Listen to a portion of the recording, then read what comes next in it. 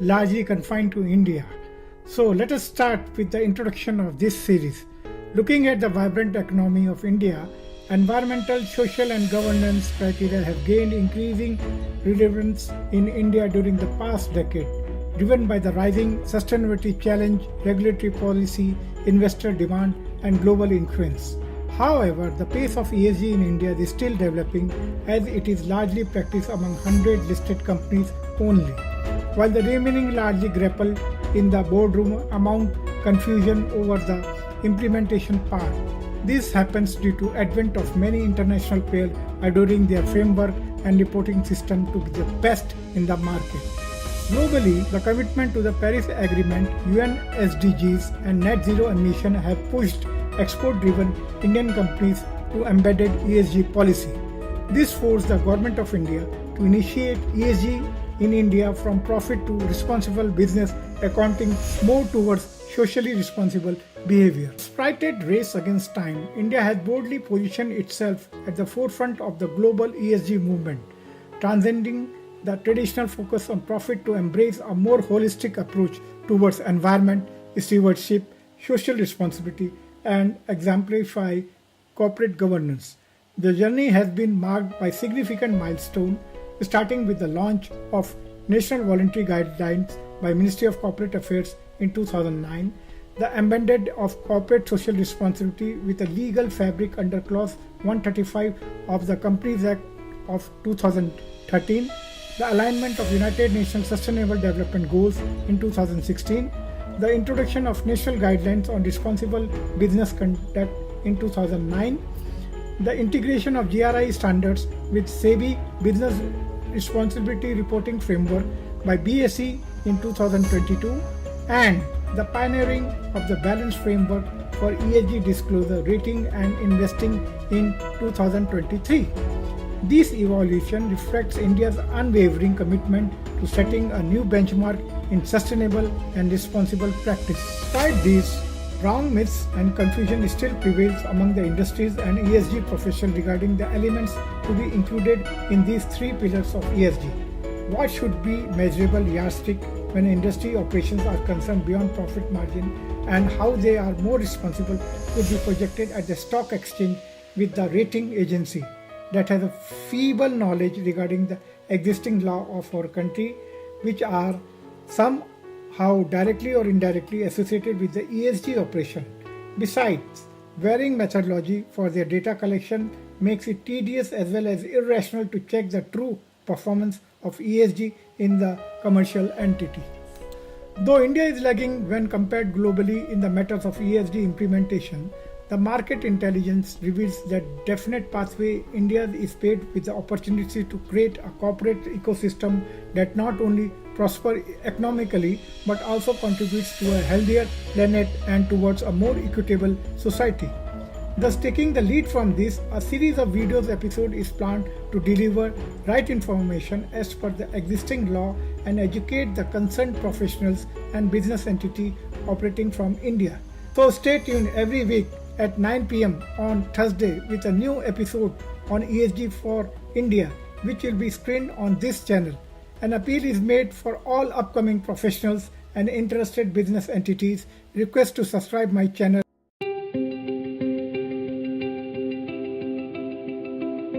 Hello and welcome back to my channel. Today I will introduce you to one of the most demanding topics related to the rise of ESG in India and overview. It's noteworthy that this concept made its way to India about a decade after its introduction in 1998 by John Elkington, co-founder of the business consultant Sustainability. In this presentation, I will discuss how the ESG concept has evolved within the Indian trade and commerce sector since 2009 onward. There is still a lot of confusion surrounding ESG implementation in India since its inception here in 2011. Uncertainty remains regarding the key players driving ESG adoption and how to operationalize it locally. While international ESG framework and rating agencies are marketing their Western-centric system here, my focus will be on promoting ESG specifically within the Indian industrial context. My goal is to refer ESG competency domestically across the Confederation of Indian Industry members and relevant government ministry to compete globally. Over this series, I will explore ESG component in Indian context under existing rules and regulation. This incorporates current environmental and social protection with corporate governance ethics for mandatory ESG disclosure. I believe it's important to share my observation and experience in implementing the ESG scheme in India. The intent is to bring clarity to the understanding of ESG in the Indian context. Subsequently, presentation will cover various aspects including the ESG framework, hierarchical setup, functional values, establishment of protocols, challenges of implementations and the integrations of institutions along with the option for certifying professionals and institutions. So stay tuned for an in-depth exploration of ESG and its relevance in Indian landscapes. Based on my experience, I find there has been substantial progress in integrating ESG principle into business operation as provided from 2011 onwards. Thus, several challenges and problems need to be addressed for the effective implementation of ESG in India. Firstly, there is a substantial lack of awareness and education regarding ESG among business, investors, and the general public. Many companies remain unaware of the potential advantage of ESG integration and struggle to incorporate these principles into their strategies. Secondly, India's regulatory framework for ESG is still evolving. While efforts have been made to establish guidelines for ESG reporting and disclosure, the absence of comprehensive and standardized reporting framework leads to inconsistency and confusion for businesses. Thirdly, the quality of standardization of ESG data in India are often subpar, making it challenging for investors to accurately assess a company's sustainability efforts and make informed investment decisions. Fourthly, the prevalence of short-termism in Indian business driven by pressure to deliver immediate financial results often clash with the long-term perspective required for successful ESG investment. The relentless focus on quarterly earning can hinder the adoption of the sustainable practices. Fifthly, effective stakeholder engagement remains a significant hurdle. Companies struggle to engage transparently and meaningfully with a diversified range of stakeholders, including employees, local communities, and environmental groups. Resource constraints also impeded ESG efforts, especially among the small and medium-sized enterprises that lacks the resource and expertise to implement comprehensive ESG initiatives. Gender diversity is a persistent concern with the Indian companies struggling to achieve gender parity at the leadership level, which is a critical aspect of the social in ESG. Lastly, the managing supply chain risk related to ESG is another daunting challenge, particularly for companies with complex supply chain. Ensuring responsible sourcing and ethical supply chain practice required substantial efforts. And the last is enforcement and accountability mechanisms related to ESG in India are often weak, leading to limited consequences for non-compliance or unethical practice. Next is addressing economic inequality and poverty. Fundamental aspect of social in ESG proves challenging due to India's significant economic disparity. Another is additionally, while ESG investment products are gaining popularity, some financial institutions in India have yet to fully integrate ESG criteria into their investment decision, restricting capital flow to ESG-friendly companies. India's culture and regional diversity necessitate tailoring the ESG consideration to specific contexts and challenges in different regions. Next is related to the policy inconsistency and changes in the government regulation create uncertainty of business with ESG initiative, highlighting the need for consistency long-term policy. Next is India also grapple with the environmental challenges such as air and water pollution, deforestation and resource depletion, complicating efforts to meet the environmental ESG standard. The looming threat of the climatic change further exacerbates the situation, making it difficult for companies, especially those in high carbon emission sector, to align their practice with the climate-related ESG goals. Another is access to green and substantial financial options remain limited for many Indian business, hindering their ability to invest in ESG projects and initiatives. Lastly, greenwashing, a practice where companies make false or exaggerated claims about their environmental and social efforts, misleads investors and consumers, eroding the credibility of genuine ESG initiatives. Overall, one can say that India's journey towards the effective ESG integration faces multifaceted challenges that requires concrete efforts from various stakeholders to promote sustainable and responsible business practice in the country.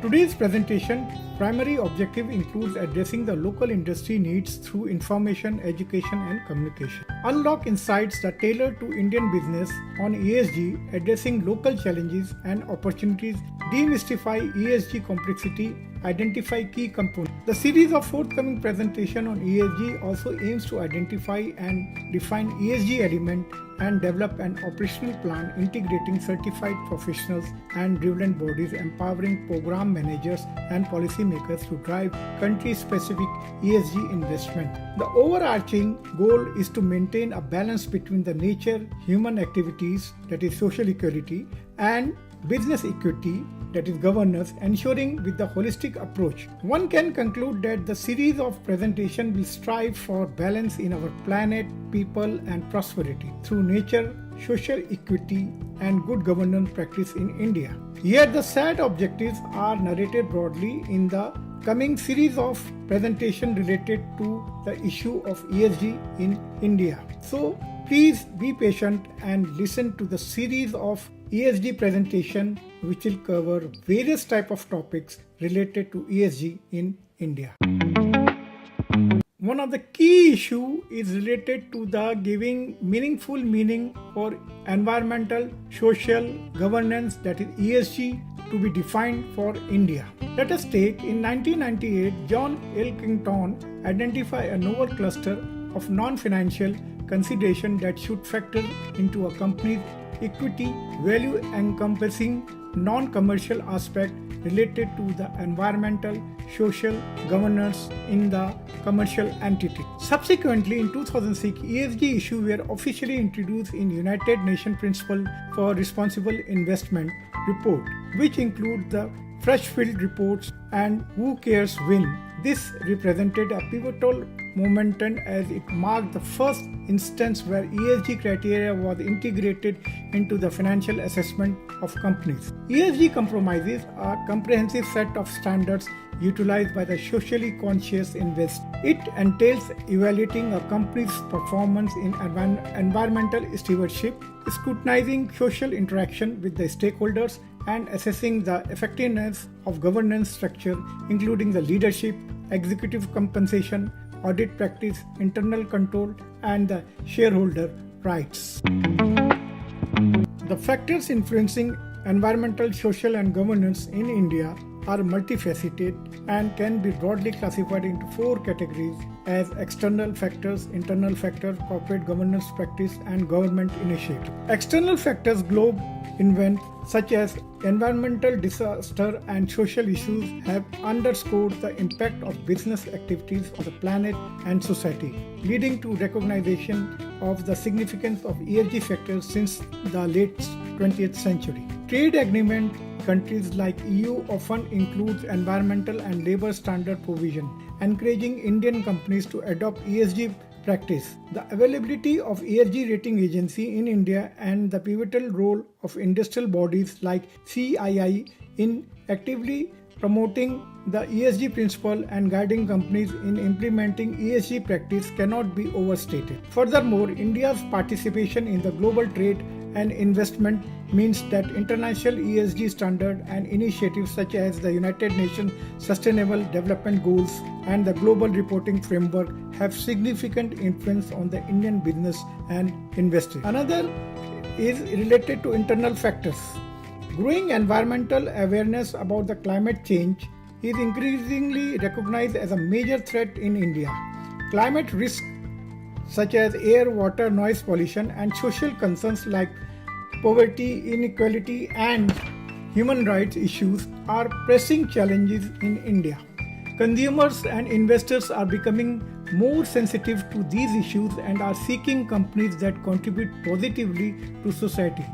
These challenges are pushing companies to adopt environmentally sustainable practice to mitigate risk and comply with the regulation, leading to public demand for companies to operate sustainable and address environmental issues. Another is related to commercial, that is a corporate governance practice. Change in the board composition, audit process and executive compensation have encouraged companies to enhance their governance standard to align with the ESG principle.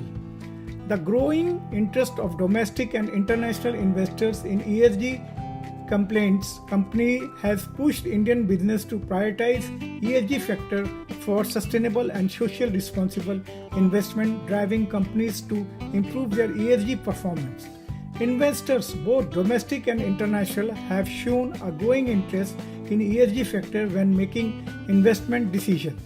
This demand has driven companies to improve their ESG practice to attract investment.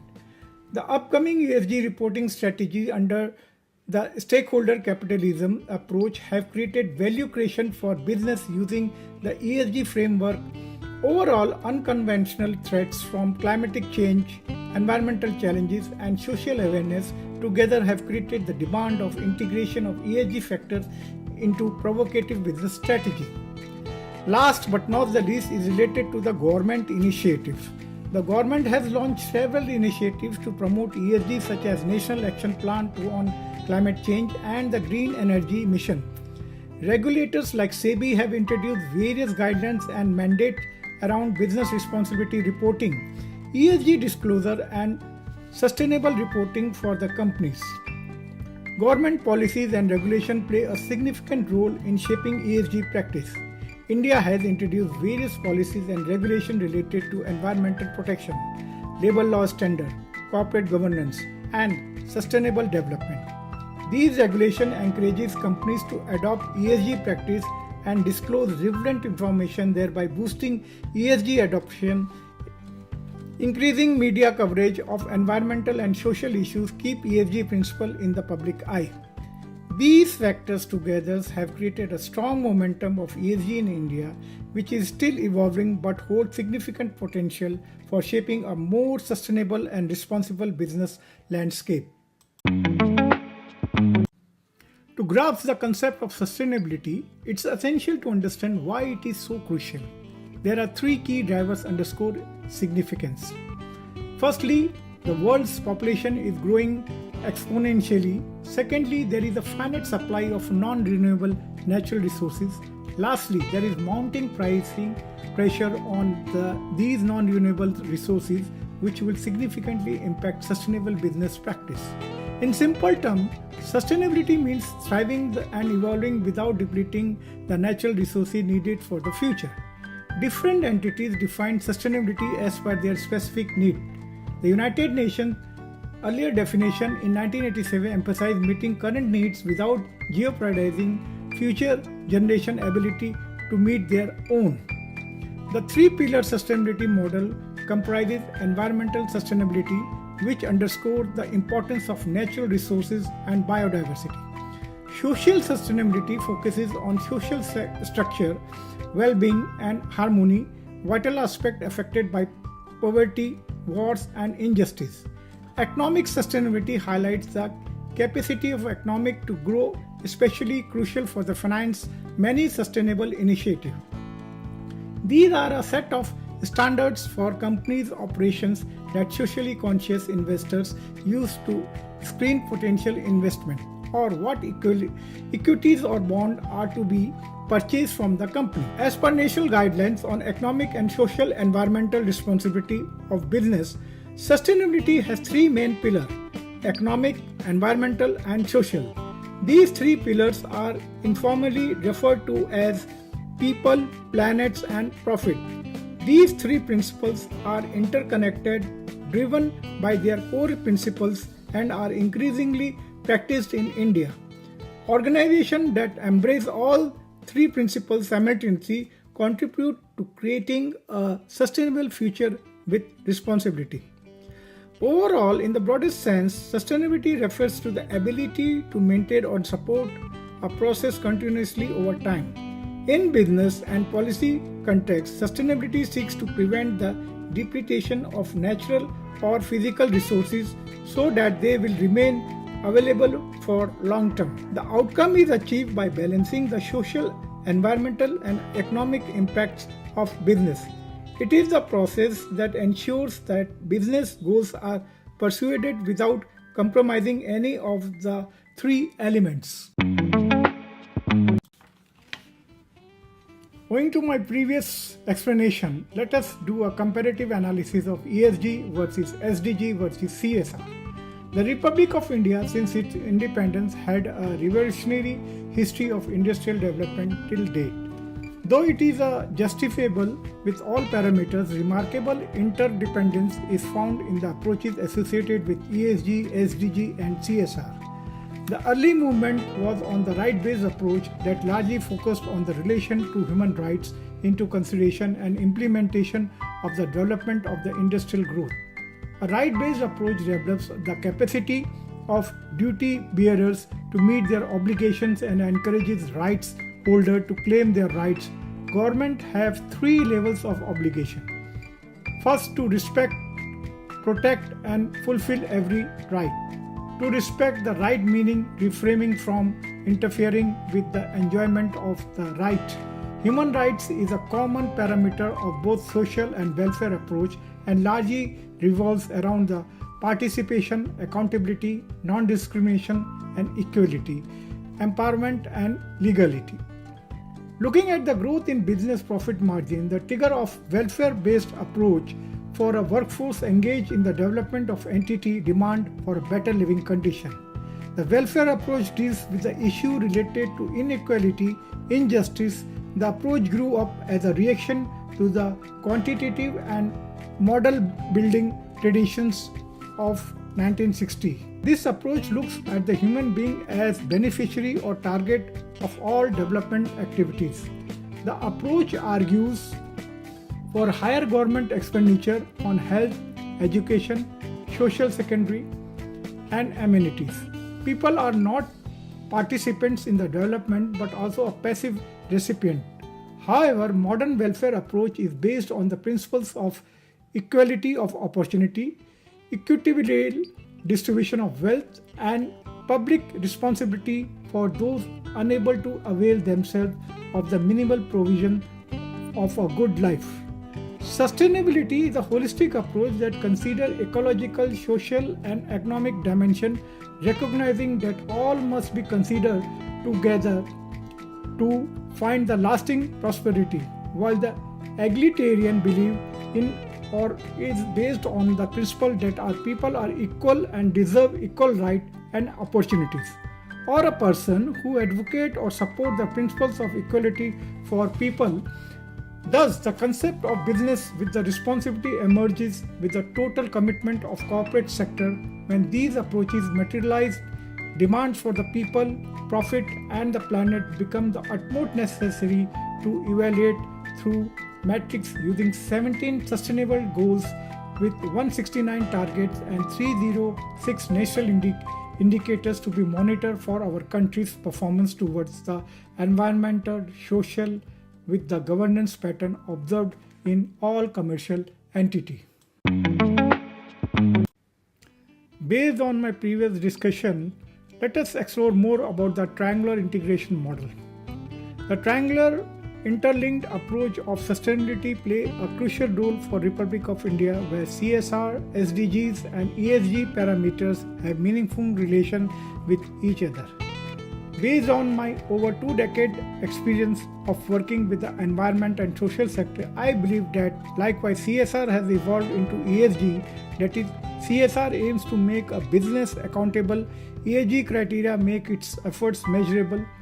ESG provides a data that can be analyzed, showing the true picture of the company's sustainability and then act upon. Further, the management of ESG issue has moved from a niche area that sat in the compliance of CSR department of companies to a core strategic priority embedded throughout the organization. Companies are not only focusing on the sustainability of their ESG and operational process and policy, but are increasingly exploring the positive impact of their product on society and the degree to which these products are directly helping achieve societal objective.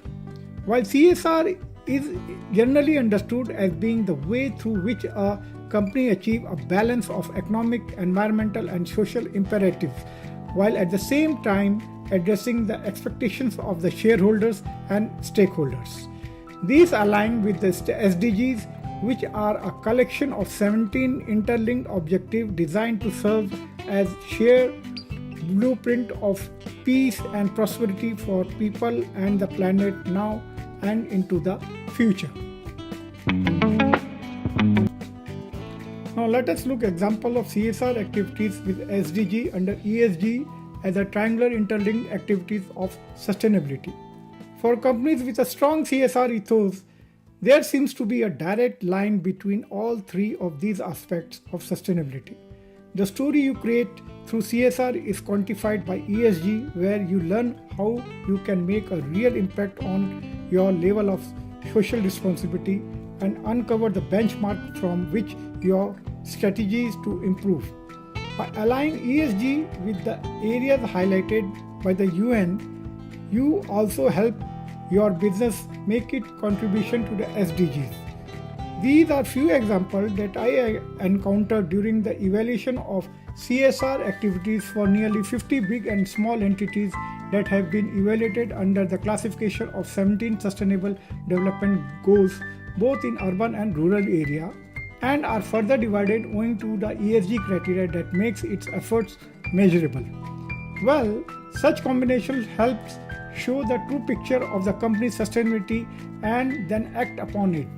This is a true well-tested example of interlinkage of CSR activities arbitrarily linked with the 17 SDG matrices for doing the impact assessment and later classified under ESG nomenclature. Despite of these shortcomings of ESG in India, let us see how ESG is maturing in India. ESG adoption in India is gaining momentum with the growing regulatory action, disclosure requirement, investor activism, and shifting corporate attitudes. However, ESG integration remains at an evolutionary stage. Regulatory mandate by SEBI are strengthening ESG foundation. The top 1,000 listed entities must file business responsibility and sustainability report based on the ESG parameters like emission, water use, gender policy, and board independence. Climate-related financial disclosures are also being rolled out. Mainstream institutional investors are ramping up engagement through ESG. Assets remain under 5% of total asset under management versus over 30% globally. Active investor advocacy through principles like PRI means principles of responsible investment, knowledge sharing via the Sustainable Stock Exchange platform, and pushes for greater transparency are promising shift. Over 90% of S&P BSE 100 companies now publish sustainability reports, mostly adhering to GRI guidelines. However, standardized non-financial disclosure are yet to become mandatory. Assurance from sustainability data also remain voluntary, unlike financial statements. While larger companies have dedicated ESG teams and projects, smaller firms lag due to limitation of ESG awareness, bandwidth, and financing access. Extensive hand-holding of MSMEs will be crucial for creating an encompassing ESG ecosystem, but even today, ESG is a positive driver for future business in India. Integrated reporting combining financial and ESG parameters is gaining acceptance, led by first movers like Wipro, Hindustan Zinc, and Mahindra Finance. Adoption of global framework indicates maturing outlooks. Innovative instruments like sustainability linked loans, green bond, and ESG focused mutual fund are emerging to channel finance towards green sector. Technology is accelerating ESG propagation through digital tracking tools, big data, artificial intelligence, blockchain-based monitoring, and leveraging social network. In conclusion, India ESG environment is steadily evolving through policy mandates, reporting structures, investor activism, and changing corporate attitude. While limitation persists, positive development on multiple fronts suggest a maturing Indian ESG ecosystem. Lastly, I appeal the viewers to bear with me for continuing my presentation under ESG evaluation from concept to practice. So stay tuned next week on Thursday 9 p.m. and don't forget to subscribe my channel. Till then, bye-bye.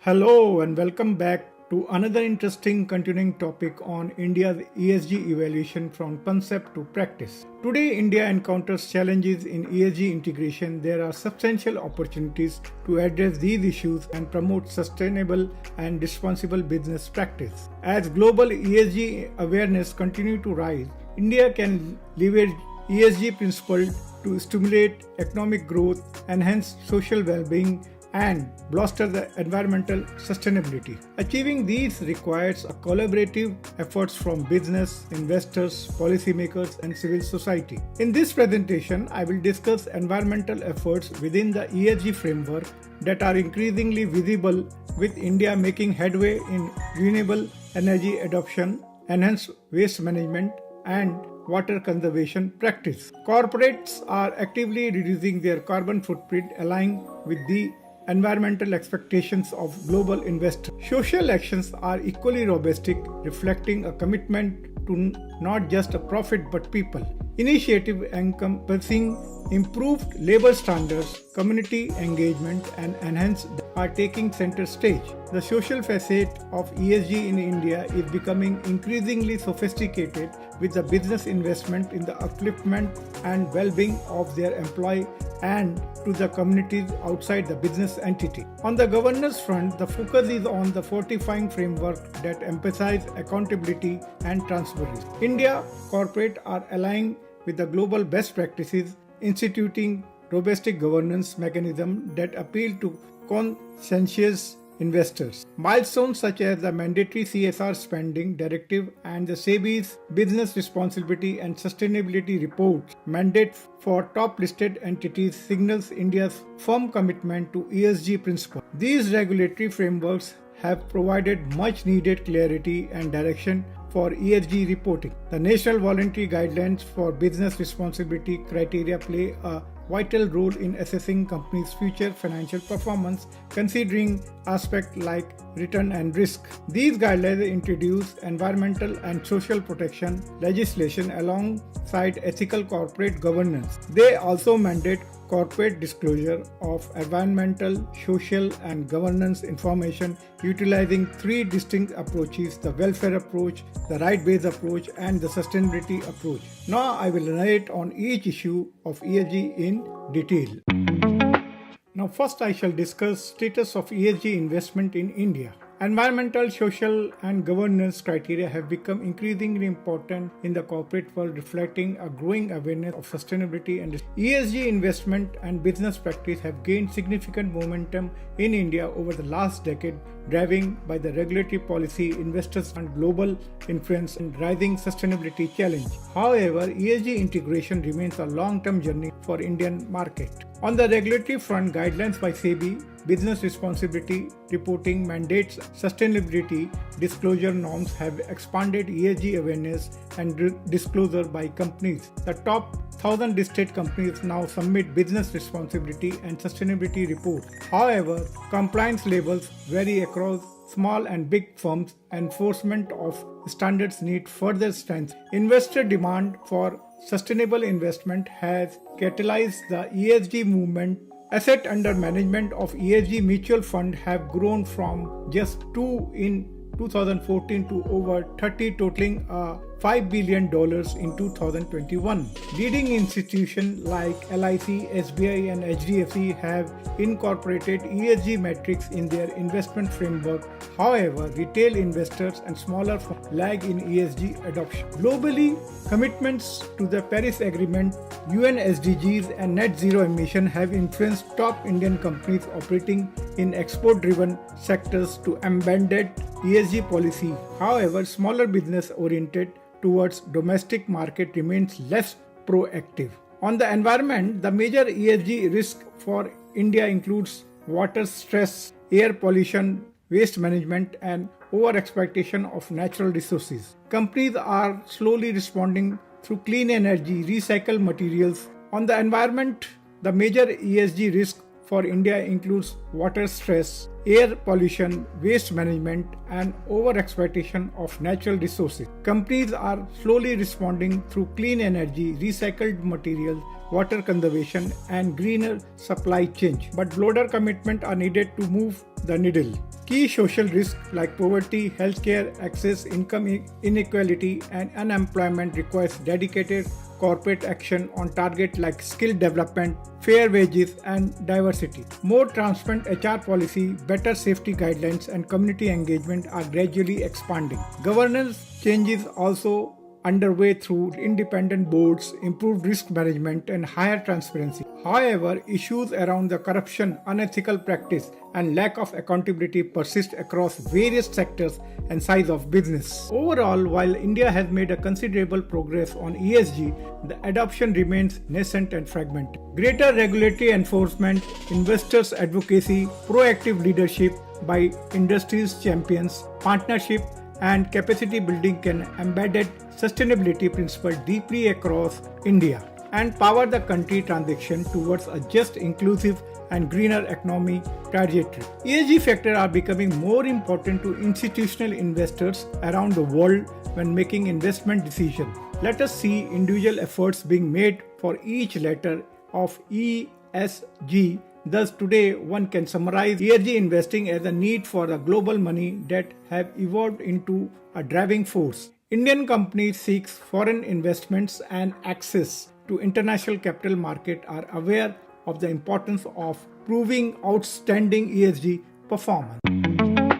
In this slide, I am just summarizing the tips of iceberg related to environmental efforts of ESG in India. Indian companies have been taking a range of initiatives to address critical sustainability issues, including carbon emission reduction, renewable energy adoption, waste management, and resource conservation. Several Indian companies are transitioning from traditional fossil fuel to cleaner and more sustainable energy source. The example mentioned in the slide, proactive sustainability measures carried out by the Indian business demonstrate a thorough dedication to ecological friendly practice encompassing a wide spectrum of green behavior. To lessen their impact on the environment, they are adopting renewable energy options like solar panel and taking part in carbon offsetting activities like planting trees. Additionally, on the agenda are waste reduction techniques and a focus on resource efficiency, with the business implementing cutting-edge technology to reduce waste production and maximize resource utilization. In India, where business are not only prospering economically but also promoting a greener, healthier world for future generations. These coordinate efforts demonstrate a growing commitment to environmental responsibility and is helping shape a more sustainable corporate landscape. In this slide, I am just taking a few examples of social action under the ESG in India. I am summarizing the efforts made by the Indian companies in the social action for ESG. A company's commitment to moral and sustainable business practices includes initiatives related to corporate social responsibility, community involvement, and a labor practice. The highlighted example in the slide from these corporate entities demonstrate a diversified range of corporate social responsibility initiatives, signifies the persistent commitment of the prominent companies in India to tackling crucial social challenges. These companies are not only profit-seeking entities but also active promoters of social improvement, focusing on initiatives that promote positive changes through subsidies program, affordable healthcare, sanitation, hygiene campaigning, sustainable procurement practice, and supporting girls' education. They exhibit a holistic approach to corporate social responsibility that transcend commercial interest and ultimately foster a more equitable and prosperous society. A major social impact could be judged from the top 1,000 listed companies referring the non-financial performance for judging or linking the ESG score by rating agency. In this slide, I am going to discuss few examples related to governance strategies of ESG in India. Corporate governance in India has undergone significant reforms in recent years. The Company Act 2013 represents a landmark legislative overhaul introducing crucial provisions aimed at enhancing transparency and accountability. Enhancing transparency is a fundamental pillar of corporate governance in India. Regulatory authorities, market force, and investor expectation have driven efforts to improve disclosure and transparency. SEBI listing regulation, for instance, imposed stringent disclosure norms on listed companies. Moreover, institutional investors and proxy advisor firms have taken on more active role in engaging with the companies on environmental, social, and governance matters and voting on resolution, thereby advocating for a greater transparency and accountability. The establishment of the National Financial Reporting Authority has bolstered efforts to ensure the quality of financial reporting and auditor independence. Further, the reinforcement transparency in corporate operation. The example narrated in the slide deserves a rising appreciation for the values of varied viewpoint and background in the top leadership in India, which reflects a wider movement towards diversity in India's corporate landscape. Though I had summarized ESG investment, environmental, social, and governance in the actual picture, still there is a mammoth task to explore issues under ESG for these variables and very challenging for India. Owing to research experience, I will be taking each topic separately in my forthcoming series of presentation on ESG. Here I am going to discuss the milestones of ESG in India. It is very difficult to benchmark the origin of ESG in India, but it is believed that socially responsible investing has been over 2 decades. The origin of the term ESG can be traced back to the early 2000s when the investment manager and other stakeholders began to recognize the importance of considering non-financial factors in their decision-making process, tending more towards holistic approach that emphasize the importance of considering a range of environmental, social, and governance factors in investment decision rather than just focusing on a few specific issues. The early seed of ESG refers way back to an array from 2009 to 2012, where in 2008, the India First Sustainability Index, the SP and ESG India Index, was launched to track ESG performance of the top 50 companies, which later in 2009 expanded to 500 companies. In the same year, 2009, in India, voluntary guidelines on corporate social responsibility by Ministry of Corporate Affairs marked the initial push towards the sustainable practice. Later in 2011, the National Voluntary Guidelines on Responsible Business Conduct by the Ministry of Corporate Affairs further strengthened the focus on the environmental and the social responsibility. This follows the Security and Exchange Board of India in 2012 made mandate business responsibility reporting for the top 100 listed companies by market capitalism, introducing ESG consideration into financial reporting. India marked the gradual growth of ESG from 2013 when the Companies Act of 2013 mandate the disclosure of energy conservation efforts in annual reports, further integrating environmental aspect into corporate governance. Well, in 2015, BRSR requirement extended to the top 500 listed companies, expanding the scope of ESG reporting. Later in 2017, SEBI issued a guideline for institutions of listing of green debt securities facilitating investment and environmentally responsible projects. One should also note that simultaneously there is a progress of ESG reporting framework in India. The mandatory formalization and real acceleration were marked after 2018 when SEBI constituted a committee on ESG disclosure to recommend a comprehensive framework. A breakthrough came in 2021 the introduction of Business Responsibility and Sustainability Report framework by SEBI, mandating detailed ESG disclosure for the top 1,000 listed companies. This framework aims to promote responsible business practice, encouraging listed companies to integrate sustainability consideration into their strategies and operations, thereby fostering long-term value creation for stakeholders and the broader society. Further, in 2023, strengthening of ESG regulation and framework by SEBI and other government agencies. The GRI standards are globally recognized guidelines for the sustainability reporting introduced in India in 2017 and fully operationalized in 2021 onward. They provided a structured framework for organizations to report on their economic, environmental, and social performance. These standards help companies in India align their reporting with international best practices, enhancing transparency and accountability in areas such as environmental impact, human rights, and corporate governance. These are 8 documents that enhance the ESG activities in India.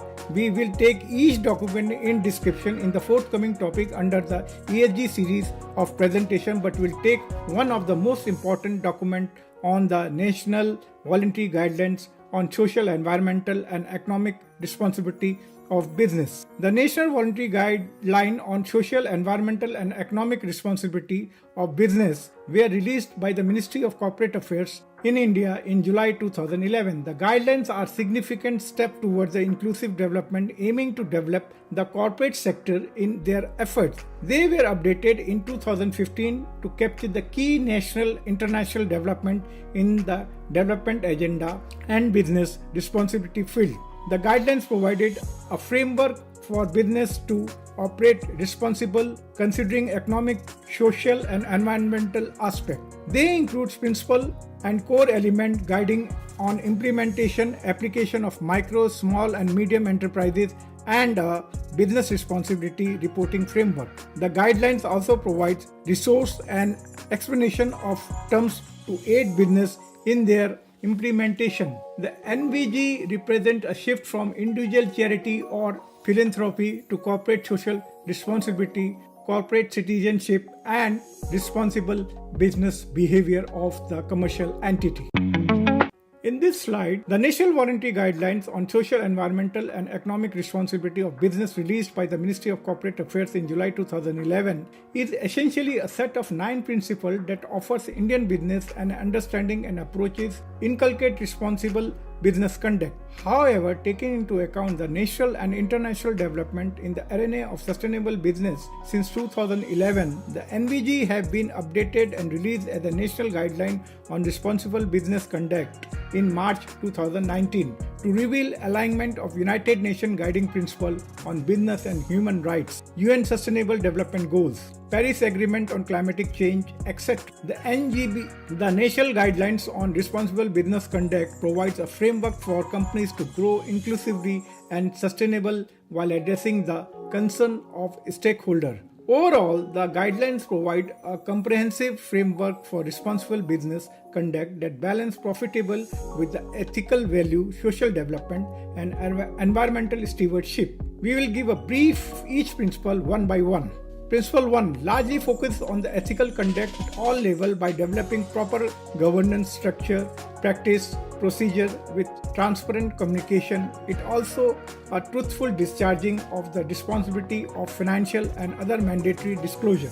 This principle cautions not to engage in practices that are abusive, corrupt, and anti-competition, and avoid complicity with the action of any third party that violates any of the principles. Principle 2 assures safety and optimal resource use over the life cycle of the product. It recognizes the right of its consumer through education, product labeling, appropriate and helpful communication, full details of the content, and safe usage of by promoting sustainable consumption. Further, it also ensured that the manufacturing process and technologies are resource efficient and sustainable and recognize and respect intellectual property rights. Besides, it gives much importance to regular review and improve upon the process of new technology development, deployment, and commercialization, incorporating social, ethical, environmental consideration. Further, Principle 3 gives much impetus to respect the right of freedom of the association,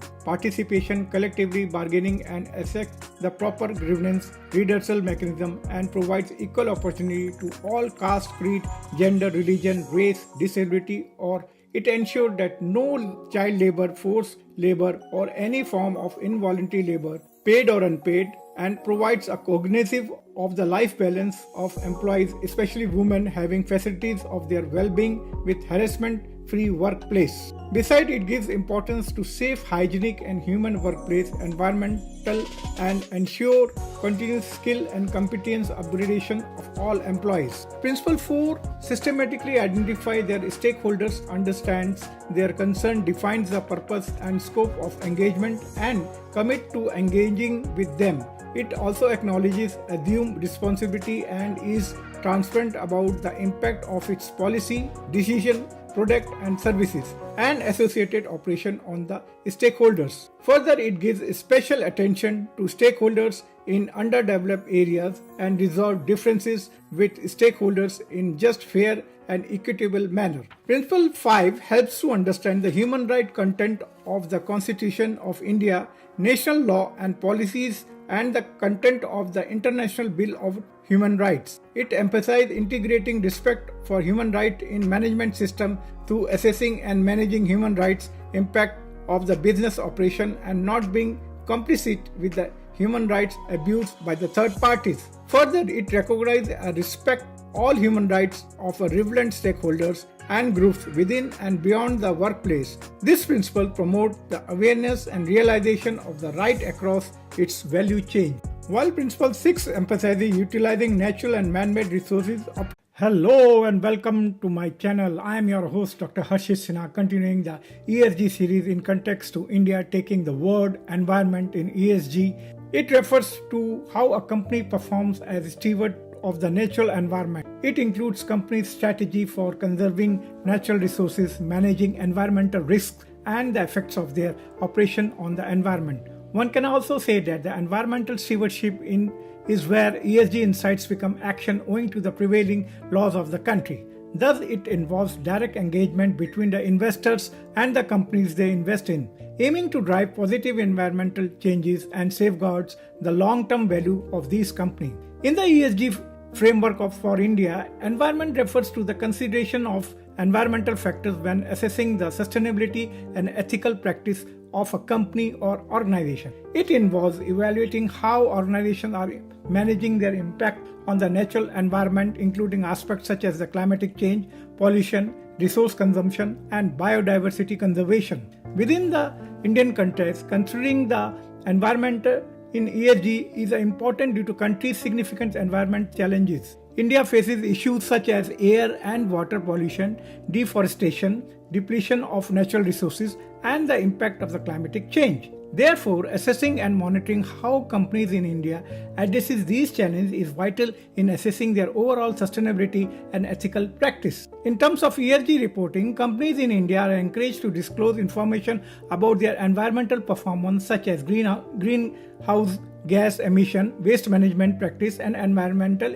This information helps investors, stakeholders, and regulators to understand a company's environmental impact and its commitment to sustainable practice. Overall, within the ESG framework, environment refers to the consideration of environmental factors and the management of the company's impact on the natural environment to assess their sustainability and ethical practice. Before we proceed further for the environmental under ESG, let us know what India's stance to the United Nations climate change parties traced during the Paris Agreement in 2015. The primary objective of the UN Paris Agreement is to limit global warming to well below 2 degrees Celsius with a preference for achieving a temperature rise of 1.5 degrees Celsius compared to the pre-industrialist level. The agreement recognizes the urgent need to address climatic change and its potentially catastrophic impact.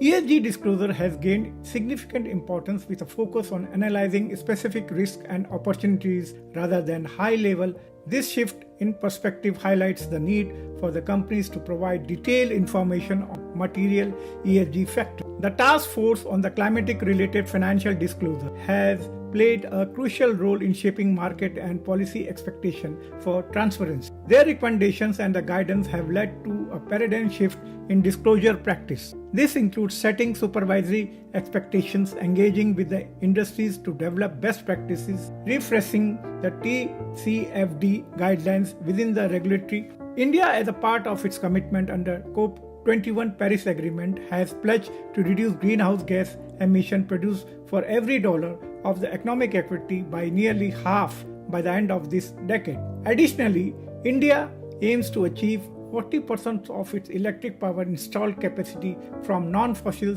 source by 2030, with a target of installing of 175 gigawatt for renewable energy by 2022. Furthermore, India seeks to reduce the emission intensity of its entire country economic by 45%, encompassing all green gas not limited to CO2. This pledge and goals demonstrate India's dedication to addressing the climatic change, transitioning towards the renewable energy, and reducing its overall environmental impact.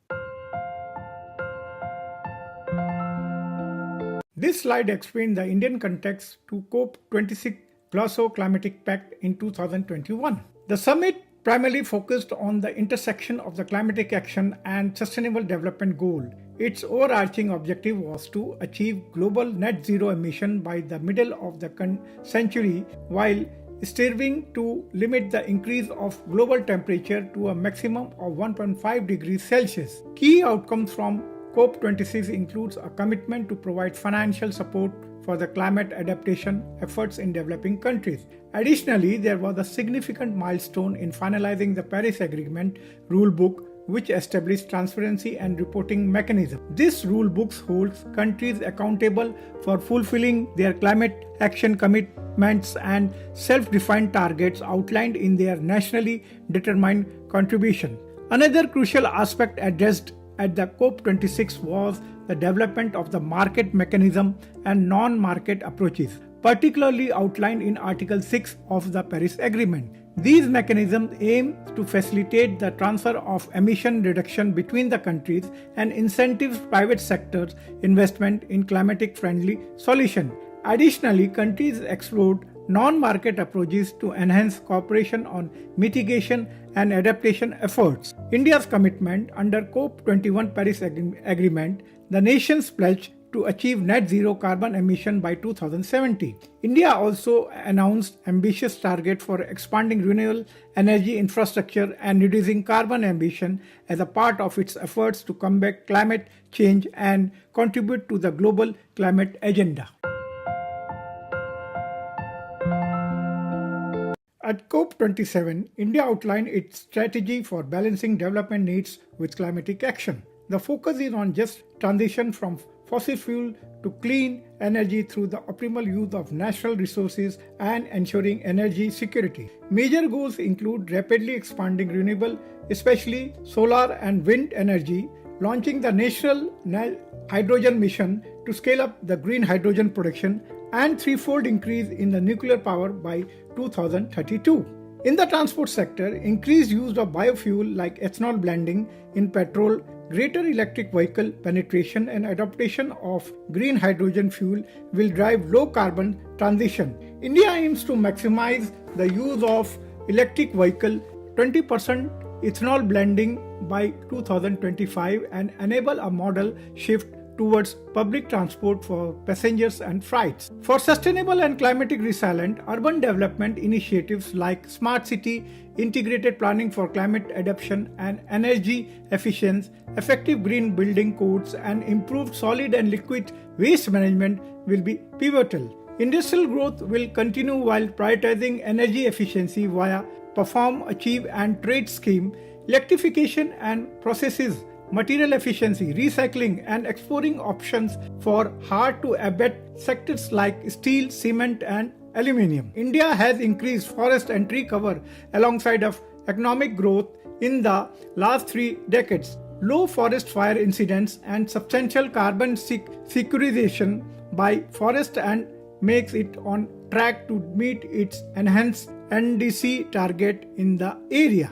The overall transition to low carbon pathway requires significant financing for developing countries like India. While costs are estimated in trillions of dollars, climate finance from developed nations falls short. India reiterated that developed countries must provide substantial grant and concessional loan for mitigation, adaptation and just transition in the developing countries as per the UNFCCC. And historically, climate justice and equitable climate action remains India's key priority. India has increased forest and tree cover along with economic growth in the last 3 decades.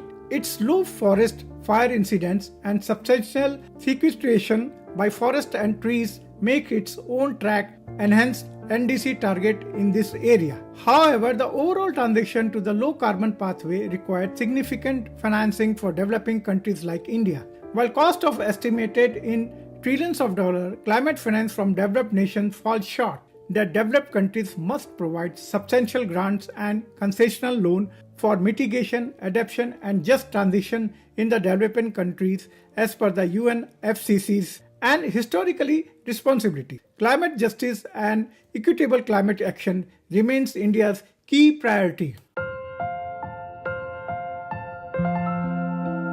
Now looking Indian context to COP28 in Dubai 2023, India has been at the forefront of supporting action-oriented steps at the global level in response of the climatic change. We have always held in the view that the people and the planet are inseparable and that human well-being and the nature are intrinsically.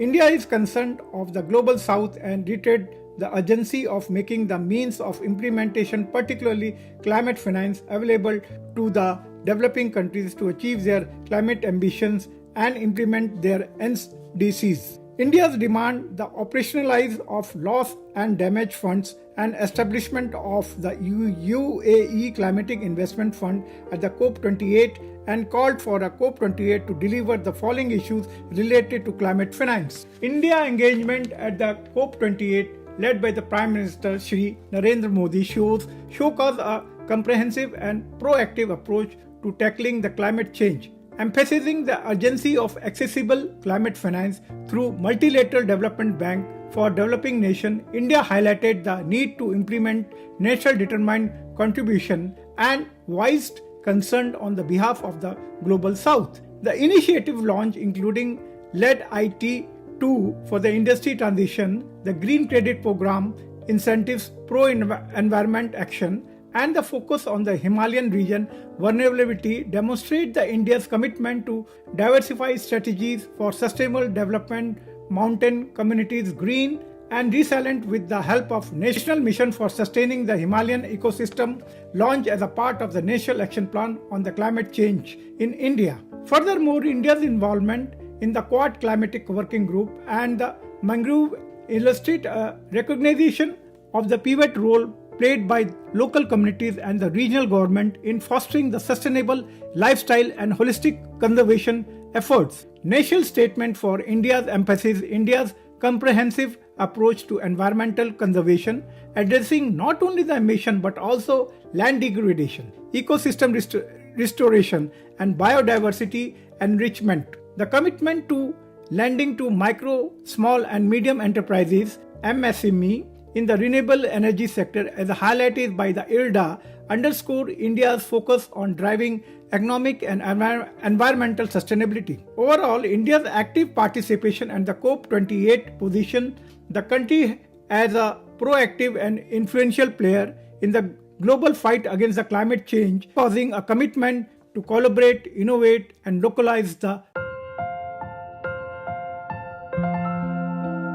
Looking at the definition aspect, environmental criteria in ESG evaluate how companies act as stewards of nature through their business operation. Their principal focus on the natural resources conservation, environmental risk management, and sustainable practice. It takes into account companies' utilization of natural resources and the effect of its operation on the environment, both direct operation and across its supply chain. The environmental criteria consider how a company safeguards the environment, including corporate policies addressing the climate change. It's a measure of a company's impact on the environment and its effectiveness in managing environmental risks, part of assessing the company's overall sustainability and ethical impact. The environmental factors include direct and indirect greenhouse gas emission, management stewardship, overall natural resources, and the firm overall resilience against the physical climate risk like climate change, flooding, and fires. This can also encompass things like carbon emissions, energy consumption, waste management, and water usage. India's national guidelines on responsible business conduct outline relevant principle. Principle 2 emphasizes providing safe, sustainable goods and services. Principle 6 focuses on respecting and protecting while Principle 9 highlights engaging consumer responsible without over-exploitation. These three principles have been discussed in detail in my previous presentation. Today it appears that primarily environmental factors are those that will, based on the company's process of production, that will in some or another way affect external parameters like air, water, land, noise, hazardous item, etc. in the environment. This slide discusses the word environment in ESG. Today, environment stewardship is a growing priority for Indian industry, driven by the climate change, scarcity, and community expectations. Moreover, the key environmental factors assess the external impacts of companies' production process on the natural environment. This includes strategies for energy efficiency, reducing carbon emission, and adopting renewable energy, curbing pollution, waste management, water conservation, biodiversity protection, and investing in the green technologies across the value chain of any production activity. Taking account of any type of production entity, it explores the environmental impact at commercial entity as well as in the surrounding resident community from the manufacturing entity. Referring Sustainable Development Goal 13 and 15, which are directly linked with the word environment of the ESG framework, while the other SDG goal 6, 7, 11, 12, 14 and 17 are some or the other way become a subset of the former two while the execution of any production activities. Thus, a strong environmental performance requires companies to align business operation with the ecological sustainability. It demonstrates commitment through concrete goals on the carbon neutrality, resources efficiency, renewable energy use, recycle, habitat preservation, and environmentally safe goods or services. Proactively mitigating environmental risk and transparency through disclosure build stakeholder trust. A collaborative approach between the companies, regulators, and the consumer can accelerate India's transition to an inclusive green economy with a green environment. Addressing these issues is essential to the long-term financial stability of a company. Investors identify opportunities in eco-friendly activities which can lead to competitive advantage in eco-friendly goods and services. Well, this slide shows different types of law associated to the environment in India. India's environmental laws tapestry woven of international inspiration and domestic action. In 1972, UN Conference on the Human Environment in Stockholm served as a pivotal movement highlighting the global interconnected environmental issues and human well-being. This sparked a call for balanced development that prioritized both economic progress and environmental protection. In response, India Constitution adopted environmental protection as a key principle. Article 48 mandates environmental improvement, while Article 51AG empowers citizens to protect nature. Furthermore, Parliament can enact law based on international agreement, and both central and the state government have legislative authority on the environmental matters. These constitutional principles translate into concrete action through a series of key laws. Life Protection Act safeguards animal and plant life, while the Water and Air Act's pollution control standards. The Environmental Protection Act bridge legal gaps and identify ecological sensitive areas. Scheduled tribes and other traditional forest dwellers act recognize the right and livelihood of indigenous community, emphasizing the social dimension of environmental protection. This legal framework reflects India's recognition that environmental challenges are multifaceted and requires multi-pronged solutions. Balancing economic development with the environmental protection remains a key theme. demanding ongoing efforts to improve enforcement, update regulations, and addresses the emerging environmental concern. By weaving together international principles, domestic legislation, and institutional structure, India's environmental law offer a roadmap for a sustainable future. Continued vigilance and adaptation will be crucial in ensuring that this roadmap leads to a clear, greener India for generations to come.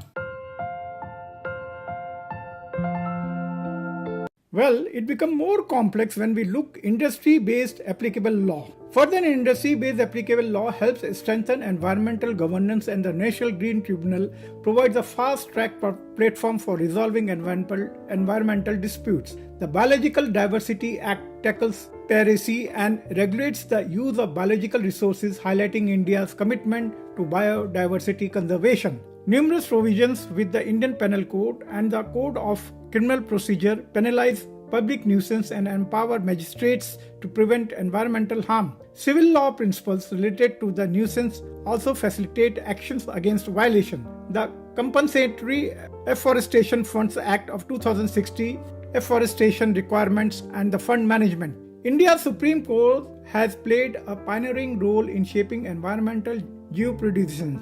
It has led that the right to life Article 21 includes the right to wholesome environment through landmark judgment. Judicially endorsed principles such as polluter pays, precautionary principle, and public trust doctrine have instrumental in environmental protection. Procedural innovation, including the epistolary jurisdiction and continuing mandamus, enable the court to address environmental threats effectively. These laws are categorized based on the type of nature of industries, aiming to measure their impact on both physical and human parameters using baseline data. Consequently, India boasts a robust constitutional and legal framework supported by progressive judicial trends that prioritize environmental conservation. However, challenges persist in terms of implementation and enforcement, primarily due to insufficient capacities, limited community participation, and power imbalance. Nonetheless, the extensive regulatory framework and engaged judiciary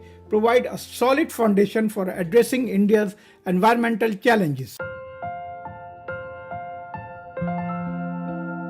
Now let us see comparison of ISO standards with the Indian Acts and Rules and environment. Environmental concerns have become increasingly important in today's world, promoting the development of various frameworks and regulations to ensure responsible and sustainable practice. The Indian Acts and Rules and the International Organization of Standardization, that is ISO, are two prominent frameworks that addresses environmental issues. The narration aims to compare these two approaches, highlighting their similarity, differences, and overall effectiveness with the advent of ESG framework. It is noteworthy to compare the ISO with the existing Acts rules related to environment in India because the former is voluntary while the latter gives much impetus to the mandatory national and the state government laws specific to environmental issues and pollution target.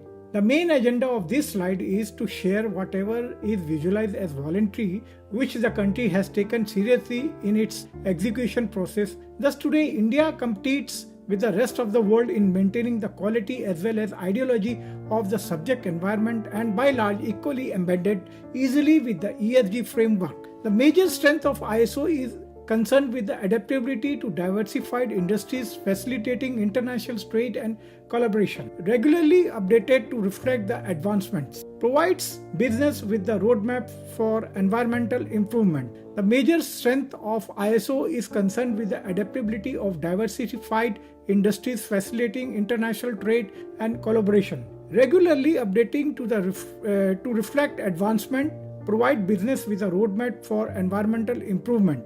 Our country's acts and rules are largely based on the principles near to the ISO that ensure comprehensive protection along with the business operation in diversified industries, equally recognize the rights of indigenous community and promote participation much ahead in the philosophy of the equity of benefits among the concerned stakeholders. Or one can say that the ISO is traditionally limited, increasing through stakeholders forum and partnership, while the later varied with the regulations mandating the community involvement. The major limitation observed with the ISO is that no guarantee of compliance and potential greenwashing may not directly address a specific environmental issue.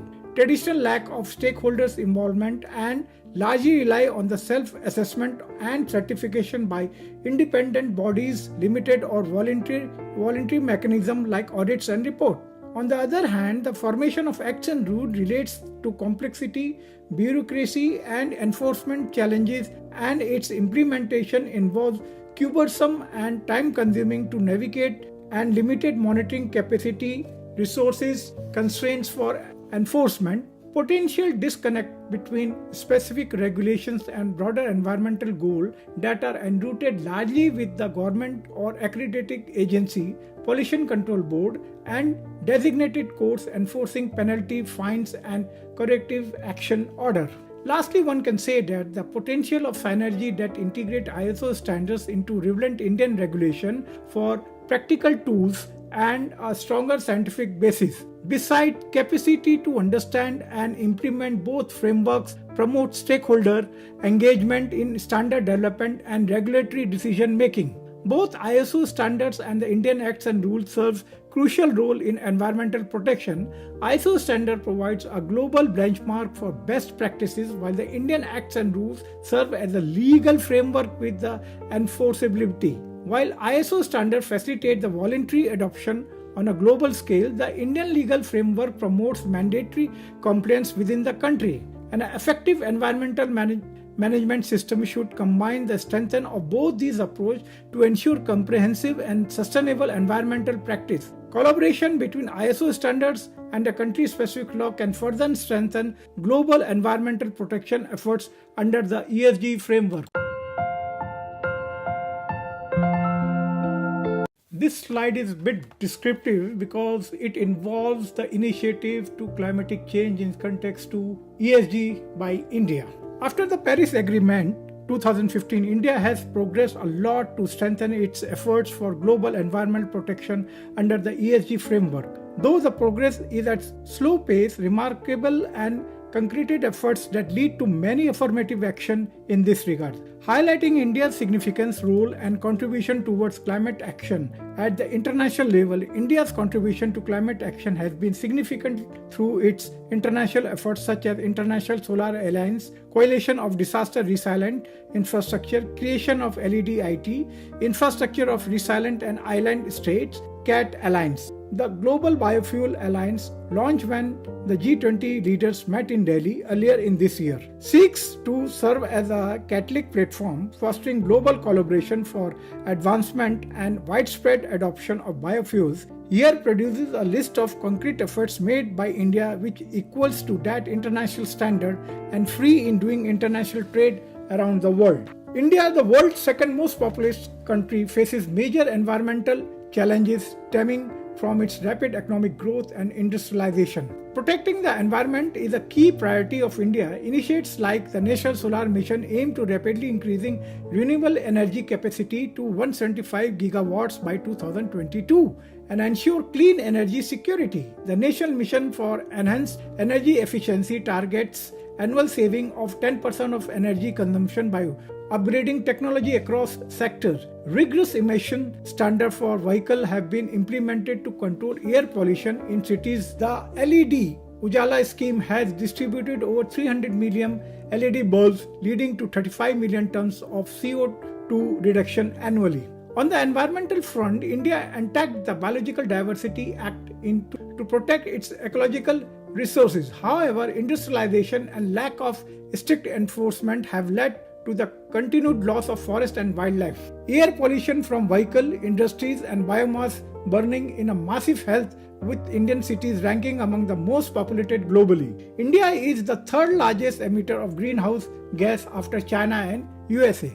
Recognizing this, India has taken many positive policy action on the climatic change, curbing emission and promoting sustainability. The National Action Plan on Climate Change, launched in 2008, outlined measures for climate mitigation and adaptation across 8 core sectors. The plan promotes greener development and envisages creation of new funding mechanism to support such efforts. The National Mission for Sustainable Habitat promotes energy efficient building and waste management in cities. The National Water Mission focuses on the water conservation, rainwater harvesting and equitable distribution. The National Mission for a Green India aims to increase forest cover by 5 million hectares, critical for climate regulation. The National Mission for Sustaining the Himalayan Ecosystem protect the fragile Himalayan ecosystem essential for water security in India.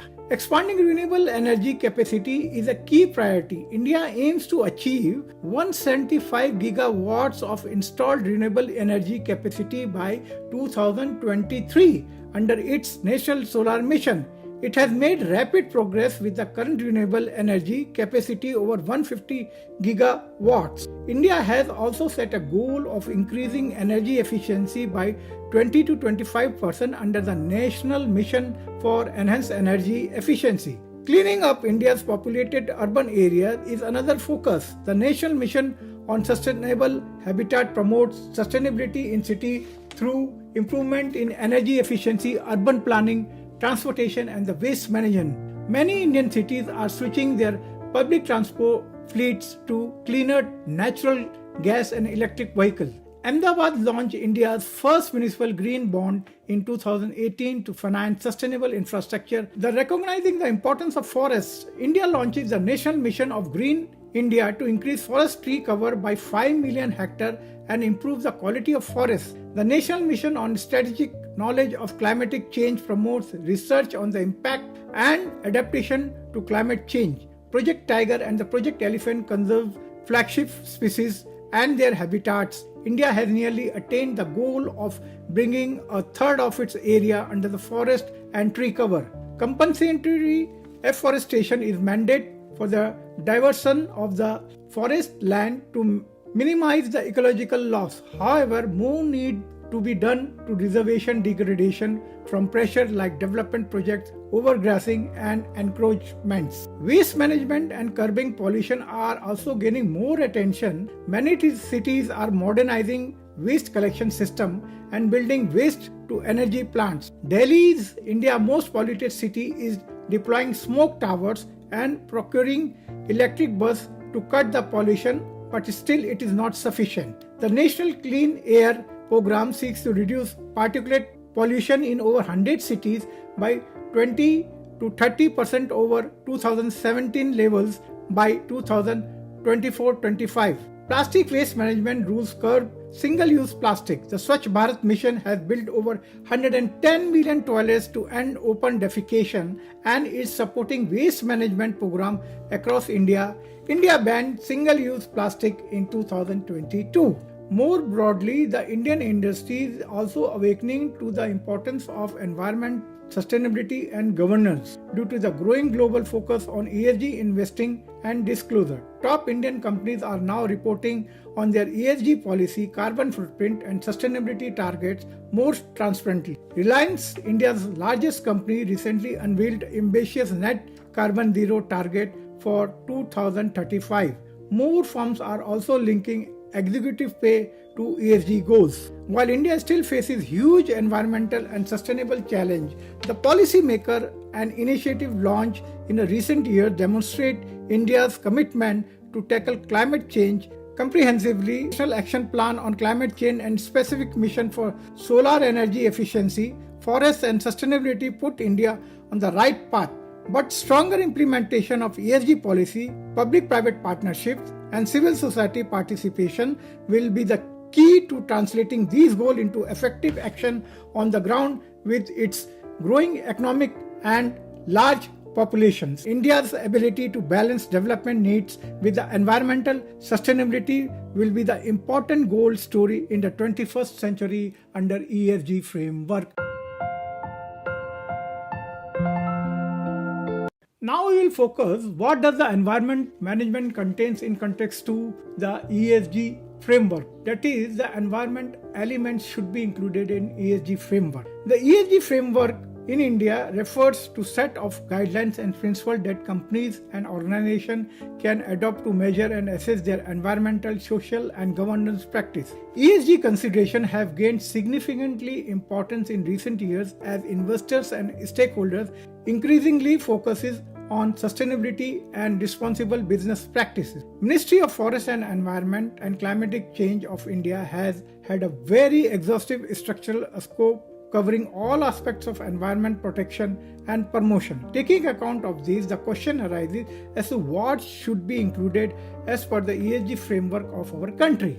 Ambit includes key element of environmental stewardship with aligned with the ESG framework covering all of the 11 topics highlighted in the slides. These pillars focuses on the company's impact on the environment. It involves assessing environmental risk, identifying opportunities for conservation and resource management, mitigating pollution and promoting sustainable. Companies are encouraged to disclose their greenhouse gas, water usage, waste management strategy and initiatives to address climate change. However, looking at the adoption of the principles like adopting a life cycle approach, continuous improvement, stakeholders engagement, monitoring requirements covering habitat and wildlife conservation, afforestation, biopiracy, extended producer responsibility, etc.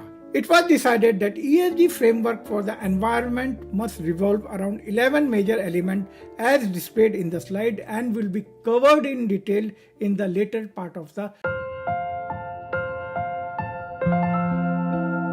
Well, owing to my content of the previous slide's presentation, and appropriate parameters of environment versus type of metrics have been laid down to make you understand. And I will request you all that before concluding I encourage viewers to complete the metrics with the 11 environmental parameters that are in subject purview of ESG framework. This understanding will facilitate the next presentation, issues related to climatic change, a challenge for corporate ESG in India. So don't forget to subscribe my channel and stay tuned for the next week for this interesting topic. Till then, bye-bye.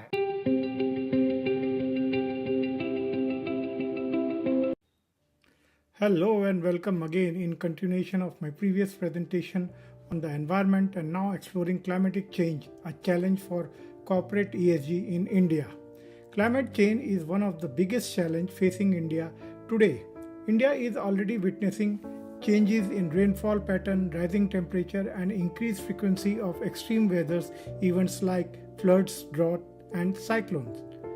One major contribution to climatic change across the globe, including India, is the greenhouse gas emission from human activities.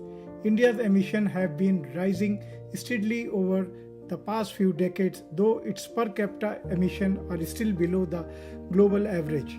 Key sources of emissions in India includes energy production from fossil fuels like coal, increasing vehicle emission due to rising number of vehicles, emission from factories and industries, changing land use pattern and agriculture activities like paddy cultivation, fertilizer usage and livestock rearing. Despite the upcoming many alternative energy conservation techniques like wind, solar, hydro, etc., coal has been the mainstay of India's energy sectors for decades. As India pursues economic growth, its appetite for coal still will continue to rise, leading to higher level of coal consumption for energy. This is a major contributor to India's greenhouse gas emission. Deforestation is another concern. While India has increased its overall forest cover in recent years, some researchers argue that the quality of forest is declining due to legal and illegal logging. Loss of forest reduces carbon sequestration from trees and leads to other environmental issues like soil erosion, water scarcity, loss of biodiversity, etc. Waste management is also a growing challenge. Rapid urbanization in India has led to exponential increase in the municipal solid waste level, most of which end up with the landfills. The decomposition of organic waste in landfills produces methane, a potent greenhouse gas. Apart from emission, experts believe changes in the monsoon could also impact India due to climatic change. India is heavily dependent on the 4-month southwest monsoon season for the majority of its annual rainfall. Rising temperature due to global warming are likely causing shift in the monsoon pattern over India. Some studies suggest the monsoon is getting weaker over the past century. Any fluctuation in the monsoon can disrupt India's agriculture output and causes water shortage for hundreds of millions of people, thereby affecting livelihoods, food security, and the economy of the country. Tackling climatic change requires global cooperation as impact transcends national borders. Hence, India also needs to proactively contribute to reducing the global greenhouse gas concentration. Financially, politically, and policy leadership lies at the bottom of all the recommendation for a thriving climatic change policy for India. Regional, state, national, and global involvement are the most effective key for India to meet its aspiration of a climate resilient planet and achieve long-term sustainable growth. So now let us explore the environment component under the ESG framework.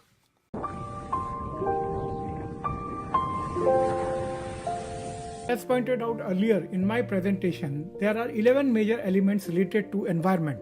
I will have a glance at all the points shown in the slides. Reducing carbon emission across operations and value chain is imperative to mitigate climate change risk. Businesses needs to measure, report, and reduce carbon emission through improving energy efficiency, installing renewable energy, electrifying process, and switching to low carbon material. Adopting clean technology using green fuels and investing in carbon offset can accelerate decarbonization. Analysis carbon and water footprint by tracking emission and water usage in all activities is crucial for ESG. Strategies like water recycling and rainwater harvesting need implementation to improve water use efficiency. Life cycle assessment helps understand the environmental footprints across product life cycles.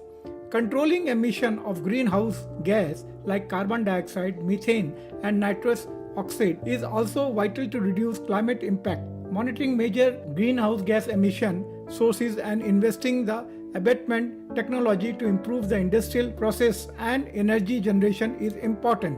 Adopting ambitious net zero target by balancing emissions with removals in gaining prominency in mitigating climatic change contribution. Businesses need short and long-term plan to achieve net zero through clean energy, electrification, carbon capture, and growing carbon sink. Sustainable waste management through reduction, reuse, recycle, and recovery approaches across operation is critical. Responsible waste disposal, recycling initiative, avoiding food loss and waste, and developing waste to energy and waste to resource system are key focus area. Green logistic by optimizing transport and switching to renewable fuel can decrease environmental footprint across supply chain. Procuring climate-friendly raw materials and packaging also boosts green supply chain efforts. Promoting recycling, remanufacturing, and product takes back systems create a circular economy that maximize resource utility and minimize waste. Designing products and process for durability, recyclability, and recycled content usage aids circularity. Energy conservation across facility, process, and equipment by tackling energy performance, retrofitting inefficient systems, and utilizing renewable energies helps to reduce emission and optimize cost. Thus, a multi-dimensional ESG strategy encompassing these key environmental components can help drive sustainability across a company's value chain. The focus must be on innovation, technology adoption, stakeholders collaboration, and robust monitoring and reporting. Environmental stewardship is vital for building competitive advantage and a resilient future business landscape. In my last presentation, I appealed to the viewers to classify these 11 elements of the environment according to their industries in which one is serving. Do you know what are the benefits of doing such classification? Let me explain you in detail. The moment you think about the environmental parameters to be integrated with the industry, immediately you realize that first comes in mind is related to the product and the process involved in it, and later comes to a raw material. where one develops the cause and effect relation of the process being involved in producing the desired product. The moment we think about the process, the first thing required to produce the desired material is related to the green raw material and what significance it has in the ESG framework about the environment. There are 5 major characteristics of green raw materials used in process units typically, such as one is renewable. Green raw material are sourced from the renewable sources that can be regenerated with a reasonable time break. The other is related to sustainable, means the extraction of the production of the green raw material does not, despite natural resources, harm the environment significantly. Third is related to green raw material having lower carbon and water footprint than traditionally raw materials, resulting in reduced greenhouse emission. Fourth is related to green raw materials that are non-toxic and do not threaten human health or environment during their production. And the last is related to ethical sourcing. Green raw material are sourced ethically, ensuring fair labor practice and responsible supply chain management.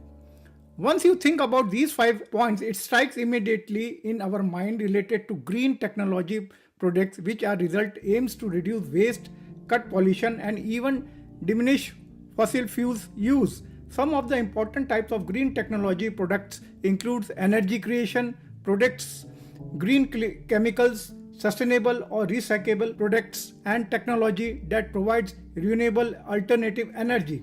The key environment components that require focused strategies for ESG compliance includes carbon emission, carbon and water footprint, greenhouse gas emission, net zero goals, waste management, green logistics, recycling, circular economy, and energy conservation. This in turn promotes the concept of green investment that focuses on companies or projects committed to the conversion of natural resources related to low emission energy supply, including renewable energy. Other is to pollution reduction, that is use of biofuel and nuclear energy efficiency in the energy supply and energy consuming sector. And the last is other environmentally conscious business practices such as carbon capture, sequestration, including deforestation and agriculture. Thus, the concept of green bonds emerged typically aligned with the international standards such as the Green Bond Principle or the Climate Bonds Initiative Standard, which are debt instruments that finance projects with positive environmental benefits such as renewable energy projects, energy efficiency improvement, or waste management initiative. These activities under green bonds are subject to independent verification to ensure compliance with the Green Bond Principle, with regular reporting on the environmental impact of the project funded by the bonds. This helps the investors in green bonds are increasingly looking for transparency and accountability in the use of proceeds and the environmental benefits achieved. I hope by now the viewers have understood the significance of the environmental elements under the ESG framework.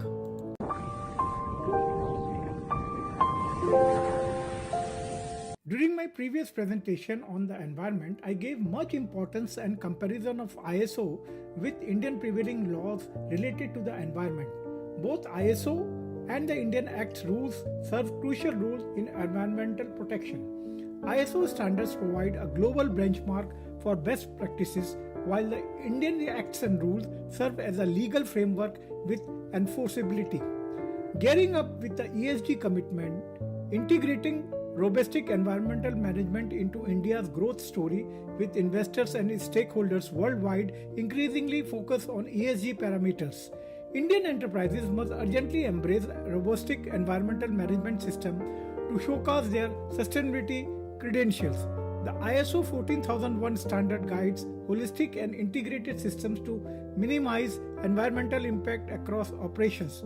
Beyond just compliance, the goal must be continuous improvement in environmental performance through the top management commitment, quantitative monitoring of carbon emissions, energy and water usage, waste generated, and greenhouse gas emission, internal audits, preventive and corrective action, employees training, and stakeholder engagement. Leveraging the life cycle assessment tool as per ISO 14064 to accurately measure greenhouse gas emission across the value chain, which include the scope 1, 2, and 3, is a key for science-based target setting and net zero planning. Ambitious action on reducing emission, switching to renewable energy, zero waste system, and carbon sequestration is vital in India's race to net zero by 2070. However, the ESG imperative goes beyond the operational boundaries. Enterprises must advocate the enable sustainability across their ecosystem of suppliers, dealers, vendors, partners, and consumers.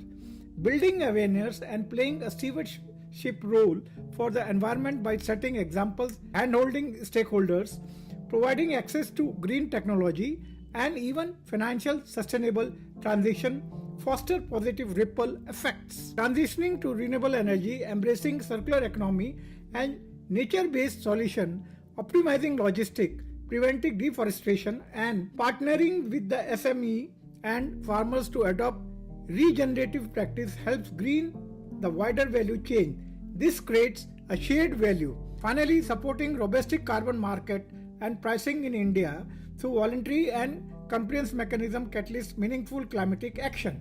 Putting a value on emission reduction, incentive investment, unlocks climate finance and mainstream climate consideration in decision making by businesses and individuals alike. With the Glasgow Climate Pact stressing Article 6 market mechanism and India's net zero trajectory, enterprises must gear up, integrate carbon market as part of their mitigation portfolio through high quality carbon credit and offset.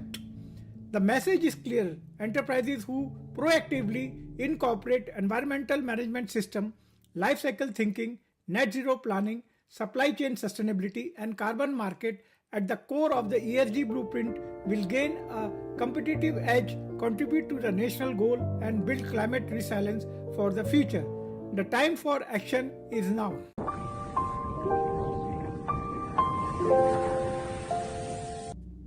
Now we'll see the status of carbon emission in India.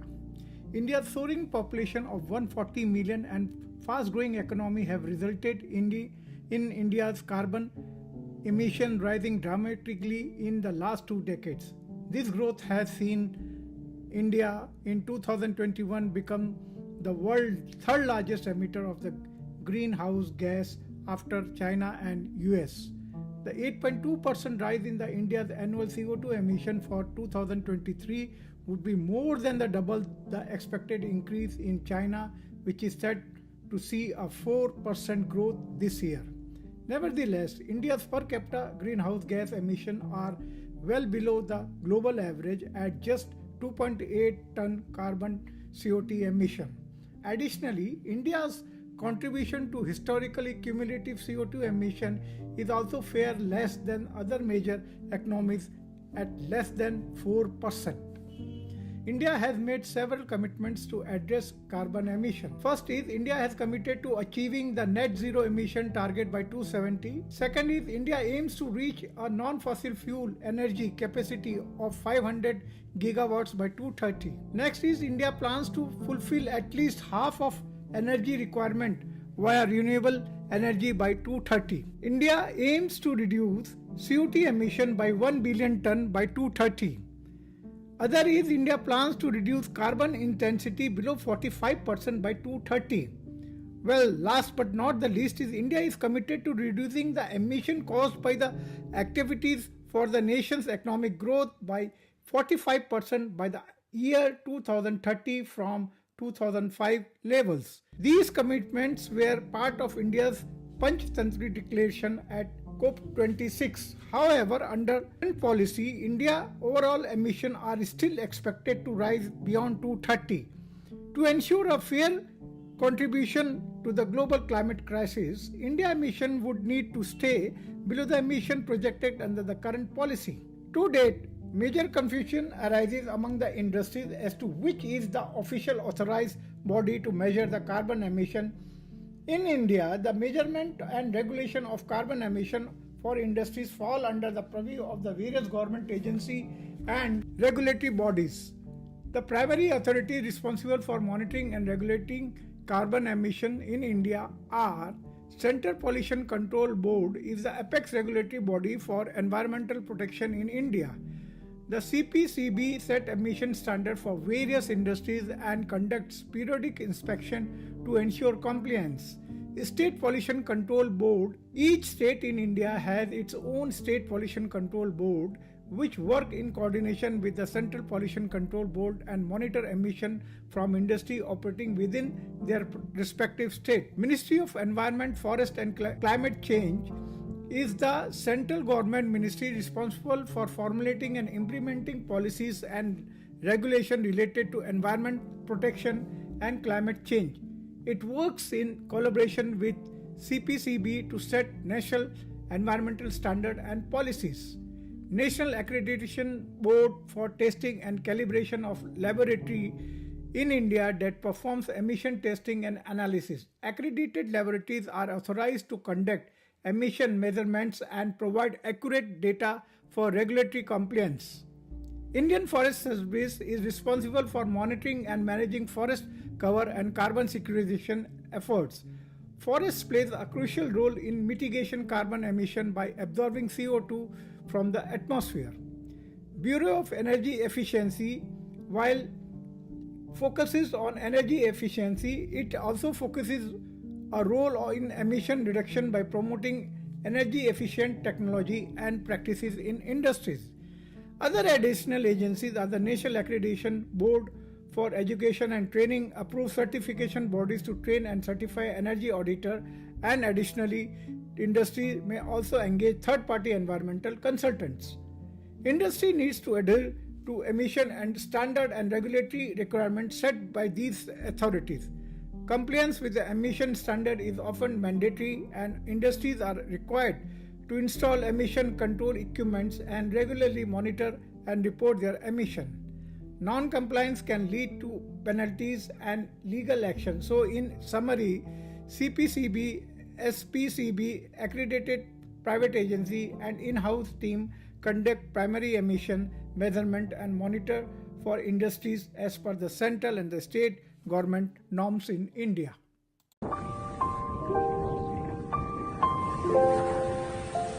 Well, these slides look methods of carbon emission in India. Some of the key methods used for measuring carbon emission from industries in India are direct emission measurement. This involves real-time monitoring of actual stake emission using continuous emission monitoring system installed at source. Parameters like CO2, CO, particulates, SO2, etc. are tracked to compute carbon emission. Mandatory for large industries under pollution control norms. Emission factor establishes the average emission rate of pollutant from given source based on source design, fuel type, operating condition, etc. Used where continuous monitoring is not feasible. Industry-specific emission factor guidelines are published by CPCP and NCTL. Another is mass balance approach. This is calculated based on the material consumption process input and efficiency, energy input and output while accounting for removals, transfer and storage using conversion of mass principle, suitable for refineries, cement, steel plants, etc. Another is based on the fuel calculation.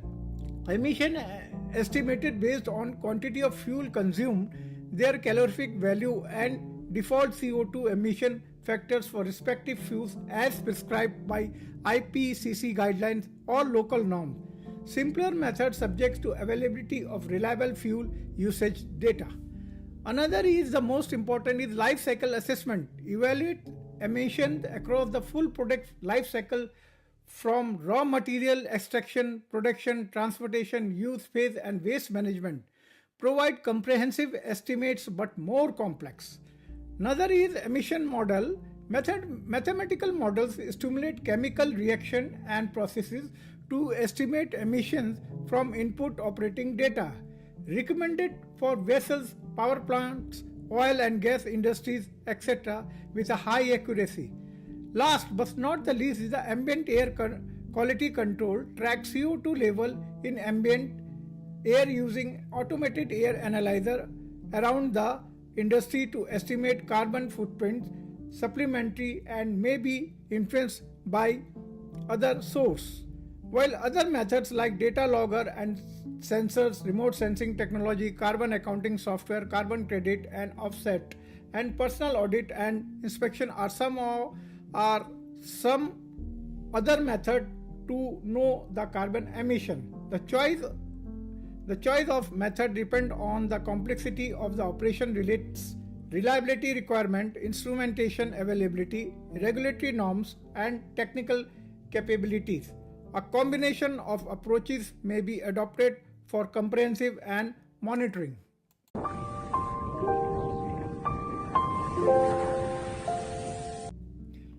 Now let us see issues and challenges of carbon emission in India. India faces a multifaceted challenges in reducing carbon emission as a rapidly developing economy. While making strides in renewable energy, issues like high fossil fuel dependency, balancing growth and emission policy gaps, social concern, and equity consideration persist. Heavy reliance on coal for over 70% of electric exacerbates emission and air pollution. Transportation and other sectors also extensively use fossil fuels. Rapid industrialization and economic growth make regaining in emission harder. Implementation and enforcement of policy suffers from lack of concrete plans, inadequate funding and expertise, weak monitoring, and poor coordination across governance level.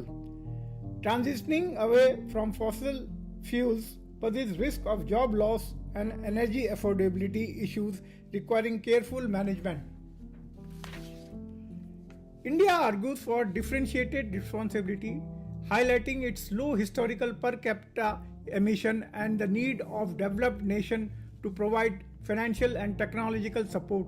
Effective international collaboration is crucial for escalating India's clean energy transition. Additional challenge arises from deforestation, reducing natural carbon sink, and climate change impact exacerbating the situation. Competing development priorities like energy access and lack of affordable low carbon alternative for major emitting industries like steel and cement add to complexity. Data gaps inhibits robust target setting and policy formulation. Monitoring and reporting capabilities need strengthening. Shifting away from fossil fuel intensive lifestyle requires a huge behavioral transformation. However, India is demonstrating commitment through ambitious goal of net zero by 2070 and boosting renewable. India's like perform, achieve and trade and ROP are driving energy efficiency and renewable adoption. Investing in green technology can unlock cleaner development pathway. Going forward, India must diversify its energy mix towards renewable, improve energy efficiency across sectors, strengthen implementation, enforcement and monitoring of policies, addresses social and economic concerns of affected communities, and foster international cooperation on technology, knowledge, and financial transfer. The path to low carbon growth has challenged but harassing the opportunity and partnership. India can progress climate action while meeting its development needs. India's journey towards a low carbon future is complex and challenging, but by addressing these issues, capitalization on opportunities, it can navigate these landscape and contribute significantly global climate action. Thus, even as India actively engages in climate action, it faces socio-economic realities and structural limitations that constrain the low carbon transition. Supportive international partnership can facilitate overcoming these barriers over the times.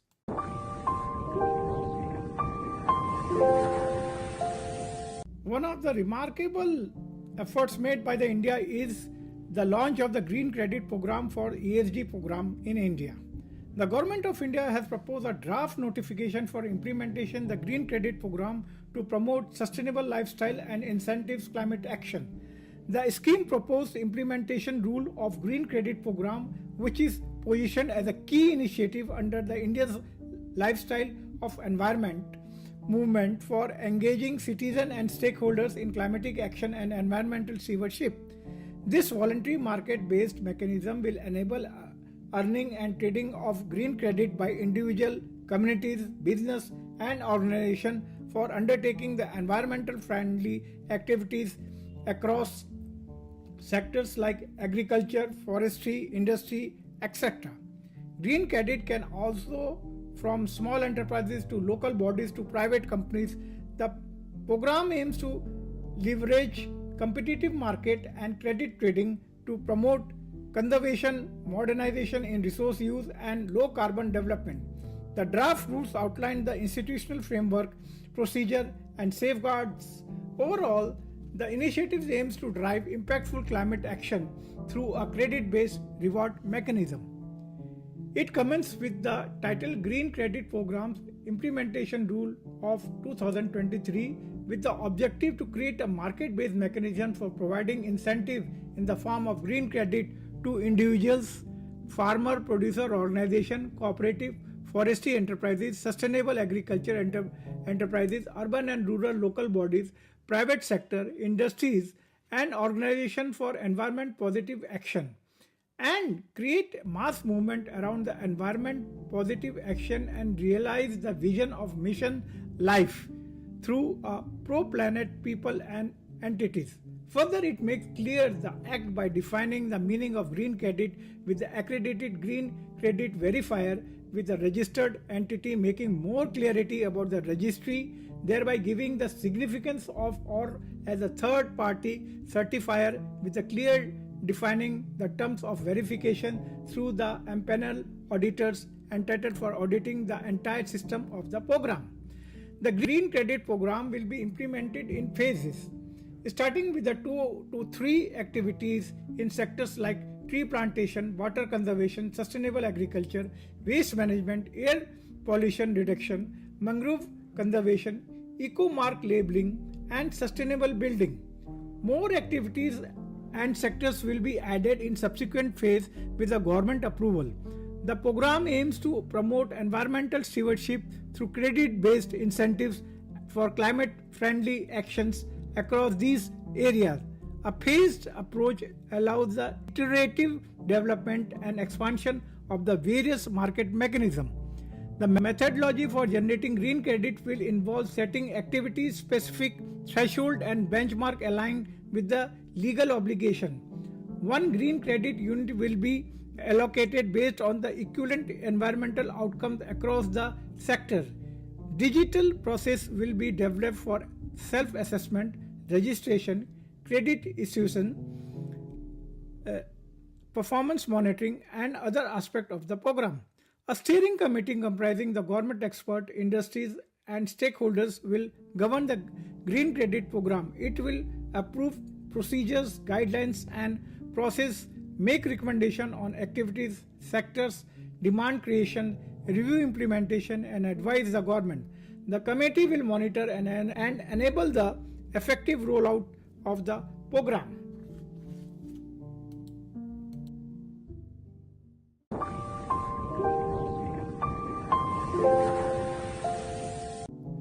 Continuing from the previous slide, let us look forward. The Indian Council Forestry Research and Education will serve as a Green Credit Program Administrator responsible for overall implementation including the management, monitoring, operation. Key functions include developing guidelines, process and methodologies, constituting experts committee, establishing system for registration, certification, credit issuance, trading platform and accreditation of the third party verifier, issuing digital credits, collecting fees, capacity building, compiling reports and undertaking other tasks assigned by the steering committee and government.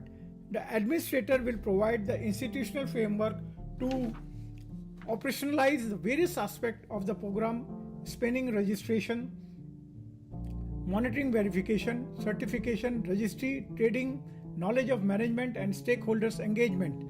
The administrator can constitute technical committee for each activity to develop the methodologies and process for registration and credit issuance. These committees will comprise governments, organization and subject experts. They will recommend methodologies for credit allocation, measurement, reporting, verification mechanism and advise on the other technical matters for their respective activity referred by the administrator. As regards the Green Credit Registry and its function, the administrator will establish an electronic Green Credit Registry for recording the issuance, holding, transfer, and acquisition of the credits as per the prescribed standards. Key functions include entity registration and credit accounting, maintaining a secure database of transactions, establishing linkage with other registries, indemnifying entities for security breach, complying with the committee directions and other responsibility defined in the guidelines. The standardized registry will provide accurate tracking and accounting of credit to enable trading among the registered stakeholders as per the specified security protocols. Further, it is related to trading knowledge and data platform where the guidelines for trading platform to exchange green credit will be issued by the administrator with the committee approval. An accredited trading service provider will establish the platform enabling credit trading as per the guideline. Separately, a knowledge of data platform will be an online portal for transparency on activities, sectoral progress, and achievement under the program. It may collate information from credit registry and other sources like best practices and capacity building to publicly showcase program implementation. The Green Credit Program Administrator will accredit entities to serve as a Green Credit Verifier according to the established guideline. The key responsibilities of these accredited verifiers includes conducting verification assessment of registered entities and activities and submitting reports to administrative recommending the grant of credit based on their audits. Further, the verifier must also submit annual return to the administrator as per the guideline. Demand generation for credit under the program will be voluntary based with the steering committee recommending measure to spur participation across the sector. Entities registered for compensatory afforestation will need to register with the Green Credit Registry to qualify the credits related afforestation activity. Additionally, the central government can empanel independent auditors to periodically audit the overall functioning, processes, and administration of the Green Credit Program.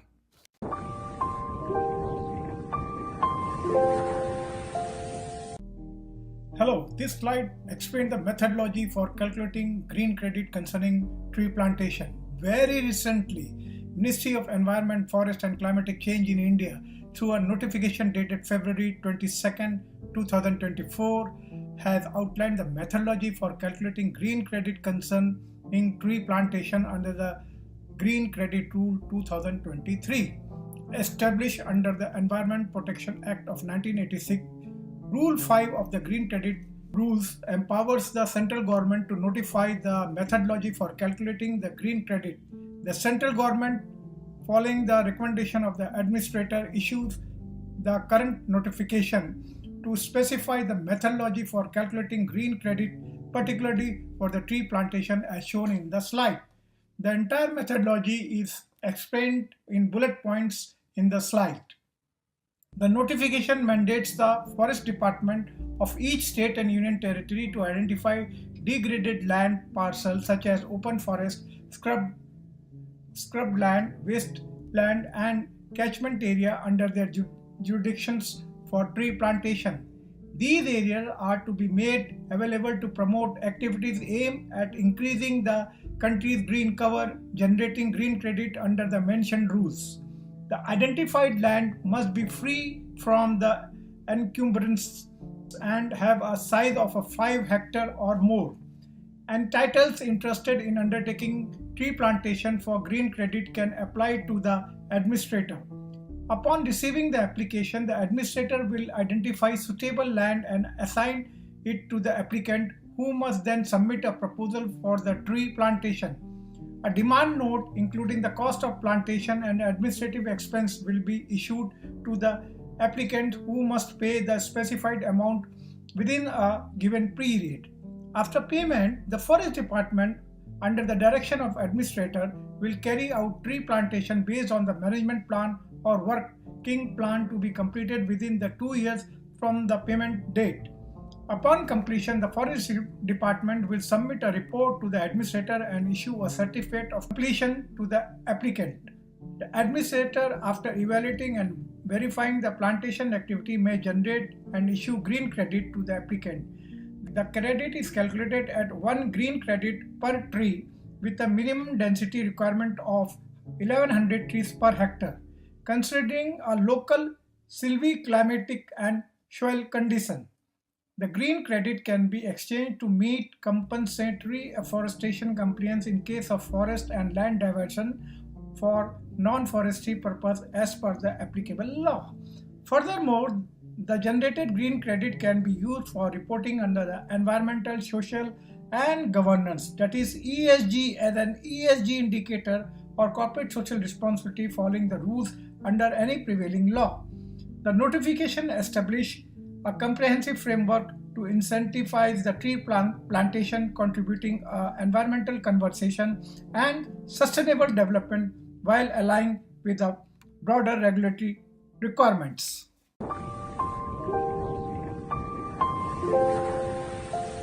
Last slide which I am going to explain is exploring the climate change and knowledge portal, which is largely nobody know about this portal. So I am explaining in very brief.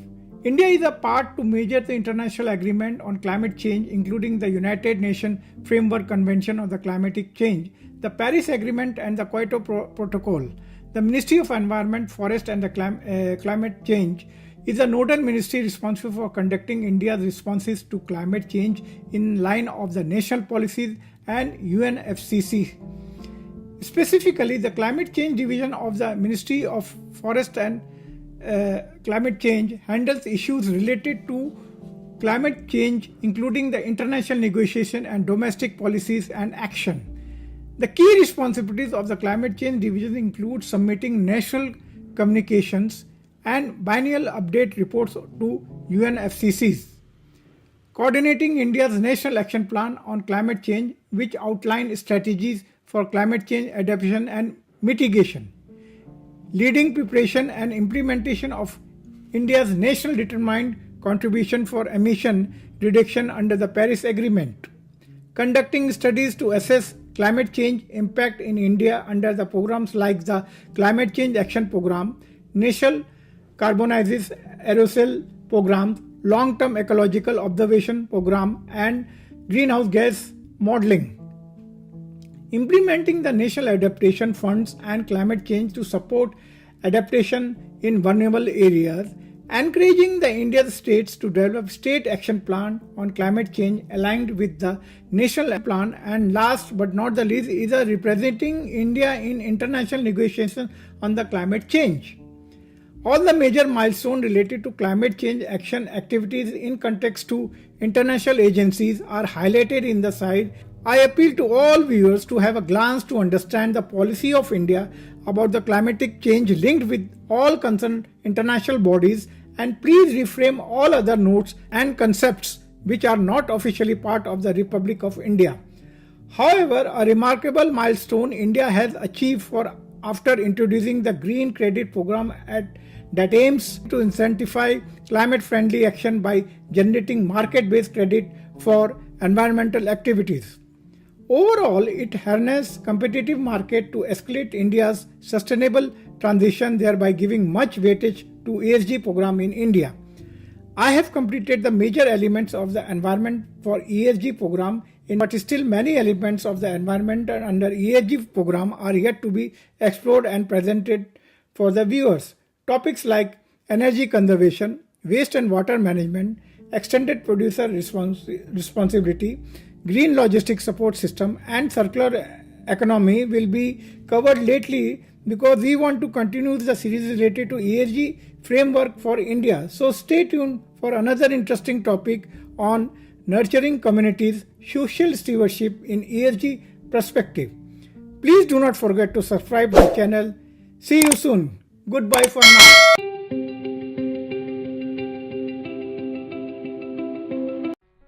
Hello and welcome back. Continuing from my previous topic on the climate change, today I am going to discuss about an interesting topic on greenhouse gas emission a challenge for corporates. Measuring greenhouse gas emission across all three scopes is crucial for organizations to understand and manage their full climate impact. This comprehensive approach provides a holistic view of an organization's carbon footprint and is essential for effective climate action. Overall, measuring all three scopes of greenhouse gas emission is fundamental to effective climate action. It provides organizations with the data needed to set meaningful targets, implement effective reduction strategies, and contribute to global efforts to mitigate climate change. As businesses and governments increasingly focus on sustainability, comprehensive emission measurement will become not just a best practices but a necessity for responsible and forward-thinking organizations. Now let us discuss what are greenhouse gas emissions. Greenhouse gas emissions are atmospheric gas that traps heat and contribute to greenhouse effect, leading to global warming and climate change. The main type of greenhouse gas emissions are: first is carbon dioxide. CO2 is the most prevalent greenhouse gas, primarily released through burning fossils like coal, oil and natural gas, or deforestation and industrial processes. It remains in the atmosphere for hundreds to thousands of years and is the largest contributor to human-induced climate change. Next is methane. Methane is a potent greenhouse gas with a global warming potential about 28 times that of CO2 over a 100 years period. Major sources include livestock farming, rice cultivation, landfills, and natural gas production and distribution. Although it has a shorter atmospheric lifetime than CO2, its impact on short-term warming is significant. The next is nitric oxide, that is N2O, has a global warming potential approximately 265 times that of CO2 over 100 years period. It is emitted primarily from agricultural activities, particularly the use of nitrogen-based fertilizer, as well as from industrial process and the combustion of the fossil fuels and biomass. The last is about the fluorinated gases. These are synthetic gases with a high global warming potential, including hydrofluorocarbon, perfluorocarbons, and sulfur hexafluoride and nitrogen trifluoride. They are used in various industrial applications such as refrigeration, air conditioning, and semiconductor manufacturing. Although emitted in smaller quantity, their potent warming effects and long atmospheric lifetime makes them significant contributor to climate change. Understanding these different types of greenhouse gas, their source and their relative impact is crucial for developing effective strategy to mitigate climate change and reduce global ambition. Let us discuss tools and standards for greenhouse gas measurement. Tools and standards for greenhouse gas measurement are crucial for organizations to accurately assess and report their greenhouse gas emissions. Here an overview of some key framework and resources. The first is Greenhouse Gas Protocol. The Greenhouse Gas Protocol, developed by World Resources Institute and World Business Council of Sustainable Development, is the most widely used international accounting tool for government and businesses to understand, quantify and manage greenhouse gas emissions. It provides comprehensive guidance for companies and organizations to measure and manage greenhouse gas emissions from private and public sector operation, value chain, and mitigation actions. The Greenhouse Gas Protocol established a comprehensive global standardized framework for measuring and managing emissions from private and public sector operation, value chain, and mitigation action. Carbon Disclosure Project. The CDP is not a profit charity that runs the global disclosure system for investors, companies, cities, states, and regions to manage their environmental impact. It aims to make environmental reporting and risk management a business norm, driving disclosure, insight, and action towards a sustainable economy.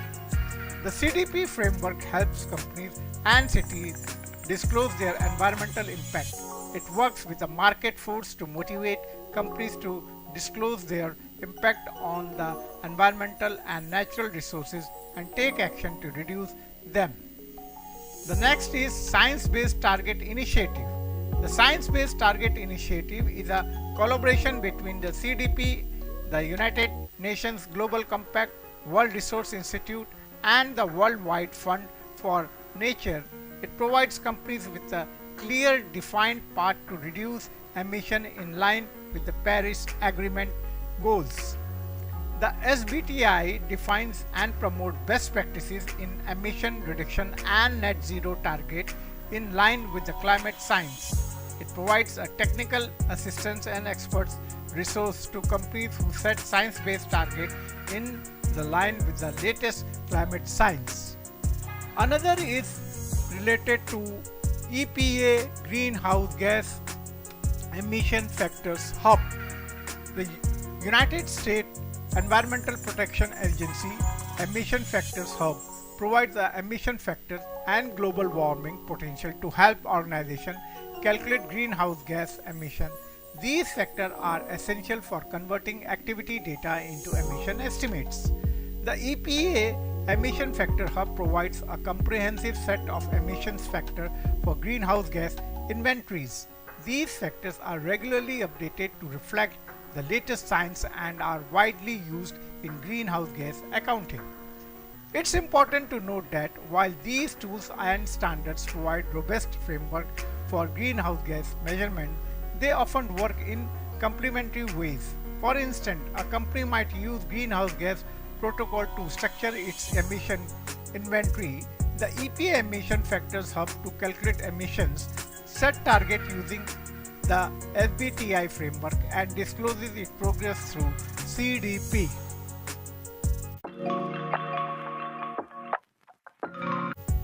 Now let us discuss the importance of measuring greenhouse gas emission. Measuring greenhouse gas emission is crucial for organizations across various sectors. Its importance spans several key areas. The first is regulatory compliance. Many countries and regions have implemented mandatory greenhouse gas reporting scheme. For example, the European Union's emission trading system requires large emitters to monitor and report their emission annually. In the United States, the EPA Greenhouse Gas Reporting Program mandates reporting for large emission sources. Accurate measurement ensures compliance with these regulations, avoiding potential fines and penalties. The next is investor confidence. Investors increasingly consider climate-related risk and opportunity in their decision-making. The Task Force on the Climate-Related Financial Disclosure, that is TCFD, recommends that the companies discloses climate-related financial risks, including greenhouse gas emission, as noted by the TCFD. The inventories, lenders, and insurance underwriters need clear, comprehensive, high-quality information on the impact of climate change. This includes the risk and opportunity presented by rising temperature, climate-related policies, and emerging technologies in our changing world. The third is related to operational efficiency. Measuring greenhouse gas emission often reveals inefficiency in operation. By identifying major emission sources, companies can target areas for improvement, potentially reducing cost and enhancing productivity. The Carbon Trust emphasizes this point by saying that measuring and managing your carbon footprint can deliver significant business benefits, cutting energy and resource costs, enhancing your reputation, and helping you prepare for future climate change legislation. The last point is related to the climate action. Accurate measurement is the foundation for effective climate action. It allows organizations to set science-based target, track progresses, and demonstrate leadership in sustainability. The Science-Based Target Initiative states science-based target provides companies with a clear defined path to reduce emission in line with the Paris Agreement goals. In conclusion, measuring greenhouse gas emission is not an environmental imperative but also a business necessity. It enables regulatory compliance, build investor confidence, drive operational efficiencies, and underpin meaningful climate action.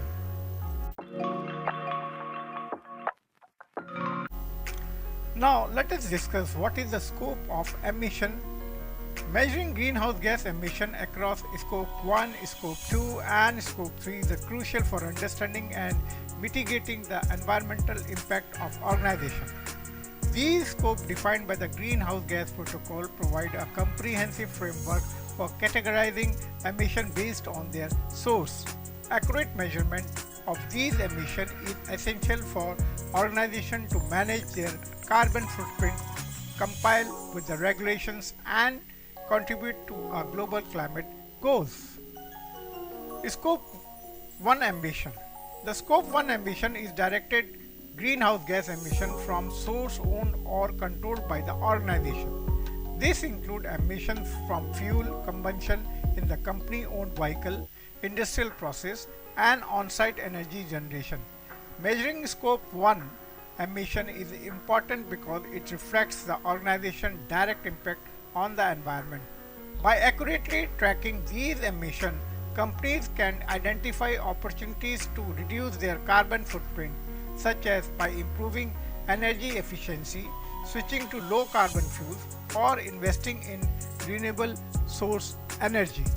Moreover, measuring Scope 1 emission is often a regular requirement, particularly in industry with a high direct emissions such as manufacturing, transportation, and energy. Organizations that fails to accurately measure and report these emissions may face a legal penalties, reputational damage, and increased scrutiny from stakeholders. The next is Scope 2 emission. Scope 2 emission refers to indirect greenhouse gas emission from the consumption of purchased electricity, steam, heat, and cooling. These emissions occur at the facilities where the energy is generated, but they are associated with the organization consumption. Measuring Scope 2 emission is crucial because it helps organizations understand the impact of their energy use and identify opportunities to reduce it through energy efficiency measures, renewable energy procurement, or changes in energy consumption pattern. For many organizations, Scope 2 emissions represent a significant portion of their total carbon footprints. Therefore, accurately measuring and reporting these emissions is key to demonstrating commitment to sustainability. Additionally, organizations that can reduce their Scope 2 emission often see cost saving through lower energy bills, improved efficiency, and potential incentives for using renewable energy. The next is related to Scope 3 emission. Scope 3 emission encompasses all other indirect emission that occurs in the value chain of their reporting company, both upstream and downstream. This includes emission from suppliers, business travel, employee commuting, product use, waste disposal, and end-of-life treatment of product. Scope 3 emissions are typically the largest and the most challenging to measure as they involve data from a wide range of sources beyond the organization's direct control. However, measuring Scope 3 emission is increasingly recognized as essential for organizations aiming to achieve comprehensive carbon neutrality. By understanding the full extent of their value chain emission, companies can work with the suppliers and customers to reduce emissions, drive innovations, and enhance sustainability throughout the life cycle of their product and services. For example, a company might choose suppliers with a lower carbon footprint or design products that use less energy during their life cycle.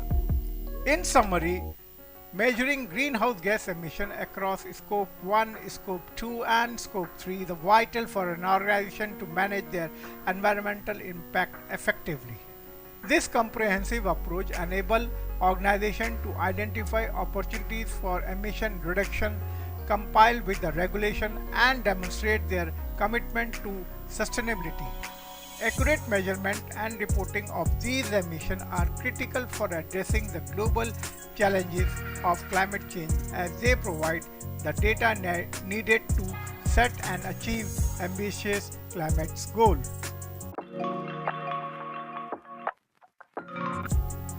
Now, since we have discussed the scope of greenhouse gas emissions, let us discuss about the importance of data quality in the greenhouse gas measurement. The importance of data quality in greenhouse gas measurement cannot be overstated. High quality data is fundamental to effective climate action, informed decision making, and credible reporting. Let us explore the key aspects of the data quality in greenhouse gas measurement. First is related to accuracy. Accurate data is essential for a true representation of an organization's greenhouse gas emission. Inaccurate data can lead to misguided strategies, ineffective mitigation efforts, and potential reputational damage. Accuracy involves using appropriate methodology, reliable emissions factor, and robust data collection process. It also requires regular verification and validation of data source and calculation methods. The second is related to consistency. Consistency in the data collection and reporting methodology is crucial for comparing emission over time and across different parts of an organization. It allows for a meaningful trend analysis and progress tracking. Consistent approach also facilitate benchmarking against the industry, peer and sector-wide standards.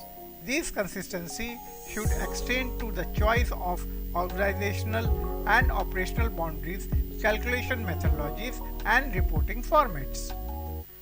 The other is related to the transparency. The transparency reporting for greenhouse gas emission data and methodologies build trust with the stakeholders, including investors, regulators, and the public.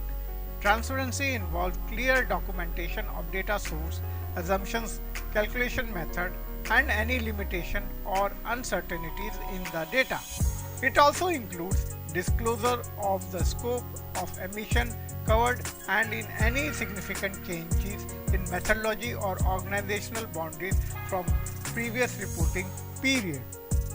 The next is related to the decision making.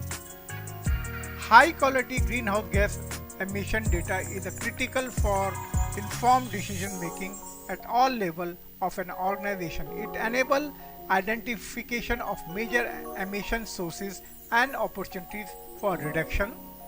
Next is setting of realistic and achievable emission reduction targets.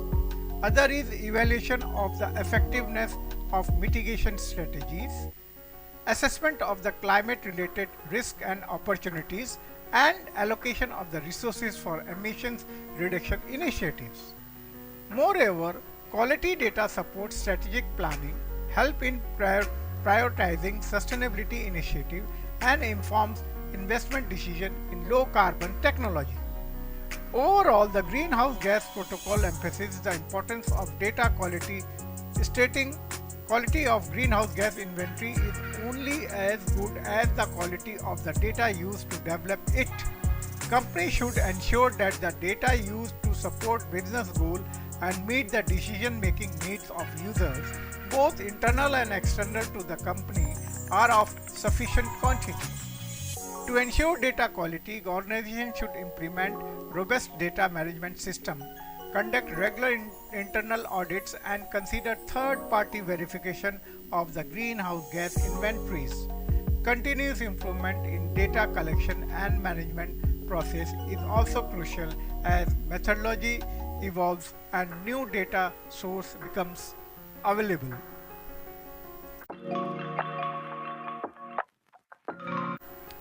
Now let us discuss what are the key to accurate measurement for emission. Emission factors are critically inaccurately measuring greenhouse gas emission, as they provide standardized matrices for estimating emission from various activities. These factors are essential tools for organizations and the government aiming to quantify their environmental impact and develop effective climate strategies. First, the definition. Emission factors are coefficients that quantify the amount of greenhouse gas emission emitted per unit activity or input. For instance, an emission factor might indicate the kilogram of carbon dioxide emitted per kilowatt hours of electricity consumed or per liter of fuel burned. These factors simplify the process of estimating emission across a wide range of activities, from energy use and transportation to industrial process and the waste management, without the need of direct measurement at every instant. The next is related to the source. The source of emission factors are authoritative organizations that conduct extensive research and data collection. Key sources include the Intergovernmental Panel on Climate Change, which provides global default emission factors in its guideline for national greenhouse gas inventories, and the US Environmental Protection Agency, that is EPA, which offers region-specific factors through its greenhouse gas emission factors hub. Like in India, Bureau of Energy Efficiency and National Mission on Strategic Knowledge for Climate Change provides country-level estimated data. These organizations develop emission factors based on empirical studies, industry standards, and scientific research, ensuring that they are robust and applicable across different sectors. The next is related to the regular updates. Emission factor must be regularly updated to reflect technological advancement, changes in energy sources, and improved scientific understanding. As industry adopts cleaner technology and practices, the emission factor may decrease, leading to a lower estimated emission. Regular updates ensure that organizations and governments can maintain accurate and relevant greenhouse gas inventories, which are critical for setting realistic emission reduction targets and complying with the regulatory requirements. In summary, emission factors are fundamental to accurate greenhouse gas measurement. By relying on up-to-date emission factors from credible sources, organizations can effectively manage their carbon footprints, enhance sustainability efforts, and contribute to global climate goals. Now let us discuss setting emission reduction targets. Setting emission reduction targets is a critical step for organizations committed to mitigating their impact on climate change. This process involves several key stages that an organization can set effective emission reduction targets that drive significant climate action and support global sustainability efforts. The first is related to the baseline assessment. The first step in setting emission reduction target is conducting a baseline assessment.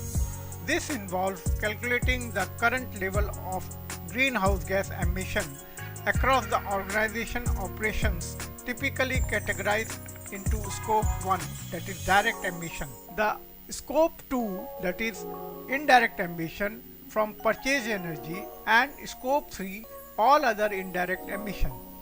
The baseline serves as a reference point against which future reductions are measured, ensuring that the progress can be accurately tracked and reported. The second is science-based approach. To ensure that target align with the global climate goal, many organizations adopt a science-based approach. Science-based targets are designed to align with the level of decarbonization required to keep goal temperature rise below 2 degrees centigrade above pre-industrial levels as outlined in the Paris Agreement. This approach ensures that the organization's emission reduction efforts contribute effectively to the global climate mitigation strategies rather than being arbitrary or insufficient. The next is related to short-term and long-term goals. Setting both short-term and long-term goal, emission reduction goal is essential for sustaining momentum and achieving meaningful impact. Short-term goal, typically spanning 3 to 5 years, focus on immediate action that can be taken to reduce emissions, such as improving energy efficiency or transition to renewable energy sources. Long-term goals, on the other hand, often extend over several decades and are aimed to achieving net zero emission. These goals provide a roadmap for a gradual sustained reduction of the organization's carbon footprint. The next and the last is related to the regular review. Regularly reviewing and adjusting emission reduction target is crucial to account for few new development in science, technology and regulation. This ongoing assessment ensures that the target remains relevant and achievable, and that the organization can respond effectively to emerging challenges and opportunities. Now let us discuss what is the role of technology in greenhouse gas measurement. Technology plays a crucial role in enhancing the accuracy and efficiency of greenhouse gas measurement.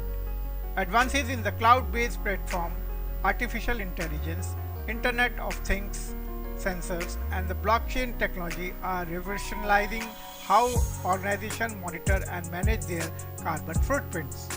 Let us discuss one by one. The cloud-based platform. Cloud-based platform for scalable and accessible solution for managing greenhouse gas data. They enable organizations to collect, store and analyze large volume of emission data in real time. These platforms facilitate data integration from various sources, streamline reporting process and provide tools for visualization and analysis by leveraging cloud technology.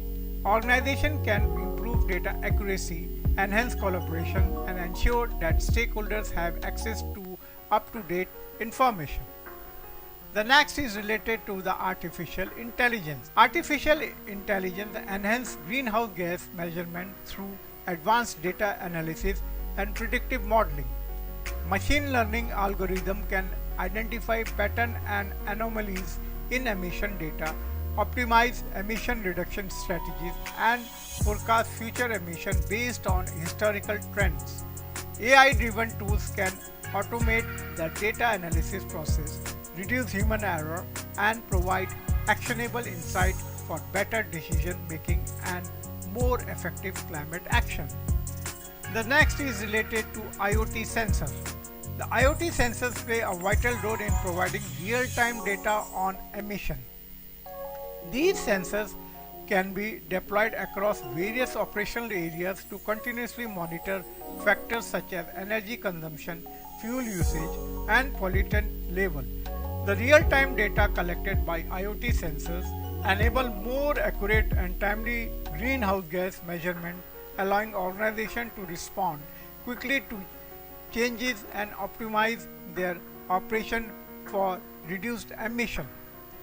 And the last is related to the blockchain. The blockchain technology offers a secure and transparent way to record and verify emission data. By creating an immutable ledger of greenhouse gas emission, blockchain enhances the credibility of reported data and prevents tampering or fraud. This technology also facilitates the tracking of a carbon credit and trading, providing a reliable mechanism for managing and verifying emission reduction. Overall, technology significantly advanced greenhouse gas measurement by improving data accuracy, enabling real-time monitoring, and enhancing the transparency and reliability.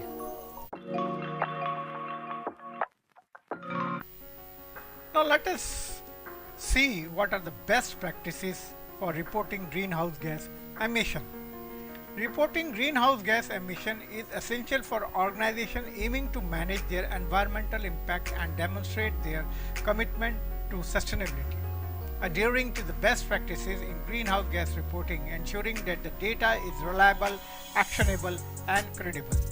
Key best practices include transparency, consistency, comprehensiveness, and third-party verification. The first is related to the transparency.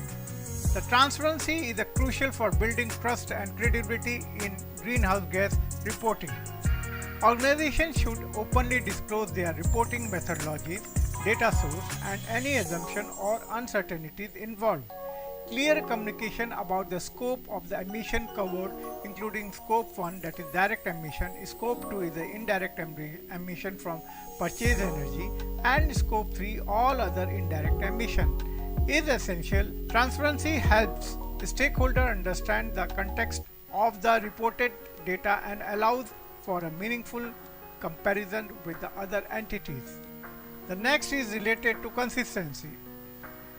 The consistency in greenhouse reporting involves using standardized methods and maintaining uniform reporting practices over time. Organizations should follow established and frameworks such as Greenhouse Gas Emission Protocol or ISO 14064 and ensure that the same data collection and calculation methodologies are applied year after year. Consistent reporting allows for accurate trend analysis, comparison of performance over time, and evaluation of effectiveness of emission reduction initiatives. The next is comprehensiveness. Comprehensiveness ensures that all relevant emissions are included in the report. This involves covering all significant sources of emissions, both direct and indirect, and providing a full account of organization carbon footprints.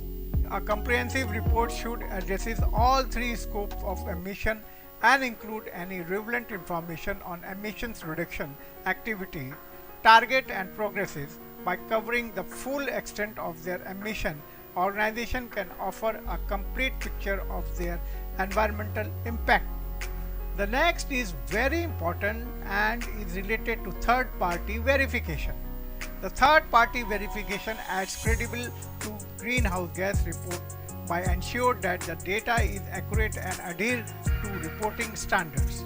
Independent verification by accredited auditors or certification bodies helps confirm the reliability of the reported information and identify any discrepancies or areas for improvement. Verification enhances the trustworthiness of the reports and provides assurance to stakeholders, including investors, regulators, and customers.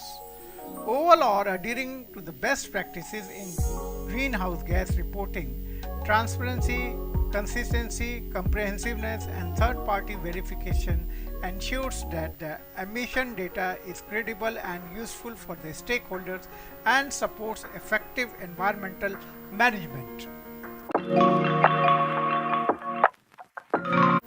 Now, let us explore what are the future trends in the greenhouse gas measurement and reporting.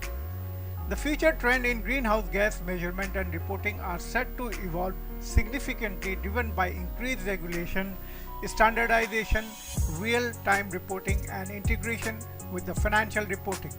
These developments reflect the growing emphasis on transparency and accountability in addressing climate change. The first is increased regulations. As government and international bodies intensify efforts to combat climate change, greenhouse gas measurement and reporting are expected to become more regulated.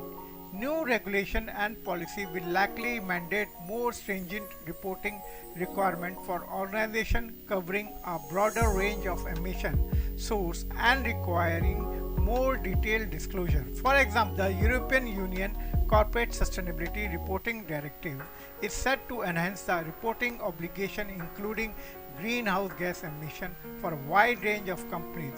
Such regulations aim to ensure that organizations provide accurate and comprehensive emission data, fostering a greater accountability. The next is related to the standardization. The push of standardization in greenhouse gas measurement and reporting is gaining momentum to ensure consistency and comparability across organizations and sectors. Initiatives such as the International Financial Reporting Standards, Foundation International Sustainability Standard Board are working to develop unified reporting standard for sustainability, including greenhouse gas emission. Standardized methodologies and the framework will help organizations adhere to a common set of guidelines, reducing discrepancy and improving the reliability of the emission data. The next is related to real-time reporting. Advancements in the technology are facilitating real-time greenhouse gas reporting, enabling organizations to monitor and report emissions continuously. Technologies such as the Internet of Things, that is IoT sensors, and cloud-based platform allow for the collection and analysis of emission data in a real time, providing up-to-date insight into an organization's carbon footprint. Real-time reporting enhances transparency and allows for more timely adjustment to emissions reduction strategy. Another is related to the integration of the financial reporting. The integration of the greenhouse gas reporting with the financial reporting is becoming increasingly important as investors and stakeholders seek a comprehensive view of an organization's environmental and financial performance. This trend is driven by recognize that climate risk and opportunities can significantly impact financial outcomes. Organizations are beginning to incorporate greenhouse gas data into their annual report and financial statement, aligned with the framework such as the Task Force on the Climate-Related Financial Disclosure. This integration provides a more holistic view of an organization's sustainability performance and the financial health. In summary, future trends of greenhouse gas measurement and reporting are poised to be shaped by the stricter regulation, standardized practice, real-time monitoring technologies, and the integration of the environmental data with the financial reporting.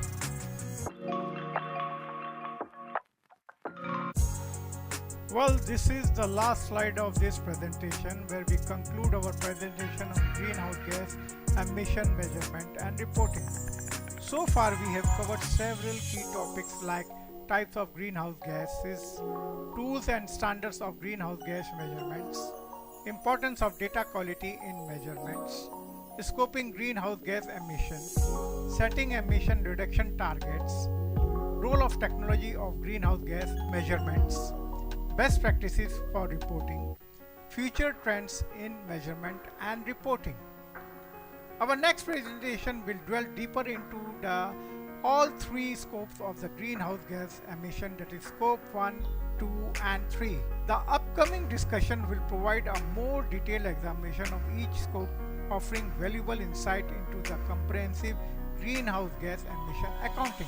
We appreciate your attention and engagement throughout this presentation. So stay tuned for our next session on measuring greenhouse gas emission scope 1. Thank you for your participation, and we wish you a productive and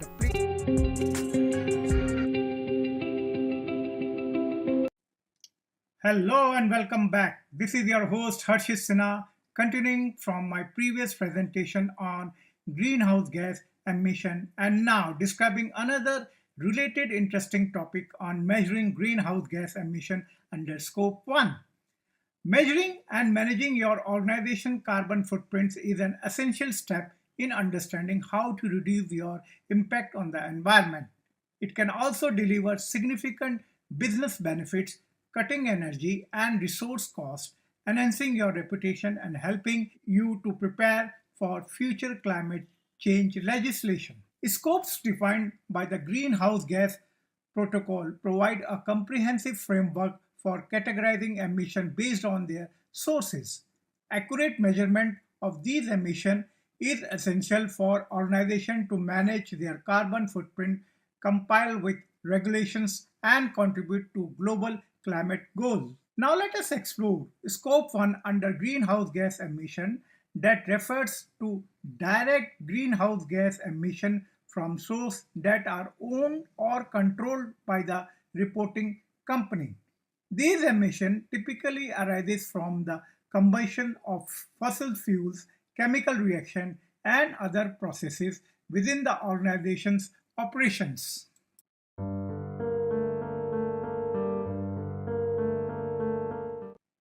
we shall discuss about the scope 1 direct emission. These emissions are critical component of an organization carbon footprint and are categorized into four primary types. The first is related to stationary combustion. The stationary combustion refers to emissions produced by the burning fuels in fixed equipment such as boiler, furnaces, and turbines. These emissions are typically associated with the energy generation and industrial process. For example, a manufacturing plant burning natural gas to generate steam would result in scope 1 emission from stationary combustion. The greenhouse gas emission emitted depend upon the type of the fuel used, with the common gas including the carbon dioxide, methane, and nitrous oxide. The Greenhouse Gas Protocol Corporate Standards 2004 states that to calculate greenhouse gas emission, companies should multiply activity data by emission factors, while the US EPA emission factors for greenhouse gas inventories 2022 emphasize the importance of using appropriate emission factors. Emission factors are representative value that attempts to relate the quantity of a pollutant released to the atmosphere with an activity associated with the release of that pollutant. The International Government Panel on Climate Change and IPCC guidelines for natural greenhouse gas inventories 2006 provides guidance on calculating emission. That is, emission can be calculated by multiplying activity data by an appropriate emission factor. The primary greenhouse gas emitted through stationary combustion is carbon dioxide, and potent greenhouse gas that contributes to global warming. Example of this category encompasses the burning of fuels at fixed locations such as power plant and industrial facilities. The power plant are a major contributor to scope 1 emission from stationary combustion. Coal-fired and the natural gas-fired power plant in particular release substantial amount of CO2 into the atmosphere during the combustion process. Efforts to reduce emission from power plant often involve transition to cleaner energy source like renewable energy like solar, wind or hydro, and improving the efficiency of existing power plant. While the industrial facilities also play a crucial role in stationary combustion related emission, processes such as steel making, cement production, and chemical manufacturing often involves the burning of fossil fuels, leading to significant CO2 emission.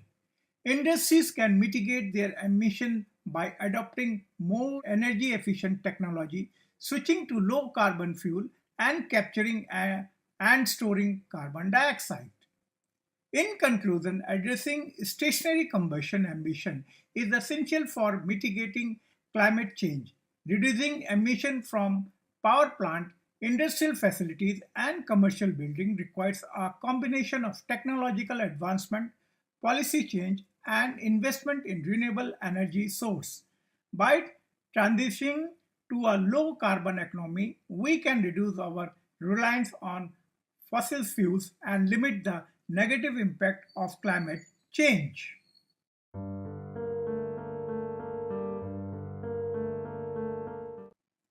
Now we shall discuss about the mobile combustion as scope 1 direct emission source. The mobile combustion covers emission from combustion of fuels in company owned or controlled vehicles such as car, trucks, and aircraft.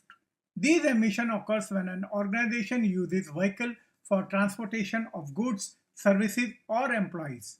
Similarly to stationary combustion, the primary greenhouse gas emission released are CO2, CH4, and N2O, with the amount varying based on the fuel type and vehicle efficiency. Reducing mobile combustion emission can involve transitioning of electric vehicles or improving fuel efficiency. The US EPA notes that mobile source emissions are those that result from the combustion and evaporation of fuels from vehicles and other mobile sources. that is EPA 2022. This category includes emissions from vehicles and mobile equipment owned and or controlled by the companies such as cars, trucks, ships, and airplanes. The formula for calculation largely rely on three factors such as distance traveled by the fuel efficiency multiplied by emission factor. Alternatively, it can also be calculated taking account of fuel consumption and emission factors. Mobile combustion is a critical component of an organization's carbon footprint, especially for companies with large fleet or significant logistic operation. The emission can vary widely depending on the types of vehicle used, their fuel efficiency, and the distance traveled. Organization can reduce emission from mobile combustion by adopting more fuel efficient vehicle using alternative fuels such as biodiesel or ethanol, electric vehicle, and optimizing route to minimize travel distance. Regular maintenance of vehicle to ensure they operate efficiently can also help low emission. By understanding and managing mobile combustion emission, companies can make informed decisions that contribute to sustainability goals, improve energy efficiency, and reduce overall environment impact.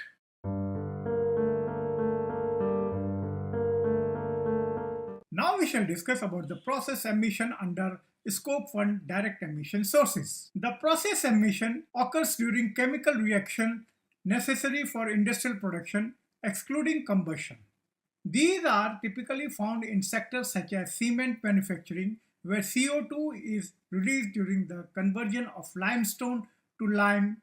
Other example includes emission from steel production and the chemical industry. These emissions are intrinsic to the manufacturing process and can be reduced through technological advancement or process modifications.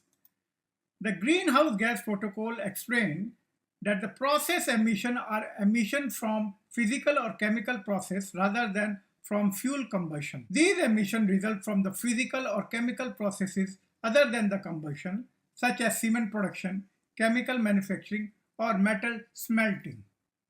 The general formula for calculating emission from process combustion is emission is explored as a quantity of material process either as input or output with process emission factor. Process combustion refers to greenhouse gas emission resulting from the chemical or physical transformation of material during industrial process. These category falls under scope 1 emission, which includes direct emission from source that an organization owns or controls. Unlike stationary or mobile combustion, where the primary purpose of fuel burning is to generate energy, process combustion involves burning fuel as an integral part of a manufacturing or production process. The common industries that generate greenhouse gas emission through process combustion include cement production, steel manufacturing, food processing, paper pulp supply, metal production, and the chemical industries. For example, in cement production, limestone, that is calcium carbonate, is heated to high temperature in a kiln, resulting in the release of carbon dioxide as the limestone decomposes into lime, that is calcium oxide, and carbon dioxide. Similarly, in steel manufacturing, the reduction of iron ore in blast furnaces release significant amount of carbon dioxide. Managing process combustion emission is a challenging because they are intrinsic to the production process. However, organization can reduce these emissions by adopting more efficient technology, improving processes control, using alternative material with lower carbon content, or capturing and utilizing emitted CO2. Understanding and accurately reporting process combustion emission is crucial for companies looking to minimize their environmental impact and meet regulatory or voluntary greenhouse gas reduction targets.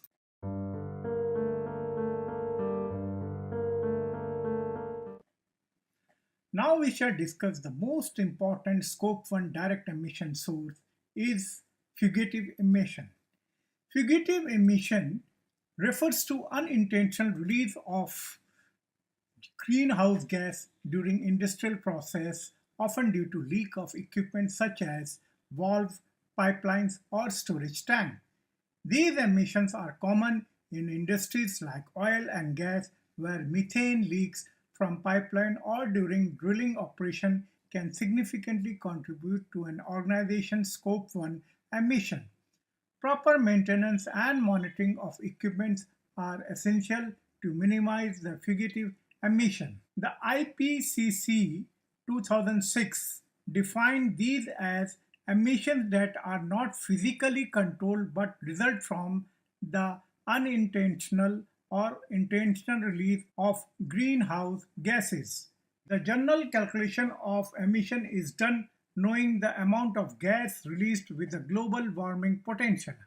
However, fugitive emission occurs from the unintentional or intentional release of greenhouse gas, including leaks from equipment, refrigeration, or venting and flaring activities, whose calculations are as follows. The refrigeration leak here means emission from refrigeration leaks due to the operation of air conditioning and refrigeration equipments. The next is equipment leaks. Emission from leaks or other gas like methane or sulfur hexafluoride. The other here is main venting and flaring. Emission from release of gas through venting, that is intentionally released, or flaring, that is combustion of gas during operations.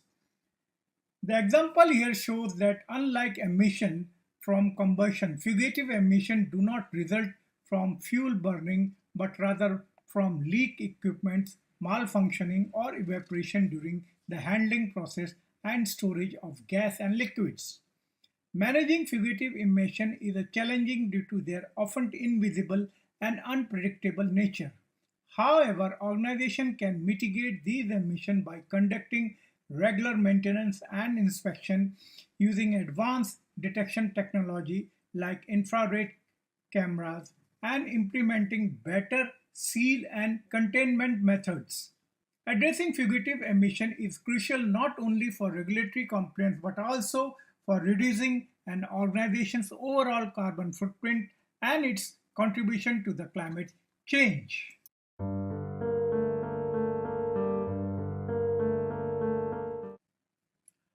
Owing to my previous slide, we have discussed stationary, mobile, process and fugitive emission largely based on industrial sector. Now we shall see agriculture emission under Scope 1 direct emission as a source.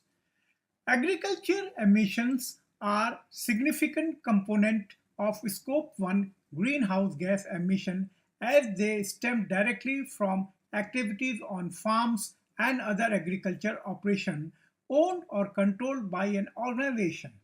These emissions arise from several key sources including anaerobic fermentation, manure management, and rice cultivation. Each of these processes contributes to release of potent greenhouse gas emission, primarily methane and nitrous oxide, which have much higher global warming potential than carbon dioxide.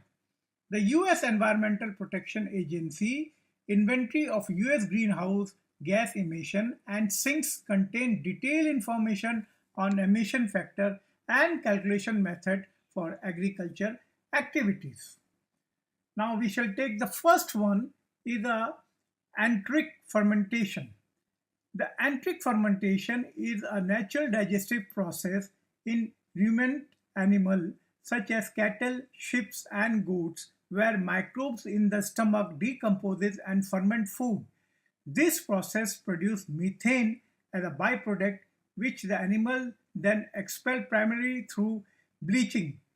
Methane is a potent greenhouse gas emission with a global warming potential approximately 28 to 34 times greater than CO2 over 100-year period, and trick fermentation is one of the largest source of agriculture greenhouse gas emission. The Food and Agriculture Organization Emissions Database offers data and tools for estimating agriculture emissions, including enteric fermentation and rice cultivation. The formula for calculating emission from enteric fermentation is based on number of livestock multiplied by emission factor per animal. The second is related to manure management. The manure management involves the handling of storage and treatment of animal waste, which can release both methane and nitrous oxide. Methane emission occurs during the anaerobic decomposition of organic matter in manure, particularly when it is stored in lagoons, pits, or under anaerobic conditions. Nitrous oxide is released during the microbial process of nitrifications and denitrifications that occurs when manure is managed or applied as a fertilizer. The Intergovernmental Panel on Climate Change, their guidelines for national greenhouse gas inventories provides a detailed methodology for calculating emission from enteric fermentation, manure management, and rice cultivation. The formula for calculating manure management emission is amount of manure managed multiplied by the emission factor for manure. Next is related to the rice cultivation. The rice cultivation is another significant source of methane emission due to the anaerobic condition in flooded paddy field, which promote the decomposition of organic material. The process releases methane, which escape into atmosphere primarily during the growing season. The level of emission depends on the water management practice, soil type, and organic inputs. The formula for calculating emission from rice cultivation is based on area of cultivated rice field multiplied by emission factor, that is methane emitted per unit area of rice field.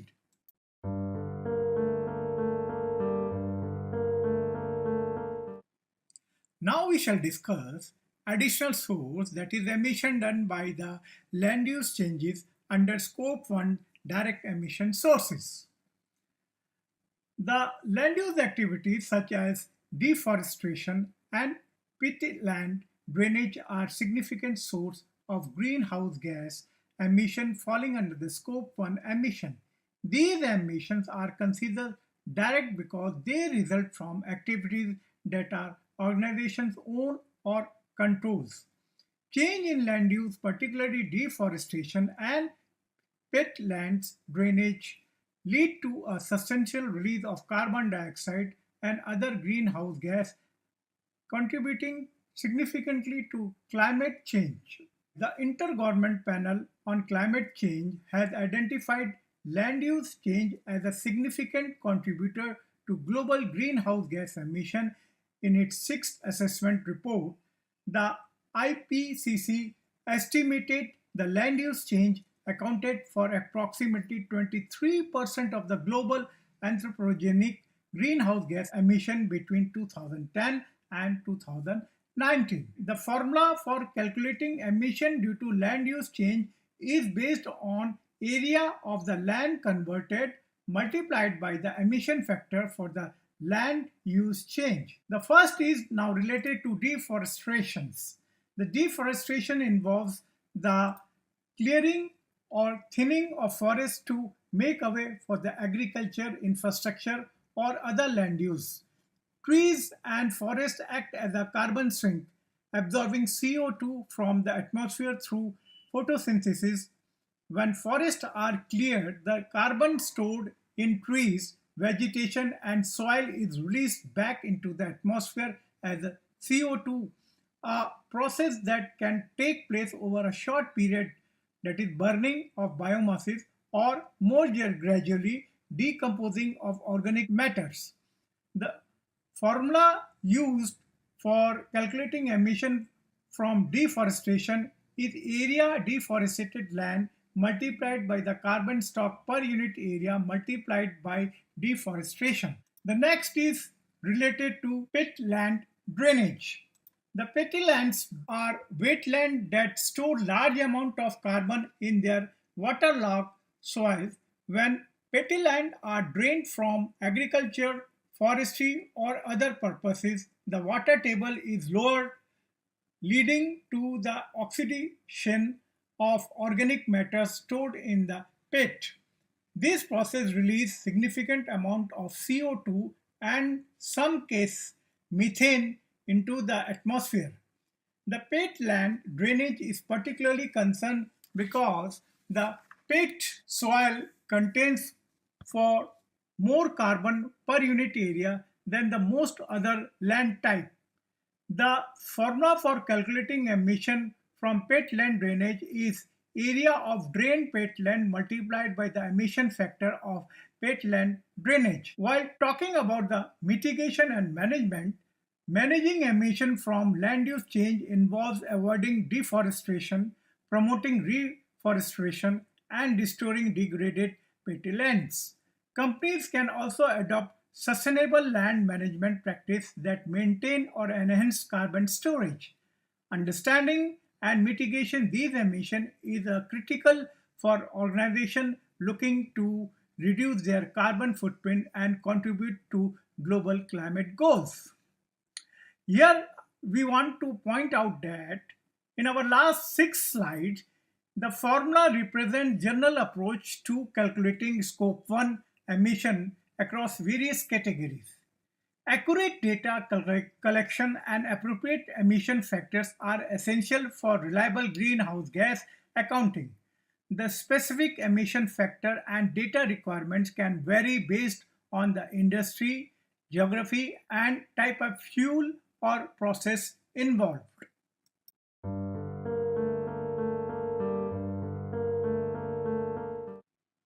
Now we shall discuss how scope 1 emission should be measured. Scope 1 emission, which are direct greenhouse gas emission from source owned or controlled by an organization, can be measured using various approaches. Each offers different level of accuracy and feasibility depending on the specific operational context. There are several approaches to measuring scope 1 emission, each with its own advantage and application. The three primary methods are: first is the direct measurement. Direct measurement involves the use of sensor and monitoring equipment to directly measure the emission from source. This method provides the most accurate data and is commonly used in facilities with the continuous emission monitoring system, especially in industries like power generation or large-scale manufacturing. Direct measurements are crucial for capturing real-time emission data and are often required for regulatory compliance and reporting purpose. The Intergovernmental Panel on Climate Change, that is IPCC, notes direct measurement of emission can provide the most accurate result but is generally more expensive than other approaches. The next is based on the calculation-based approach. Calculation-based approach estimates emission using activity data such as fuel consumption and emission factor, which represent the average emission per unit activity. This method is widely used due to practicality and lower cost compared to direct measurement. For instance, emission from stationary combustion can be calculated by multiplying the amount of fuel consumed by its corresponding emission factor. While less precise than direct measurement, this approach is effective for routine reporting and can be improved by using more specific emission factors relevant to fuel type and combustion technology used. The Greenhouse Gas Protocol states that most companies will need to use calculation-based methodology to quantify their greenhouse gas emission. Further, the US EPA provides emission factor for various activities and that states that EPA has developed emission factors for many industrial process and activity.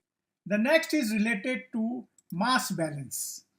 The mass balance method calculates emission based on the principle of conservation of mass, where the amount of greenhouse gas entering and leaving a process is measured and the difference is attributed to emission. This approach is particularly useful in processes where greenhouse gas are inputs, outputs, or byproducts such as in chemical manufacturing. It provides a more comprehensive understanding of emission but requires detailed knowledge of the process and its input. The European Commission explained the mass balance approach can be useful when the inputs and outputs of the process are well known but direct emissions are difficult to measure. Each of these methods has its strength and is suited to different situations. In conclusion, we can say that organizations often use a combination of these approaches to comprehensively measure their scope 1 emission depending on the nature of their operation and the specific emission source involved. The choice of method of measuring scope 1 emission depends on balance between the accuracy, cost, and the specific requirement of the industry and regulatory framework.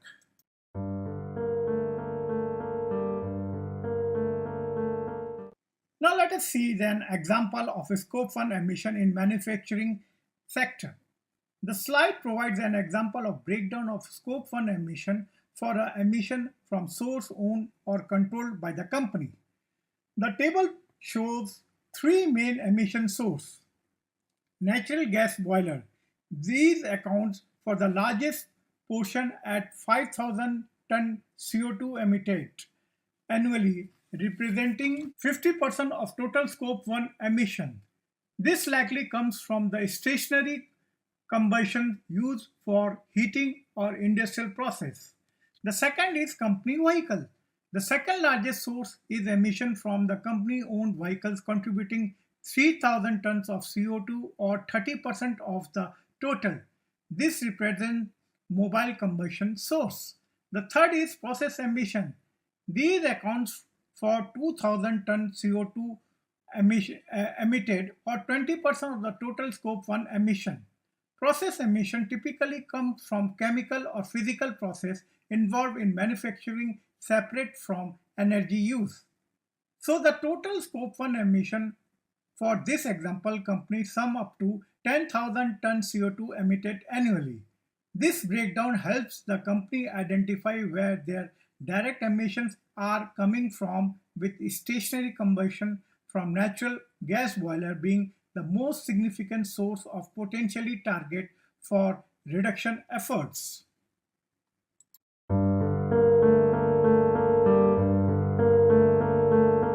Now at the end, we shall now discuss about the strategies for reducing scope 1 emission. Reducing scope 1 emission, which are direct greenhouse gas emission from source owned or controlled by an organization, is crucial for achieving sustainability goal and mitigating climate change. Strategies for reducing scope 1 emission are crucial for organizations aiming to decrease their direct greenhouse gas emission. Companies can adopt several strategies to reduce these emissions, such as the first one is energy efficiency. Enhancing energy efficiency is one of the most cost-effective methods to reduce scope 1 emission. Energy efficiency improvement can be made across various areas, including industrial process, building systems, and equipment.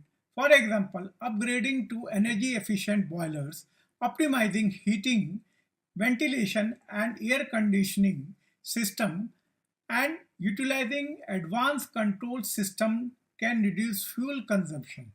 By consuming less fuel, companies directly lower their greenhouse gas emission from a stationary combustion source. According to the International Energy Agency, that is IEA, improving energy efficiency in industry alone could reduce global CO2 emission by nearly 20% by 2030. Another method is fleet electrification. The fleet electrification involves replacing internal combustion engine vehicle with electric vehicle. This strategy is particularly effective in reducing emission from mobile combustion sources, which includes company-owned car, trucks, and other vehicles. EV produces zero tailpipe emission, directly reducing Scope 1 emission. The transportation sector is a significant contributor to greenhouse gas emission and is transitioning to EVs not only reduces the emission but also benefits from lower operating costs over time. A report by International Council of Clean Transportation highlights that electric vehicles have the potential to reduce fleet emission by up to 50% compared to the traditional vehicles. The next is process optimization. The process optimization involves improving industrial process to reduce waste, enhance energy efficiency, and minimizing emission. This can be achieved through various means such as adopting advanced manufacturing technologies, improving heat recovery, and optimizing reaction efficiencies. In industries like chemicals and cement manufacturing, process emissions are significant and optimizing these processes can lead to substantial reduction in Scope 1 emission. For instance, using alternative raw material or adjusting chemical processes can reduce the need for high carbon inputs, thereby lowering emission. The World Resources Institute emphasizes the importance of process optimization in reducing industrial greenhouse gas emission, particularly in energy intensive sector. The next is on-site renewables. Installing on-site renewable energy sources such as solar panels, wind turbines, or biomass generation can replace or supplement fossil fuel-based energy. This strategy directly reduces the need for stationary combustion of fossil fuels, thereby cutting Scope 1 emission. On-site renewable offers the added benefit of energy independency and can shield companies from energy price volatility. The US Environmental Protection Agency, that is EPA, notes that businesses adopting on-site renewable energy can achieve substantial emission reduction while also realizing long-term cost saving. The next is related to the leak detection and repair, that is LDAR.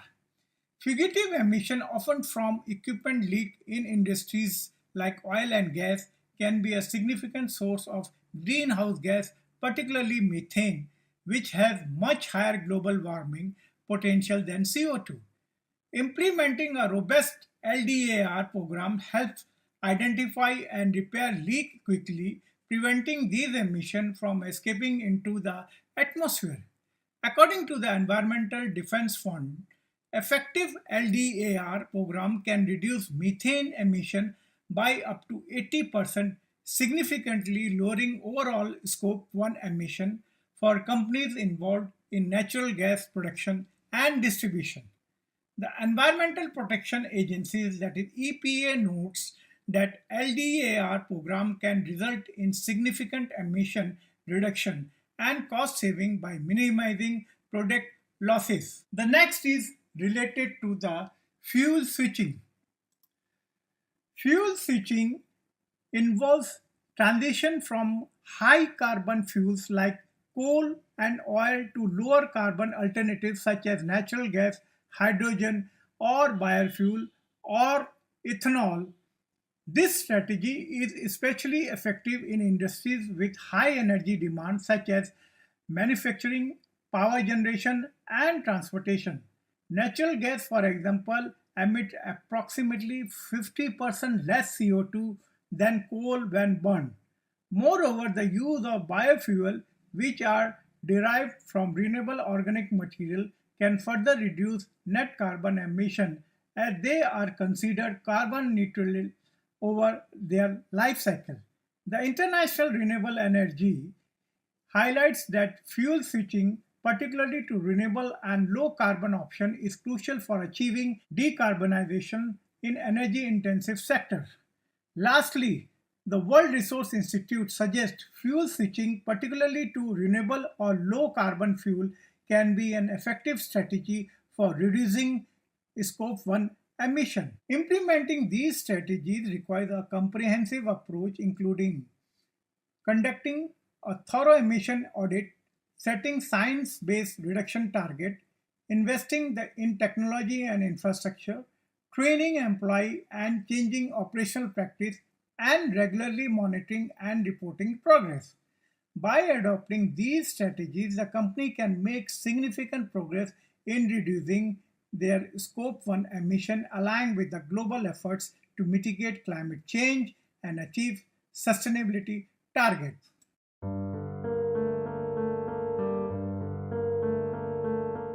So while concluding, I would say in today's presentation, we have seen Scope 1 emission from direct source are significant part of an organization overall greenhouse gas emission and requires targeted strategy to mitigate their impact on the environment.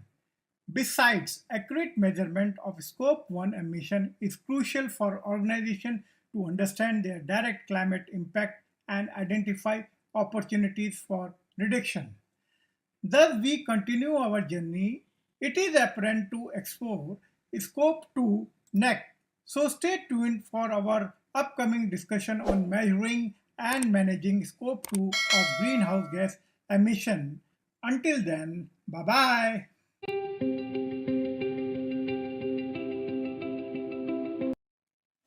Hello and welcome back.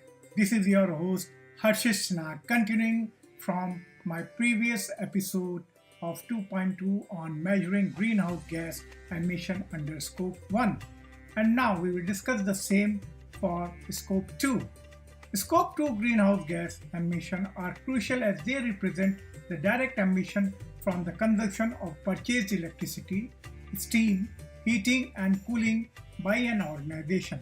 Although these emissions do not occur directly within the organization facilities, they are a significant part of its carbon footprint because they result from the generation of the energy it consumes. Understanding and managing Scope 2 emission is essential for companies committed to reducing their environmental impact and contributing to global climate change mitigation efforts. By addressing Scope 2 emission, organizations can influence their supply chain, particularly by choosing to purchase energy from low carbon or renewable sources. This not only reduces their carbon footprint but also supports the transition to more sustainable energy system. Furthermore, reporting the Scope 2 emission is often a requirement for compliance with the environmental regulations and standards, and it plays a key role in sustainability reporting framework like Carbon Disclosure Project. Reducing Scope 2 emission is also aligned with the corporate social responsibility goal, enhancing a company's reputation and meeting stakeholder expectations for environmental stewardship. Now let us explore in detail Scope 2 of greenhouse gas emission.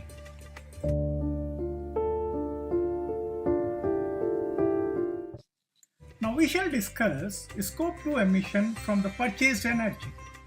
Scope 2 emissions are indirect greenhouse gas emissions resulting from the consumption of the purchased energy such as electricity, steam, heating and cooling.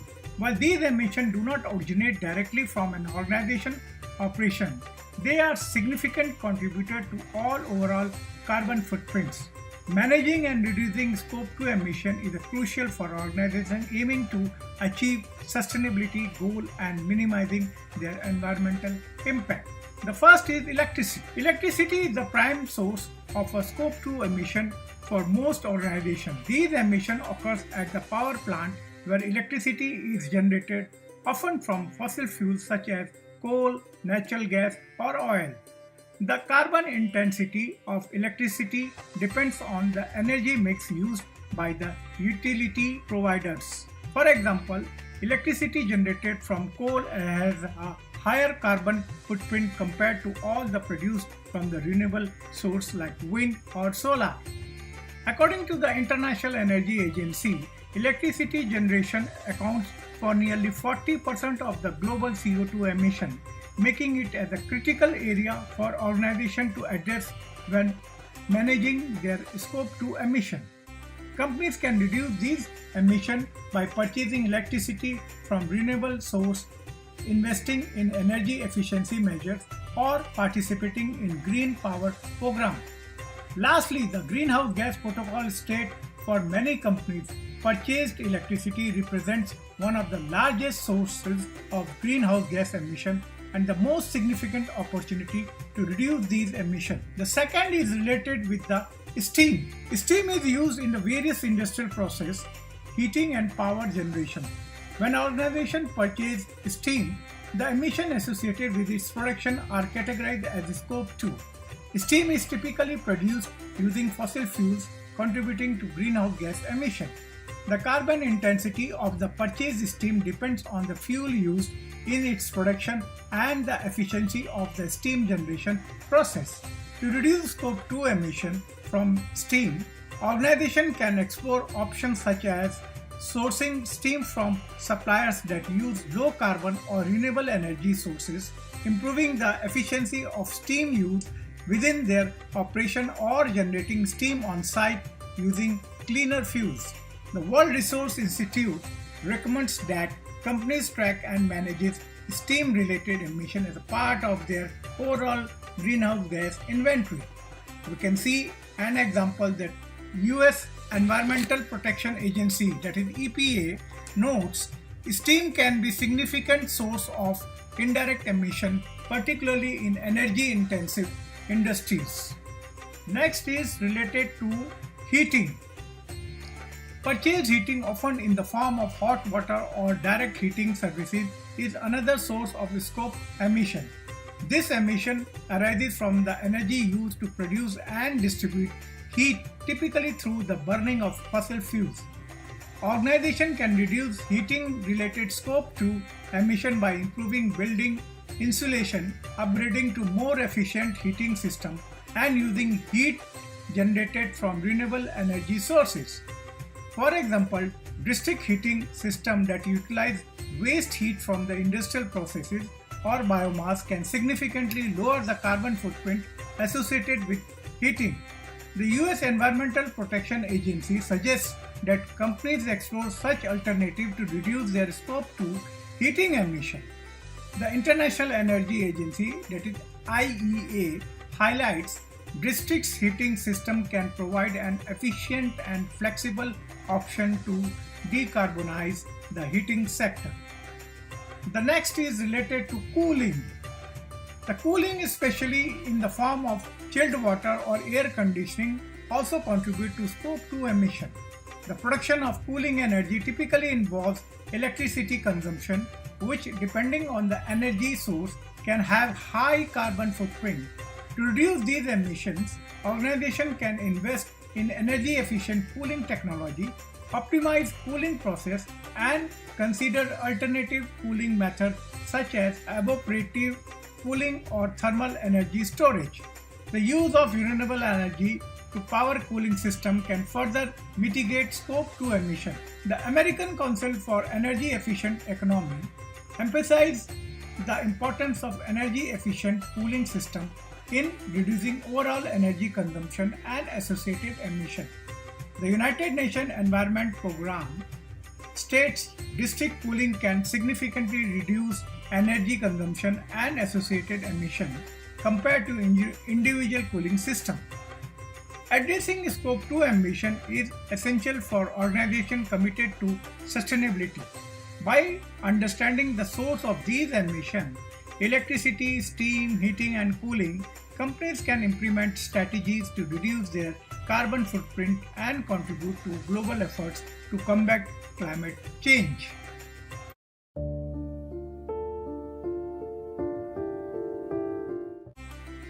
Now we shall discuss The steps involved in measuring the Scope 2 emission. Accurate measurement is vital for developing effective mitigation strategies, reporting to the stakeholders, and compiling with the regulatory requirements. The first step is related to collect energy data. The first step in measuring Scope 2 measure emission is to collect accurate and comprehensive data on energy consumption. Organizations need to gather information on the quantity of the electricity, steam, heating and cooling purchased from the external providers. This data is typically obtained from utility bills, energy meters and other monitoring systems. Its importance to ensure that the data cover all relevant facilities and operations within the organization boundaries. According to the Greenhouse Gas Protocol, maintaining consistent and accurate record of energy consumption is fundamental for calculating Scope 2 emission effectively. The Greenhouse Gas Protocol emphasizes that the company should collect activity data on energy consumed, preferably in kilowatts for electricity and in appropriate unit for steam, heating and cooling. The second step is related to determining the emission factor. Once energy consumption data is collected, the next step is to determine the appropriate emission factor. Emission factor represent the amount of greenhouse gas emission associated with each unit of energy consumed and vary based on the energy source and geographical location. For example, the emission factor for electricity depends on the energy mix of the local grid, which may include varying proportion of fossil fuels, nuclear and renewables. The United States Environmental Protection Agency and other organizations provide standardized emission factors that can be used to calculate emission from different energy sources. Organizations may also use location-based or market-based methods to account for specific emissions associated with the electricity they consume. The United States Environmental Protection Agency states that emission factors are representative value that attempts to relate the quantity of the pollutant released to the atmosphere with an activity associated with the release of that pollutant. The next step is related to calculate emission. After determining the emission factor, organization can calculate their Scope 2 emission by multiplying the energy consumed by the corresponding emission factor. This calculation should be done for each type of energy purchased, electricity, steam, heating and cooling, to obtain a comprehensive measure of Scope 2 emission.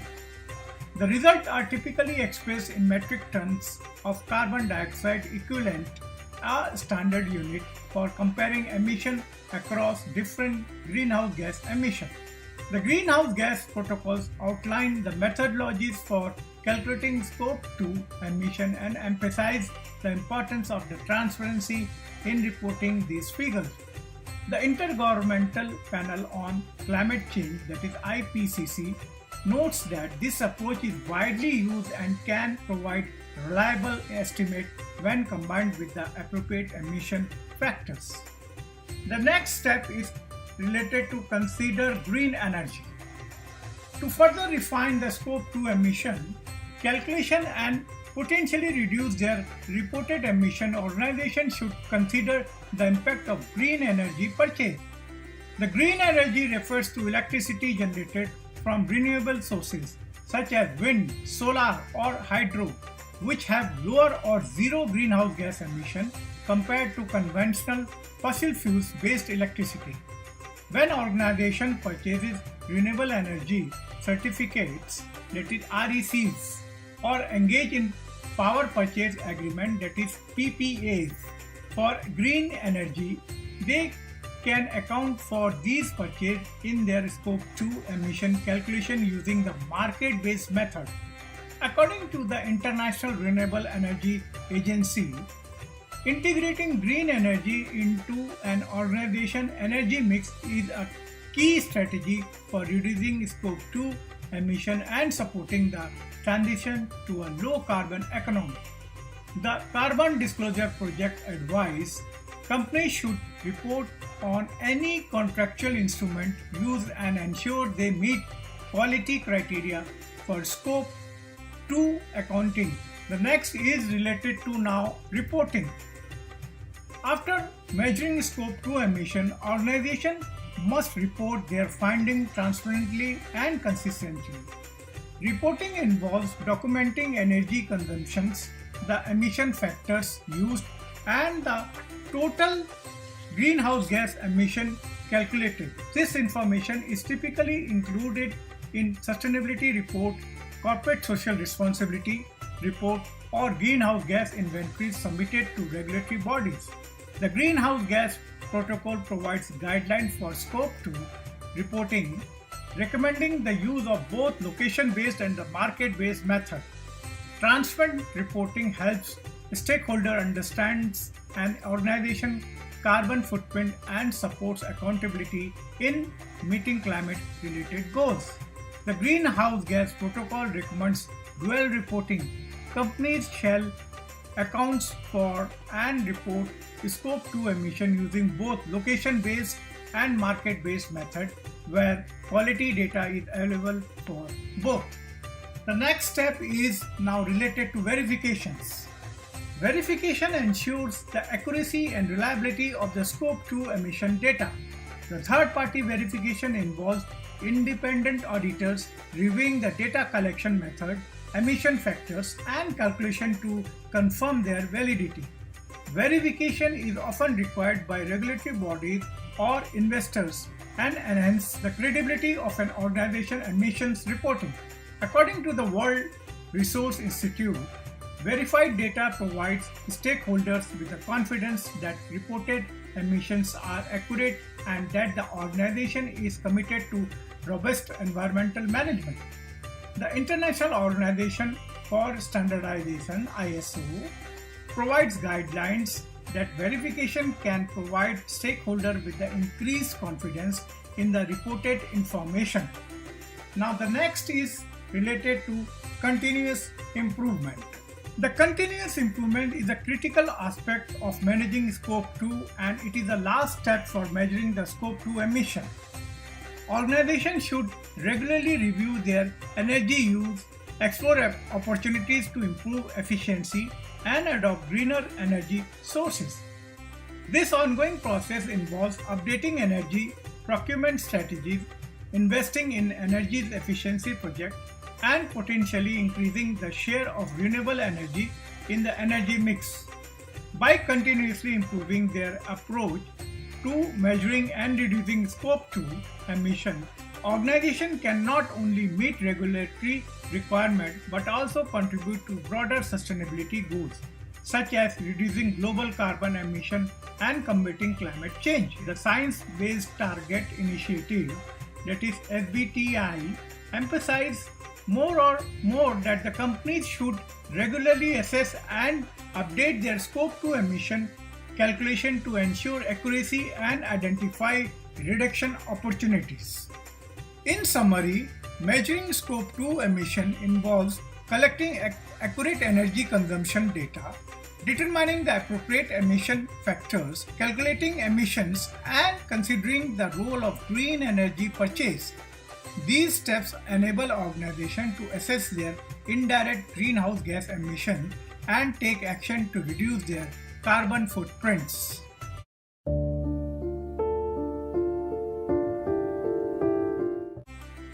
Now let us explore location-based methodology to explore Scope 2 emission. The first, location-based methods, is one of the two approaches recommended by the Greenhouse Gas Protocol for calculating and reporting Scope 2 emission. Scope 2 emission are indirect greenhouse gas emission from the consumption of the purchased electricity, heat, steam, or cooling. These emissions occurs at the power plant where electricity is generated rather than at a point of consumption but are still attributable to the end user. Understanding the location-based method, the location-based method is commonly used in corporate greenhouse gas inventories as it provides a baseline understanding of emission based on the local energy context. It is especially used for organizations operating in regions where the grid emission factors are relatively stable or where the renewable energy options are limited. Next part is associated with the calculation. The location-based method estimates Scope 2 emission by using average emission factors associated with the electricity grid in the region where the energy consumption occurs. This approach reflects the average carbon intensity of the grid mix, which typically include a combination of the fossil fuels such as coal, natural gas and oil, nuclear energy and renewable energy source like wind, solar and hydropower. The formula used in the location-based method is generally based on the electricity consumption in kilowatt multiplied by grid emission factor in tons of CO2 emission per kilowatt hour. The next is related to the advantage of location-based method. The first advantage is related to simplicity and consistency. The location-based method is straightforward to implement because it relies on the readily available data such as electricity bill and published grid emission factor. This made it accessible for organizations of all sizes from small businesses to large multinational operations. It provides a consistent approach that reflects the average impact of electricity consumption in specific location, making it easier to compare emission across different regions or facilities within an organization. The second part is related to reflects regional energy profiles. This method accurately reflects the carbon intensity of the regional electricity grid, which can vary significantly between locations. For example, region heavily reliant on coal will have higher grid emission factor, leading to higher Scope 2 emission, while region with a significant share of renewable will have lower emission. It can also highlight the importance of regional energy policies and grid decarbonization efforts in reducing an organization's carbon footprint. Now let us see what are the challenges and limitations. The first challenges and limitation is related to lack of recognition of renewable energy purchase. The location-based method does not account for the organization's efforts to purchase renewable energy or engage in green energy procurement strategy. If a company buys renewable energy certificate, that is RECs, or enter power purchase agreement, that is PPAs, for renewable energy, these actions will not influence the emission calculated using this method. As a result, it may not fully reflect an organization's commitment to sustainability. The other is related to dependency on the accurate emission factor. The accuracy of the location-based method rely heavily on availability and precision of regional grid emission factors. These factors can change over time as the energy mix evolves, requiring organizations to stay updated with the latest data to ensure accurate reporting. In summary, the location-based method under Scope 2 greenhouse gas emission is a practical and widely accepted approach that reflects the average carbon intensity of the electricity grid in a given region.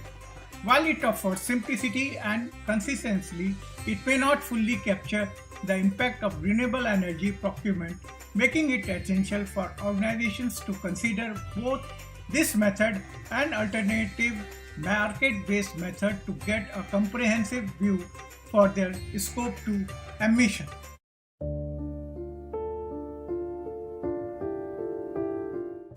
Now let us discuss market-based methodology for measuring emission under Scope 2. The market-based method is one of the two primary approaches recommended by the Greenhouse Gas Protocol for calculating and reporting Scope 2 emission.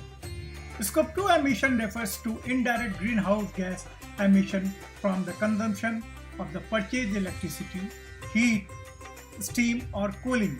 Unlike the location-based method, which uses average grid emission factor, the market-based method considers the specific emission associated with the electricity that an organization has chosen to purchase. The market-based method is particularly useful for companies that actively engage in sustainable energy procurement and seek to influence their emission profile through their purchasing decisions. When reporting Scope 2 emission, the Greenhouse Gas Protocol recommends that organizations report both the market-based and location-based emission to provide a comprehensive view of their impact. The next is related to their calculation. The market-based method calculates Scope 2 emission based on the emission intensity of the electricity that an organization has procured through a specific contract or instruments. These instruments can include renewable energy certificate, guarantees of origin, or power purchase agreement or contract with the specific energy suppliers. The fundamental idea is that organizations have some degree of control over their energy supply and can therefore influence the greenhouse gas emission associated with their electricity consumption by choosing lower emission or renewable energy sources. The formula used in the market-based method is generally based electricity consumption multiplied by supplier-specific emission factor, that is carbon oxide, that is CO2 in tons emitted per kilowatt. The next is related what are the advantages of market-based method. The first advantage is related to reflects specific purchasing decision.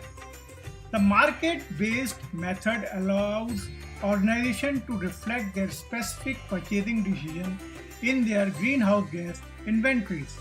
This means that if a company invests in a renewable energy through REC or PPAs or green tariff, their Scope 2 emission can reflect the lower emission associated with those purchases. This approach incentivizes companies to actively reduce their carbon footprint by choosing greener energy sources, as these decisions are directly reflected in their greenhouse gas reporting. The second is encourages market development for renewable energy. By allowing companies to account for their renewable energy purchase, the market-based method supports the development of renewable energy market. As more companies demand renewable energy, this can drive investment in renewable infrastructure, further reducing overall emission in the energy sector.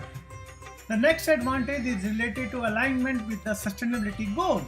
For organizations committed to sustainability and climate action, the market-based method provides a way to align greenhouse gas reporting with their broader environmental goals.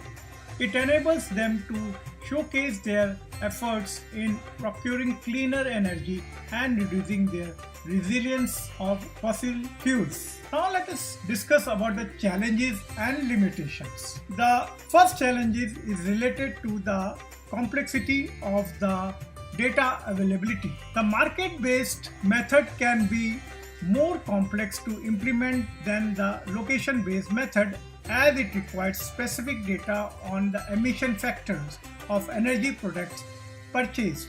Not all energy suppliers may provide this data, or it may not be available for all regions. The method also requires organizations to keep detailed record of their energy purchased and contract, which can add administrative burdens. The second is related to risk of double counting. There is a potential risk of double counting emission reduction if multiple parties claim the same renewable energy attributes, particularly with instruments like RECs.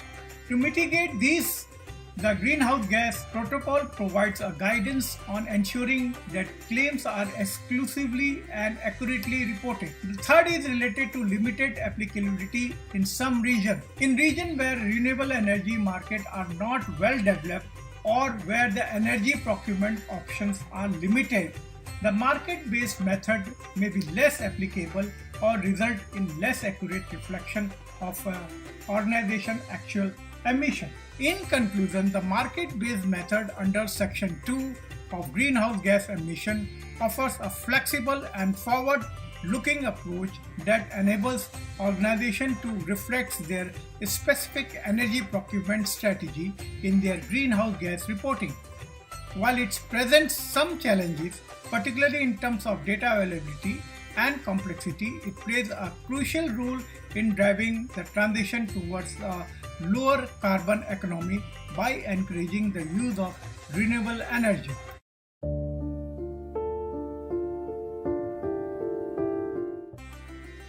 Now let us discuss what will happen if we use both methods, that is location and market base. The Scope 2 emission represents the indirect greenhouse gas emission from the consumption of purchased electricity, heat, steam or cooling. Under the greenhouse gas protocol, two primary methods are recommended for calculating the reporting these emissions, the location based and the market based. Both methods provide a distinct but a complementary insight into an organization's energy related emission, making it important to consider them together for comprehensive understanding of an organization's environmental impact. To ensure comprehensive reporting, organizations are generally encouraged to report their Scope 2 emission using both location-based and the market-based method. The differences in the result can highlight the impact of an organization's energy purchasing decision and the potential benefits of sourcing electricity from lower emission or renewable sources. Let us see what are the key considerations of using both methods. The first is related to data accuracy. Accurate data on electricity consumption is critical for calculating Scope 2 emission. This data is often obtained from utility bills, metering system or energy management systems. The next is related to emission factors. The choice of emission factor is crucial for the location-based method. National or regional grid emission factors are typically used, while for the market-based method, emission factors can vary based on the specific contract or certificates. Renewable energy purchasing. If a company purchases renewable energy certificate, that is REC, or a similar instrument, these should be considered in the market method to potentially reduce the reported Scope 2 emission. Let us see the importance of both the methods. Both methods are essential for comprehensive understanding of an organization's Scope 2 emission. The location-based method offers insights into the broader environmental impact based on the regional energy mix, while the market-based method emphasizes the impact of a specific procurement choice. Together, these methods enable organizations to report their emission transparently, track progress in reducing carbon footprints, and make informed decisions about the future energy strategy. Now let us look what are the key benefits by using both methods. This includes improved accuracy. Combining both methods can provide a more accurate assessment of Scope 2 emission as they complement each other's strength and weakness. Another is related to enhanced transparency. Using both methods can improve transparency and accountability in reporting Scope 2 emission. Another is related to the target emission reduction. By understanding the emission associated with a specific energy source, organizations can develop target strategies to reduce their Scope 2 footprints. Now let us see what is important to note, that the choice of method may depend on various factors, including the first is data availability. The data availability on the emission intensity of a specific electricity source may influence the choice of method. Other is organization goal. An organization specific goal and priorities may determine which method is most appropriate.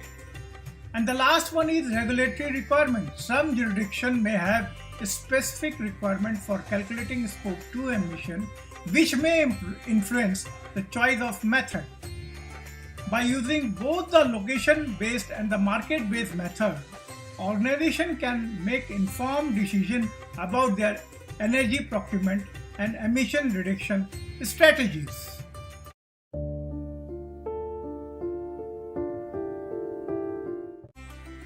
Now let us discuss an example for scope 2 emission in IT sector. In this example, we consider an IT service company that consumes both grid electricity and renewable energy. The table shows annual energy consumption, the emission factor of each energy source, and the total emission calculated. The grid electricity consumed by the company results in a significant emission due to the high emission factor associated with the energy mix of the grid. This factor reflects the carbon intensity of the electricity generated, which in this case is around 0.82 tons CO2 emission per megawatt of hectare consumed. The total emission from the grid electricity amount to 41,000 tons of CO2 emission annually. The company also consumes 10,000 megawatt for renewable energy, which has an emission factor of 0 tons of carbon dioxide per megawatt. This indicates that the energy source from the renewable contributes no direct emission, resulting in total of 0 ton of CO2 emission from this energy source. This example highlights how different energy sources contribute to the overall scope 2 emission of a company. By increasing the proportion of renewable energy in its energy mix, the company can significantly reduce its scope 2 emission, supporting its sustainability goal. The example also emphasizes the importance of selecting low carbon energy source in reducing a company carbon footprint.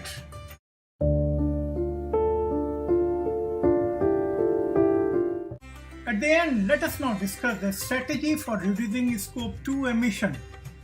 Scope 2 emission which stem from the indirect emission associated with the purchased electricity, heating and cooling is critical for organizations aiming to lower their carbon footprint. Several strategies can be implemented to achieve this reduction, and we are going to discuss some of these. The first is related to the renewable energy procurement. Procure renewable energy is one of the most effective ways to reduce scope 2 emission. Organizations can invest in power purchase agreement, that is PPA, or purchase renewable energy certificate, that is RECs, to ensure that their electricity consumption is sourced from renewable energy. This shift not only reduces the carbon intensity of their energy use, but also supports a broader transition to a low carbon energy grid. The next is related to energy efficiency measures. Improving energy efficiency is another crucial strategy. By optimizing energy usage through the implementation of energy efficient technology such as LED lighting, high efficiency system, and energy management system, organization can reduce the amount of energy they need to purchase. This in turn directly lowers scope 2 emission. Regular energy audit and the adoption of energy saving practice further enhance the efficiency, resulting in both environmental and the cost benefit. The next example is green building design. Incorporating green building principle in design and construction of facilities can significantly reduce energy consumption and consequently scope 2 emission. Green building uses passive design elements such as natural ventilation or daylighting and integrate energy efficient system to minimize energy usage. Certification standards like LEED, Leadership in Energy and Environmental Design, provide the framework for designing buildings that are both energy efficient and environmentally sustainable. By focusing on these strategies, organizations can effectively reduce their scope 2 emission, contributing to their overall sustainability goal while promoting the use of cleaner energy and more efficient practice.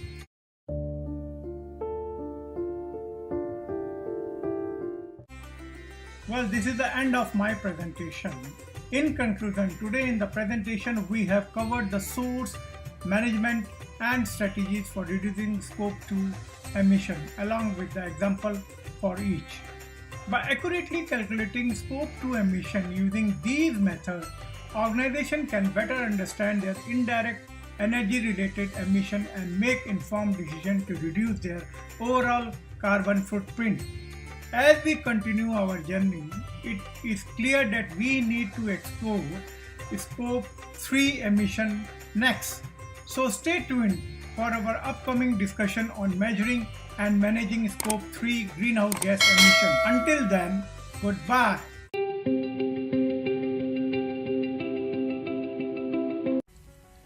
Continuing my series on greenhouse gas emission, now let us discuss on scope 3 emission. Scope 3 emission are crucial in understanding companies' full environmental impact because they encompasses all indirect emission not covered by the scope 1 and scope 2 occurring across the value chain. These emissions often represent the largest portion of a company's carbon footprint, including activities such as purchase goods and services, business travel, waste disposal, and use of sold products. Addressing scope 3 is essential for companies aiming to achieve comprehensive carbon reduction goal and for driving sustainability throughout their supply chain. By focusing on scope 3, companies can influence upstream and downstream processes, encouraging suppliers, customers and partners to adopt greener practice, thereby amplifying their overall impact on global climate action. In essence, tackling scope 3 emission is a key to achieving a truly sustainable business model.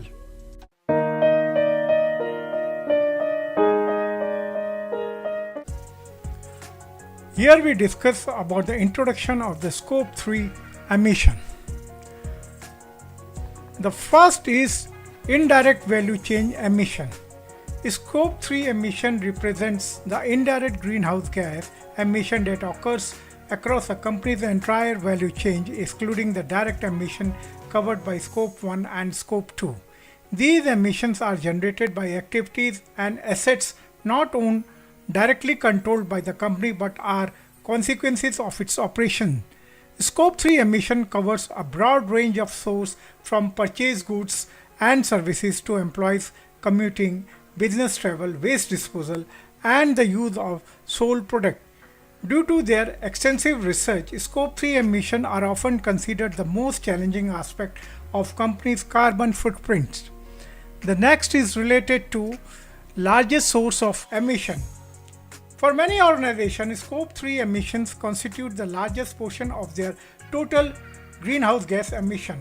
In sectors like retail, technology, and manufacturing, the majority of the company's carbon footprint can stem from the upstream production of raw material, logistic, and downstream use of the products by consumers. As such, ignoring scope 3 can result in a significant underestimation of the company's true environmental impact. Addressing these emissions is essential for companies seeking to make meaningful progresses towards sustainable goals. The next is related to the complex to measures. The complexity of measuring scope 3 emission lies in extensive data collection and coordination required across the entire value chain. Unlike scope 1 and 2, where emission sources are more directly controlled, scope 3 involves multiple stakeholders, each contributing to different aspects of the total emissions. Variability in the data accuracy, transparency issues with suppliers, and the need to estimate emission for end-user activities add layers of complexity to measurement process. The next is related to the critical for the comprehensive strategy. Despite of the challenge, integrating scope 3 emission into companies' greenhouse gas reduction strategies is critical for a comprehensive approach to sustainability. Addressing scope 3 allows companies to influence broader industries practice, promote suppliers sustainability, and create more sustainable products. By doing so, companies not only reduce their carbon footprint but also position themselves as the leaders in corporate responsibility and driving positive environmental impact across their entire value chain. A focus on Scope 3 is increasingly seen as essential for companies committed to achieving long-term sustainability and meeting global climate targets.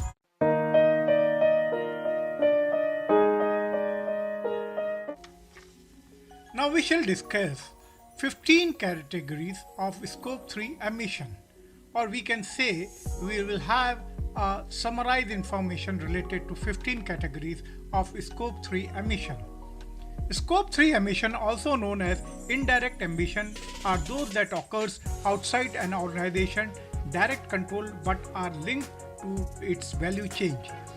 These emissions can arise from the activities such as purchase goods and services, transportation, waste disposal, and business travel. The Greenhouse Gas Protocol has identified 15 categories of Scope 3 emission as narrated in the figure, providing a framework for organizations to assess and manage their indirect emission. Understanding the significance of these 15 categories is crucial for organizations seeking to reduce their overall carbon footprint. By identifying and quantifying their Scope 3 emission, organizations can develop targets, strategies to mitigate their environmental impact. These categories provide a comprehensive framework for organizations to assess their entire value chain emission, enabling them to identify hotspots and prioritize reduction efforts. Further, these 15 categories are critical because as they provide a structured approach to identify, measuring, and managing the emission across an organization's entire value chain. Addressing Scope 3 emission is vital for companies aiming to achieve comprehensive sustainability and the carbon reduction goals. Since Scope 3 emission often constitutes the largest portion of a company's total greenhouse gas emission, they represent significant opportunities for impact reduction. Managing these emissions can lead to more sustainable supply chain, reduced operational cost, and enhanced corporate reputation. Lastly, it is important to note that not all categories will be relevant to every company. The World Resources Institute advises that companies should focus on the most relevant and the significant categories for their business and value chain.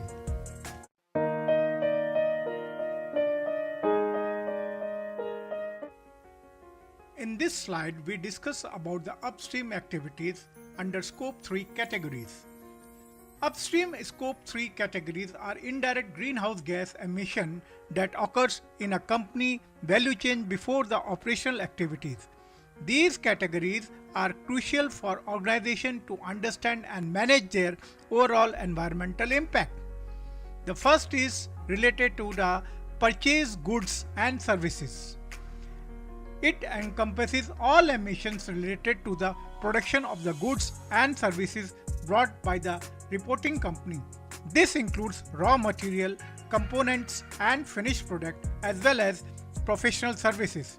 To calculate these emissions, companies must consider the entire life cycle of the purchased item from extraction of raw material to manufacturing and transportation. Strategies to reduce emission in this category include supplier engagement, sustainable procurement policies, and redesigning product for the lower environmental impact. The next is related to the capital goods. It refers to final products that have an extended life and are used by the company to manufacture a product, provide a service, or sell, store, and deliver merchandise. Example includes machinery, equipments, buildings, and vehicles. Emissions in these categories are associated with production of these capital goods. Companies can mitigate these emissions by investing in energy efficient equipment, extending the lifespan of existing assets, and considering the circular economy principle in procurement decision. The next is related to fuel energy related activities. It covers emissions related to production of fuel and energy purchased and consumed by the reporting company, which are not included in Scope 1 and Scope 2. This category includes extraction, production and transportation of fuels as well as electricity transmission and distribution losses. To reduce emission, companies can implement energy efficiency measures, switch to renewable energy sources and optimize their energy procurement strategy. The next is related to upstream transportation and distribution. It involves emission from the transportation and distribution of products purchased by the reporting company in vehicle and facilities not owned or controlled by the company. This includes inbound logistic, third-party warehousing and any intercompany transportation. Strategies to decrease emission in this category includes optimizing transportation route, using more efficient vehicles, consolidating shipments and collaborating with the suppliers to improve logistic efficiency.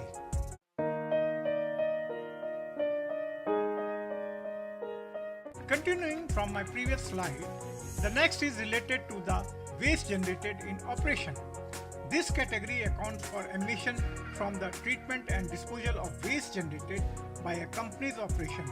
It includes all types of waste such as solid waste, hazardous waste and wastewater and their subsequent treatment methods such as landfilling, recycling or incineration. The emission arises from the decomposition of organic waste, the energy used in waste treatment facilities and the transportation of waste.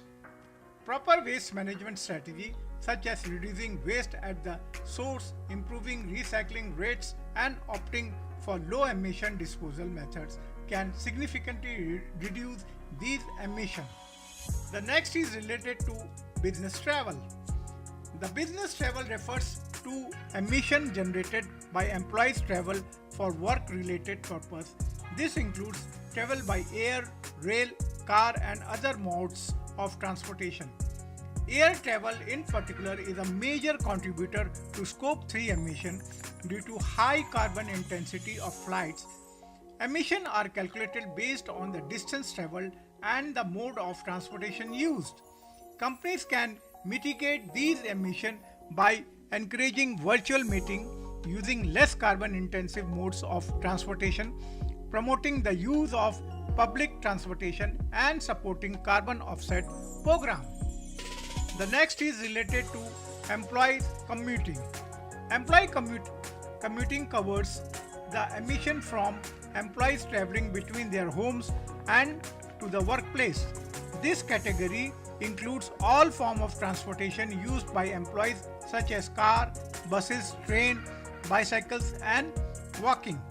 The emissions are influenced by factors such as the distance traveled, the type of vehicle used and the frequency of commutes. Companies can reduce these emissions by offering incentives for carpooling, providing public transit pass, encourage flexible working arrangements like telecommunicating and supporting the use of low emission vehicle. The other is related to upstream leased assets. Upstream leased asset refers to emission from the operation of asset leased by the reporting company where the emissions are not included in Scope 1 and Scope 2. These could include office building, vehicle or equipment leased from third parties. The emissions are attributed to the lessee based on their use of the assets. Companies can manage these emissions by choosing energy efficient leased assets, negotiating with the lessors for green energy supply and implementing operational efficiency to reduce energy consumptions.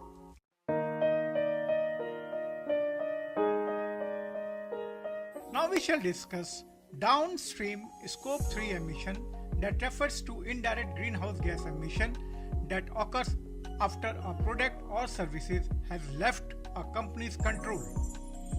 These emissions are crucial to understanding the full environmental impact of a company's activities and product. Key downstream Scope 3 categories include use of sold products, end-of-life treatment of sold products, downstream transportation and distribution and franchises and investment. Now the first is related to the use of sold product. This category includes emission that result from the use of goods and services sold by a company. For many companies, especially those in manufacturing or energy sector, this can represent a significant portion of their carbon footprint. For example, an automobile manufacturing would account for the emission produced by the vehicle it sells throughout their operational lifetime. Reducing these emissions involves designing more energy efficient products and encouraging customers to adopt low carbon practice. The next is related to end of life treatment of sold product. This category accounts for emission associated with the disposal and treatment of products after their useful life. This includes activities such as recycling, landfilling, and incineration. Companies can mitigate these emissions by designing products that are easier to recycle, reduce waste, and promoting circular economy practice where products are reused or repurposed rather than disposed of. The next is related to downstream transportation and distribution. Emission in this category comes from the transportation and distribution of products after they have been sold. This includes emission from the logistic and transportation provide that deliver product to end customers, including retail distribution. Companies can reduce these emissions by optimizing their supply chain, improving the efficiency of distribution network, and using lower carbon transportation options. The next is related to processing of the sold product. This category covers emissions generated during the processing of intermediate product sold by company before they reach the final consumer. For instance, if a company sells components that are later assembled into a final product by another company, the emission from that assembly process would fall under this category. These emissions are significant because they often involve energy-intensive manufacturing process. Companies can reduce these emissions by working with their customers to encourage energy efficiency and the adoption of low-carbon technologies in processing of these products.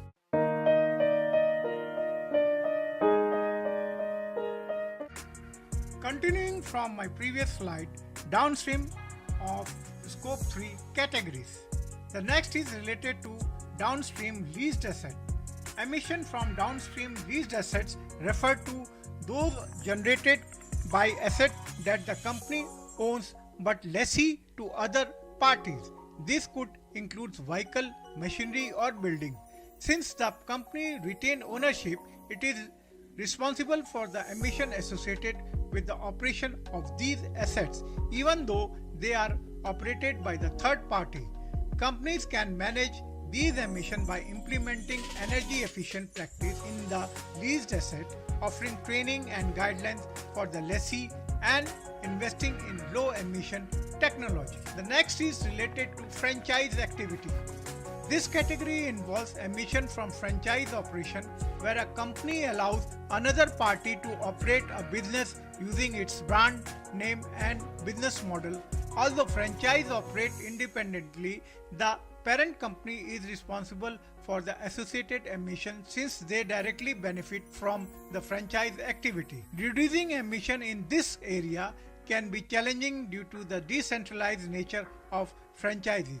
However, companies can implement standard environmental policies, offer incentives for energy efficiency, and provide sustainability training to franchise to help mitigate these emissions. The next is related to investment activity. Investment related emissions are those associated with the financial investment a company makes, including equity, debt and other financial instruments.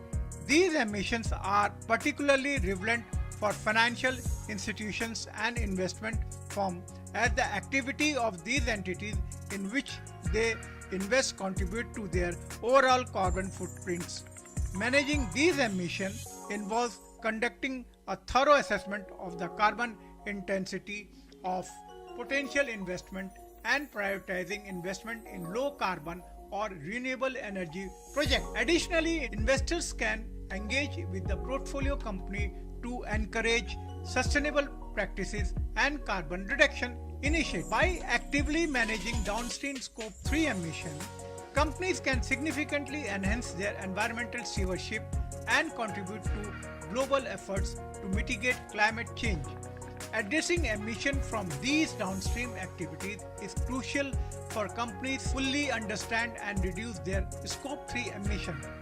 By focusing on these areas, businesses can significantly impact their overall carbon footprint and contribute to global efforts to mitigate climate change. Furthermore, managing these emissions can enhance a company's reputation, align with the investors and consumer expectation, and lead to long-term cost saving and business resilience.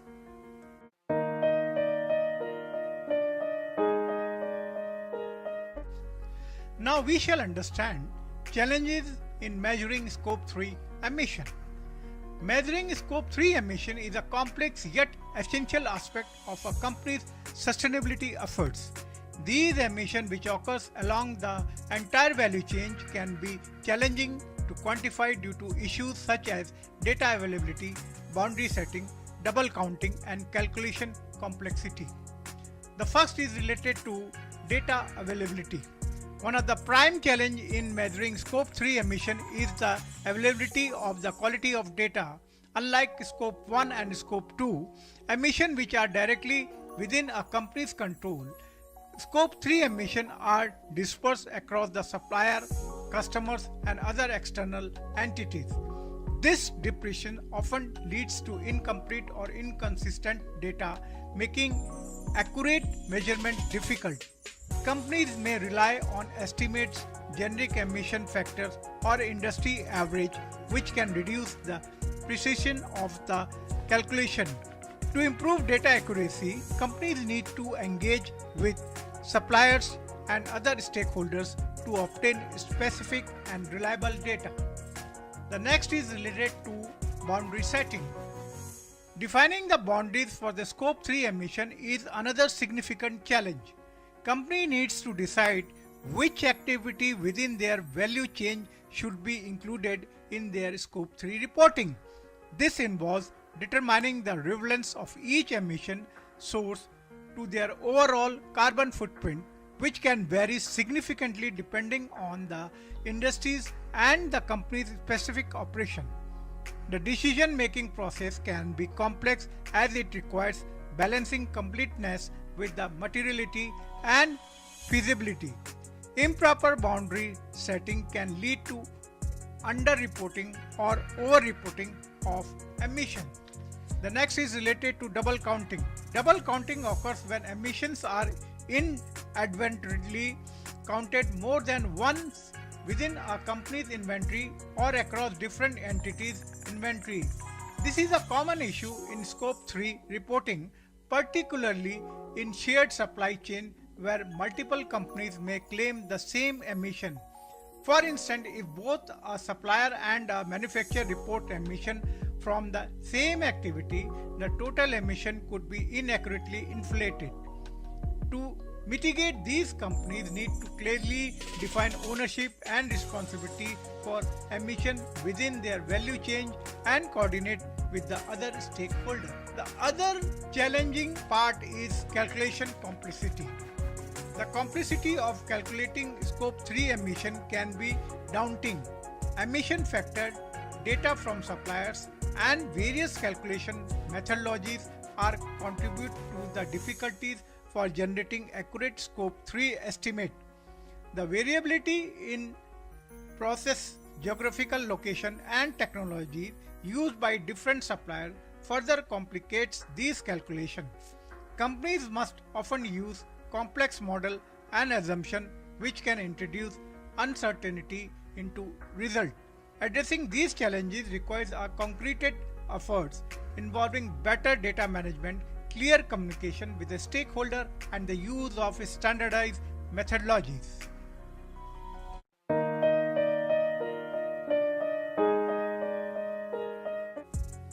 Now we shall discuss what are the strategies for measuring Scope 3 emission.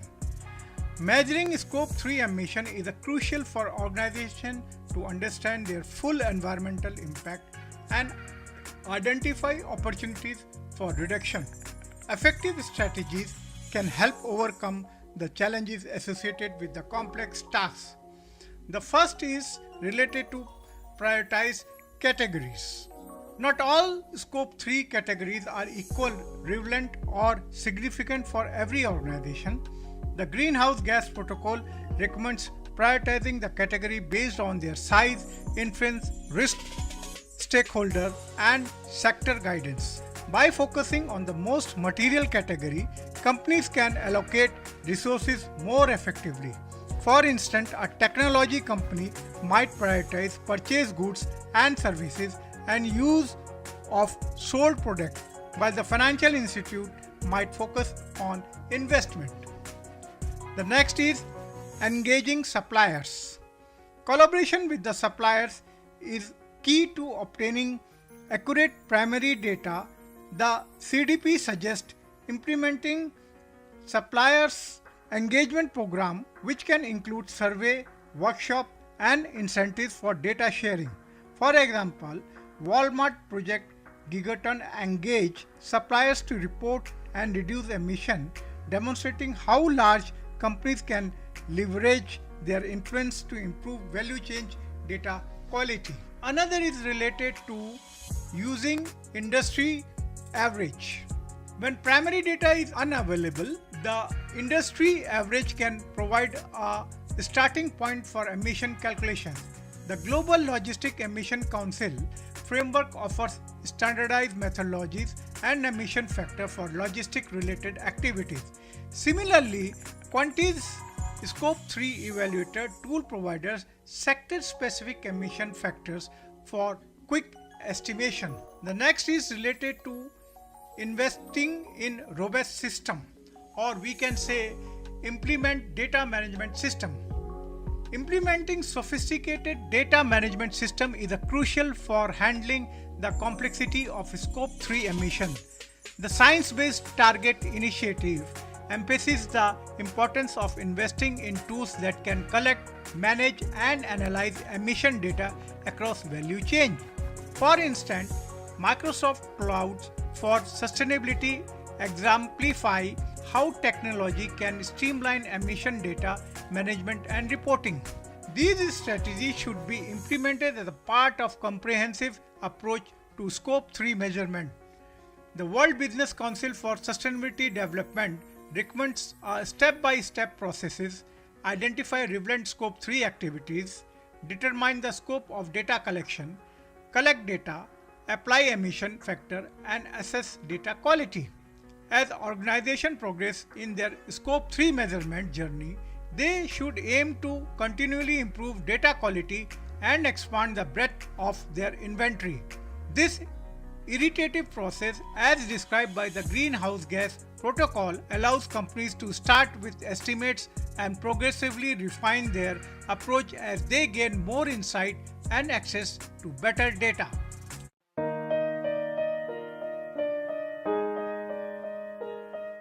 This slide discusses an example for Scope 3 emission in retail. The slide presents a breakdown of Scope 3 emissions for what appears to be a retail company. Scope 3 emission refers to indirect greenhouse gas emission that occurs in a company value chain outside of its direct operation. Here are a summary of the data as shown in the slide. The first is related to the purchased goods and services. This is by far the largest category, accounting for 5 lakh tons CO2 emission, tons of a carbon dioxide equivalent annually, or 60% of the total Scope 3 emission. This likely represents the emission associated with production of goods the retailer sell. The second is related to the use of sold products. The second largest at 2 lakhs ton CO2 emitted, or 24% of the total.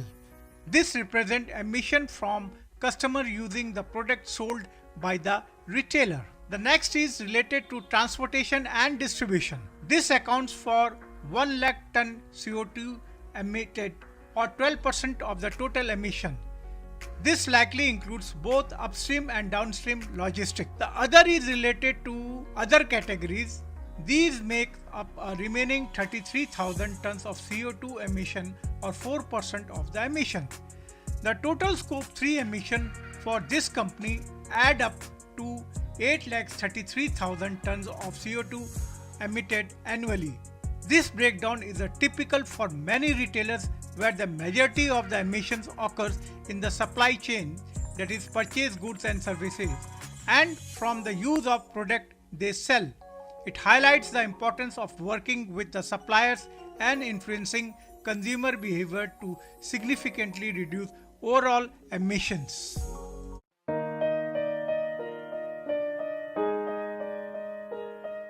Now we shall discuss what are the strategies for reducing scope 3 emission. Reducing scope 3 emission, which occurs throughout a company's value chain, is essential for comprehensive climate action.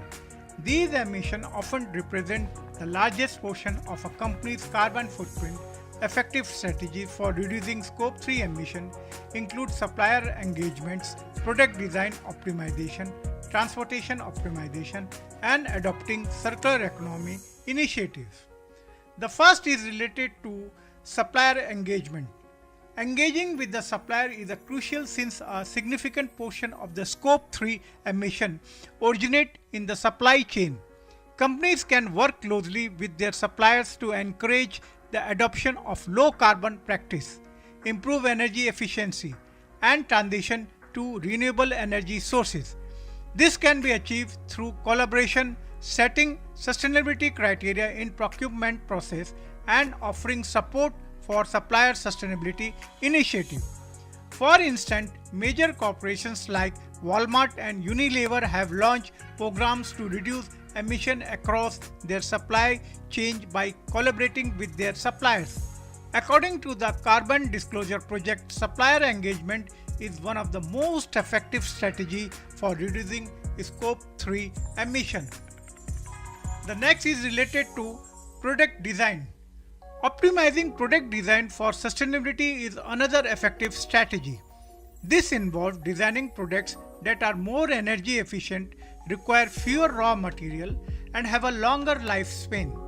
Companies can also focus on reducing the environmental impact during the use of phase of the product by incorporating energy saving feature or promoting the use of low carbon alternative. For example, companies in the electronic industries have successfully reduced emission by designing products. That importance of product designing in reducing the lifespan emission of goods and services. Another is related to the transportation optimization. Emission from transportation and distribution are significant contributors to scope 3 emission. Companies can reduce these emissions by optimizing their logistic network, improving fuel efficiency, and shifting to lower emission transportation modes such as rail or electricity vehicle. Additionally, companies can explore options like reducing the distance product travel, consolidating shipments, and choosing more sustainable packaging material. For instance, companies like ECA have implemented transportation strategy that includes maximizing the efficiency of ship container and investing in electric delivery truck. The Environmental Protection Agency, that is EPA, provides a guidance on transportation optimization as a key element in reducing emission. The next is related to circular economy initiative. Adopting circular economy principle can significantly reduce scope 3 emission by keeping products, material, and resources in use for as long as possible. Strategies include designing for recyclability, encouraging product take-back program, and promoting the reuse and refurbishment of products. Companies like Patagonia and Apple have pioneered circular economy initiative, focusing on extending product life cycle and reducing waste. By implementing these strategies, companies can make significant progress in reducing Scope 3 emissions, thereby contributing to the global efforts to mitigate climate change.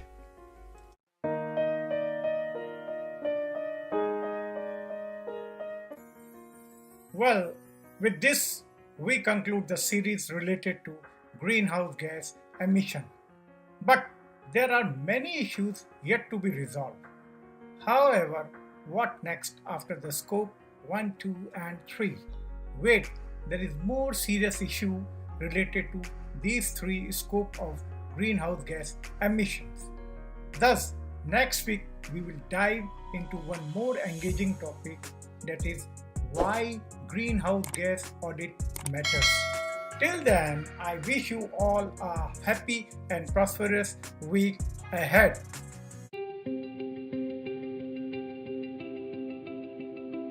In an era of escalating climate change and growing environmental consciousness, greenhouse gas (GHG) audits have emerged as a critical tool in the global fight against climate change.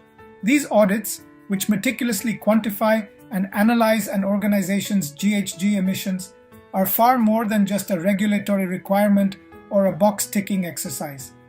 They represent a fundamental shift in how businesses, governments, and other entities approach environmental impact and sustainability efforts.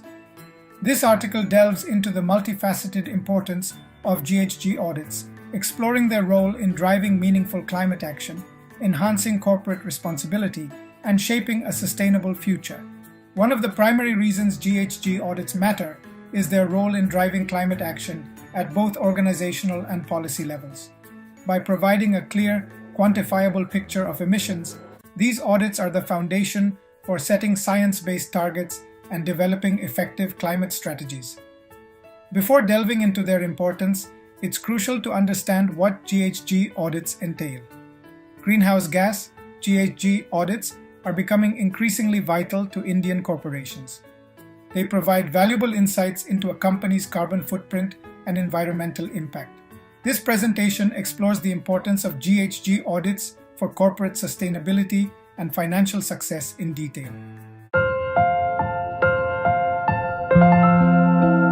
Assessment of an organization's greenhouse gas emissions. GHG audits are crucial for sustainability reporting and compliance with climate regulations. This slide identifies its definition, scope, and related environmental understanding. 1. Definition. Before delving into their importance, it's crucial to understand what GHG audits entail.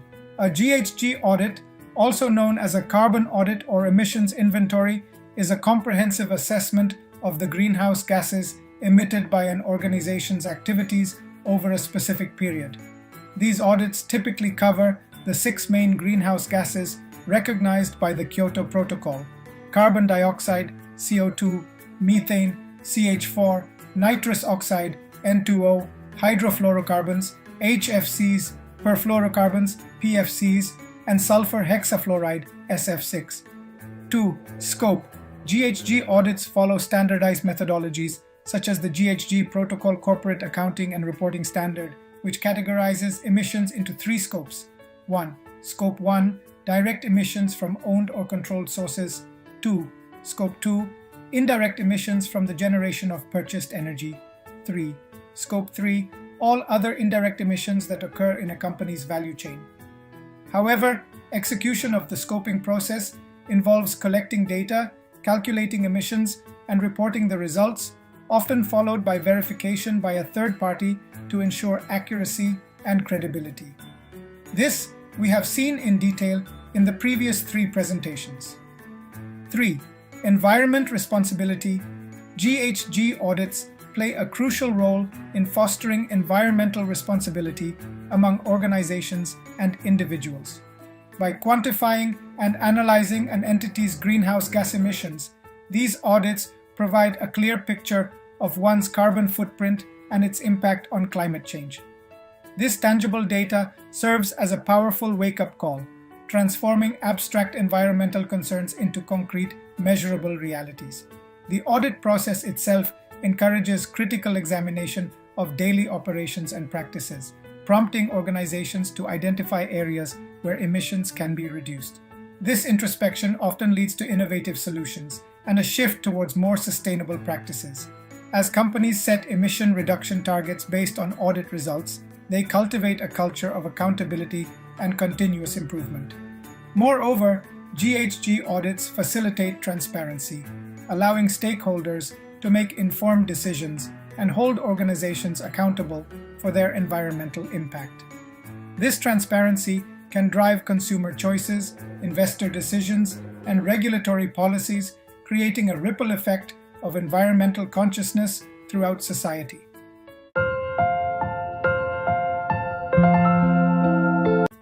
Regulatory compliance for GHG audits involves adhering to government-mandated standards for measuring, reporting, and verifying greenhouse gas emissions. Companies must follow specific protocols such as the GHG Protocol or ISO 14064 and may be required to submit reports to regulatory bodies. The slide here explains regulatory compliance in current and future times at the global and national level with global alignment. 1. Current regulations. One of the most significant reasons GHG audits matter is their role in ensuring compliance with local, national, and international regulations. In the wake of global agreements like the Paris Agreement, many governments have introduced legislation requiring businesses to disclose their carbon emissions. In the current regulatory landscape, many countries have implemented mandatory GHG reporting schemes such as the EU's Emissions Trading System, ETS, and the US EPA's Greenhouse Gas Reporting Program. These regulations require organizations to conduct regular GHG audits, ensuring accurate emissions data and compliance with emission reduction targets. Furthermore, they provide a basis for participating in carbon trading systems, where companies can buy or sell emission allowances based on their GHG audit results. In India, GHG audits are becoming increasingly important in shaping regulatory compliance as the country strives to meet its climate commitments. Currently, the regulatory framework includes the Energy Conservation Act of 2001, amended in 2010, which mandates energy audits for large energy-consuming industries. While not specifically focused on GHG emissions, these audits indirectly address carbon footprints. 2. Future trends. As climate change concerns intensify, future regulatory trends are likely to see more stringent emission controls and expanded audit requirements. Emerging regulations may extend to smaller businesses and additional sectors, necessitating more comprehensive and frequent GHG audits. There's also a growing push towards standardizing audit methodologies globally, as seen in the development of ISO 14064 standards for GHG quantification and reporting. The Perform, Achieve and Trade PAT scheme implemented by the Bureau of Energy Efficiency requires designated consumers in energy-intensive sectors to conduct regular energy audits. These audits, while primarily focused on energy efficiency, contribute to GHG emission reduction efforts. Looking ahead, India's future regulatory trends are likely to see a more direct focus on GHG audits. The country's commitment to reduce the emission intensity of its GDP by 45% by 2030 from 2005 levels as part of its nationally determined contributions under the Paris Agreement will necessitate more stringent GHG monitoring and reporting. 3. Global alignments in GHG regulations are becoming increasingly important, driven by international agreements like the Paris Accord. This trend is leading to the harmonization of audit practices across borders, facilitating more consistent reporting and comparison of emissions data worldwide. Initiatives like the Task Force on Climate-Related Financial Disclosures, TCFD, are promoting standardized climate risk reporting, further emphasizing the importance of robust GHG audits. India is also aligning with global standards, as evidenced by its participation in the International Solar Alliance and its support for the Paris Agreement. This global alignment may lead to the adoption of more comprehensive GHG audit requirements, similar to those in developed economies. The Securities and Exchange Board of India, SEBI, has mandated sustainability reporting for the top 1,000 listed companies, which includes disclosure of GHG emissions. This trend is likely to expand, potentially leading to mandatory GHG audits for a broader range of companies. In essence, GHG audits are not just tools for compliance, but are shaping the very nature of environmental regulations, fostering a more unified, transparent, and effective global approach to combating climate change.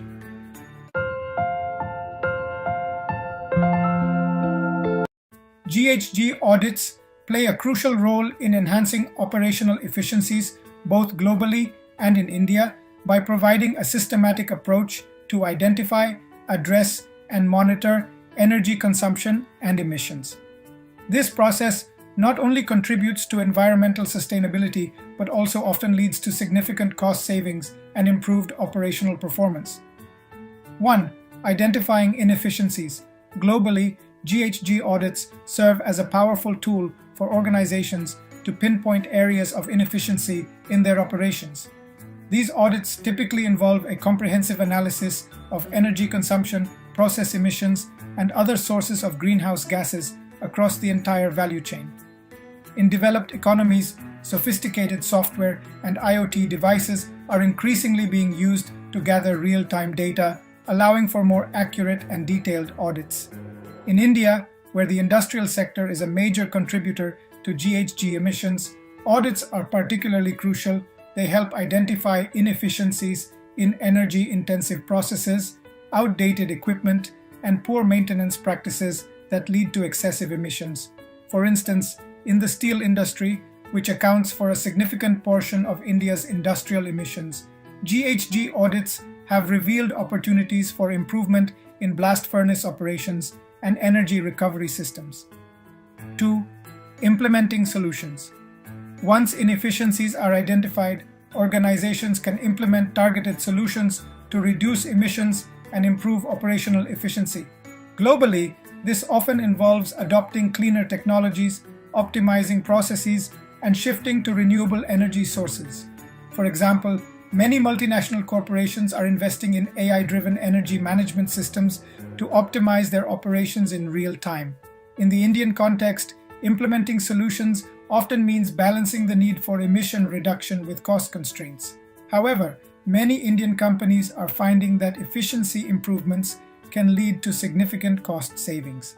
For instance, in the cement industry, which is another major emitter, companies are implementing waste heat recovery systems and alternative fuel use driven by insights from GHG audits. The textile industry, a key sector in India, is adopting energy-efficient machinery and process optimization based on audit findings. 3. Monitoring progress. Continuous monitoring is essential to ensure the effectiveness of implemented solutions and to identify new areas for improvement. Globally, there's a trend towards continuous emissions monitoring systems, CEMs, that provide real-time data on GHG emissions. This allows for quick adjustments and helps in complying with increasingly stringent regulations. In India, while continuous monitoring is not yet widespread, regular GHG audits are becoming more common, especially among larger corporations. The government's PAT Perform Achieve Trade scheme has also incentivized regular energy audits in energy-intensive sectors, indirectly promoting GHG emission monitoring. In India, sectors like IT and pharmaceuticals, which are closely linked to global supply chains, are adopting international best practices in GHG auditing and management. This is not only improving their operational efficiencies, but also enhancing their competitiveness in the global market. As the world, including India, moves towards a low-carbon economy, the role of GHG audits in driving operational efficiencies will only grow. They will continue to be a critical tool in identifying inefficiencies, implementing targeted solutions, and monitoring progress towards a more sustainable and efficient operational model. For India, in particular, effective use of GHG audits can help in achieving its ambitious climate goals while supporting its economic growth aspirations.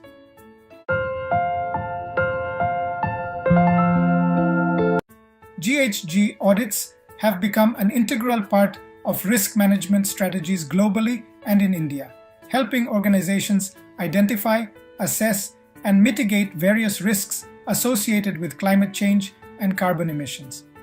These audits provide crucial data and insights that inform decision-making across multiple dimensions of risk management. Climate-related risk.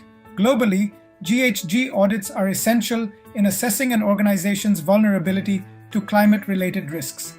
By quantifying emissions, these audits help companies understand their contribution to climate change and, consequently, their exposure to physical risks, such as extreme weather events, and transition risks, such as policy changes and market shifts towards low-carbon alternatives. In India, where climate change impacts are increasingly evident through events like severe heat waves and flooding, GHG audits are gaining importance in risk assessment. For sectors like agriculture, which is highly vulnerable to climate change, these audits can guide adaptation strategies by identifying major emission sources and potential areas for resilience building. Financial implications. The financial risks associated with high GHG emissions are becoming more pronounced worldwide. Carbon pricing mechanisms, such as carbon taxes and emissions trading systems, are being implemented in many countries. GHG audits provide the necessary data for companies to assess their potential financial liabilities under these schemes. In India, while a national carbon pricing mechanism is not yet in place, there's growing pressure from international investors and partners for emissions disclosure. Indian companies, especially those in energy-intensive sectors or with global operations, are using GHG audits to assess their financial exposure to potential future carbon regulations and to guide investments in low-carbon technologies. Reputation management. Globally, corporate reputation is increasingly tied to environmental performance. GHG audits provide transparency and credibility to a company's sustainability claims, helping manage reputational risks. Companies with robust GHG audit processes and demonstrated emission reductions often enjoy enhanced brand value and stakeholder trust. In India, where environmental awareness is growing rapidly, especially among urban consumers, GHG audits are becoming a tool for proactive reputation management. Companies in consumer-facing sectors, such as retail and automotive, are using audit results to demonstrate their commitment to sustainability, differentiating themselves in a competitive market. Supply chain. Resilience. GHG audits play a crucial role in managing supply chain risks globally. They help identify emissions hotspots along the value chain, guiding efforts to build a more resilient and sustainable supply network. This is particularly important as extreme weather events and regulatory changes in one region can have cascading effects on global supply chains. For India, a major player in global supply chains, GHG audits are becoming essential for maintaining competitiveness. Many multinational corporations now require their suppliers to conduct GHG audits and demonstrate emissions reduction efforts. Indian companies, particularly in sectors like textiles and manufacturing, are using these audits to secure their position in global supply chains and mitigate the risk of losing business to more sustainable competitors. Furthermore, GHG audits are helping Indian companies identify vulnerabilities in their own supply chains, particularly related to resource scarcity and energy security. This is crucial in a country where energy supply can be inconsistent and where climate change is exacerbating water scarcity in many regions. GHG audits have become increasingly crucial in shaping corporate reputation and enhancing brand value, both globally and in India. As environmental consciousness grows, these audits serve as a foundation for companies to demonstrate their commitment to sustainability, influencing consumer preferences, differentiating their brand, establishing authenticity, and supporting corporate social responsibility (CSR) initiatives. Consumer preference. Globally, there's a significant shift in consumer behavior towards environmentally responsible products and services. GHG audits provide companies with credible data to communicate their environmental impact and reduction efforts to consumers. This transparency can significantly influence purchasing decisions, particularly among younger generations who prioritize sustainability. In India, while price remains a primary factor in consumer decisions, environmental awareness is rapidly growing, especially in urban areas. Companies that conduct and publicize their GHG audit results are increasingly seen as forward-thinking and responsible. For instance, in the automotive sector, companies highlighting their reduced carbon footprint are gaining traction among environmentally conscious Indian consumers. Brand differentiation. In a globally competitive marketplace, environmental performance has become a key differentiator. Companies with robust GHG audit processes and demonstrated emissions reductions can set themselves apart from competitors. This differentiation is particularly valuable in industries where products or services are otherwise similar. For Indian companies competing on the global stage, GHG audits offer a means to align with international standards and expectations.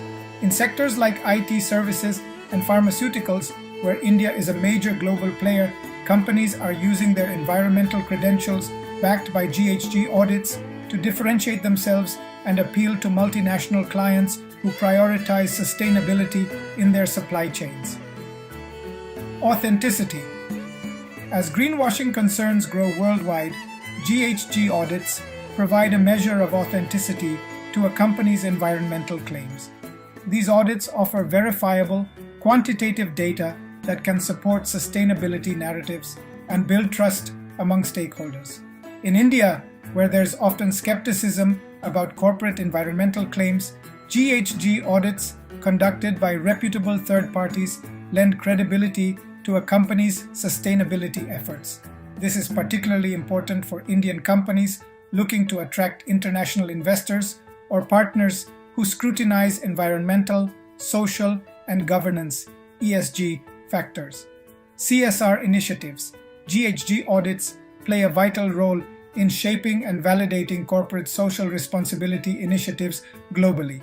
They provide a baseline for setting emission reduction targets and help companies track and report their progress, which is often a key component of CSR reporting.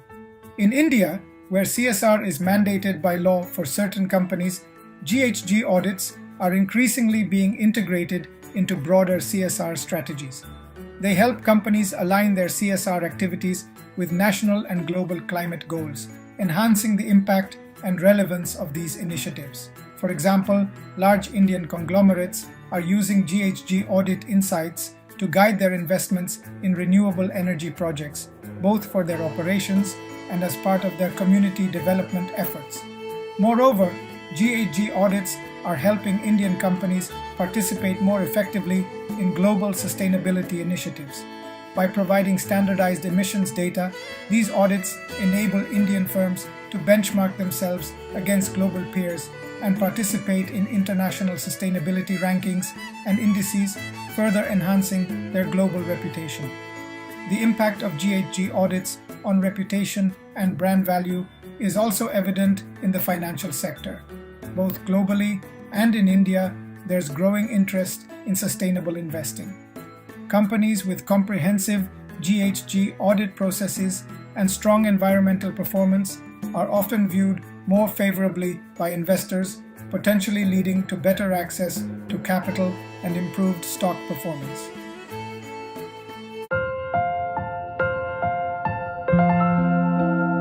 GHG audits play a crucial role in shaping investment and financing decisions both globally and in India, particularly in the context of the growing emphasis on sustainable finance. These audits provide essential data for investors and financial institutions to assess climate-related risks and opportunities. Green bonds. GHG audits are fundamental in the issuance and valuation of green bonds. Globally, these audits help verify that the projects financed by green bonds genuinely contribute to emission reductions. In India, where the green bond market is rapidly growing, GHG audits provide the transparency needed to attract international investors and ensure compliance with global green bond standards.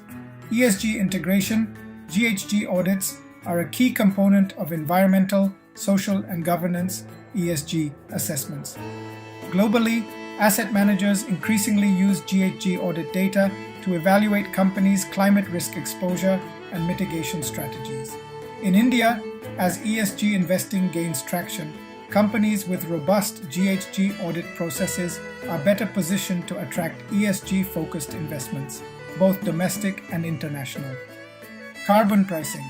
As carbon pricing mechanisms expand worldwide, GHG audits become critical in financial risk assessment.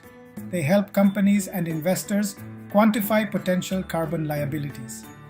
While India doesn't have a national carbon pricing system yet, many Indian companies operating globally or in carbon-regulated markets use GHG audits to assess their financial exposure to carbon prices. Furthermore, in both global and Indian contexts, GHG audits are increasingly influencing lending decisions. Banks and financial institutions are using audit data to assess climate-related credit risks and to design green lending products.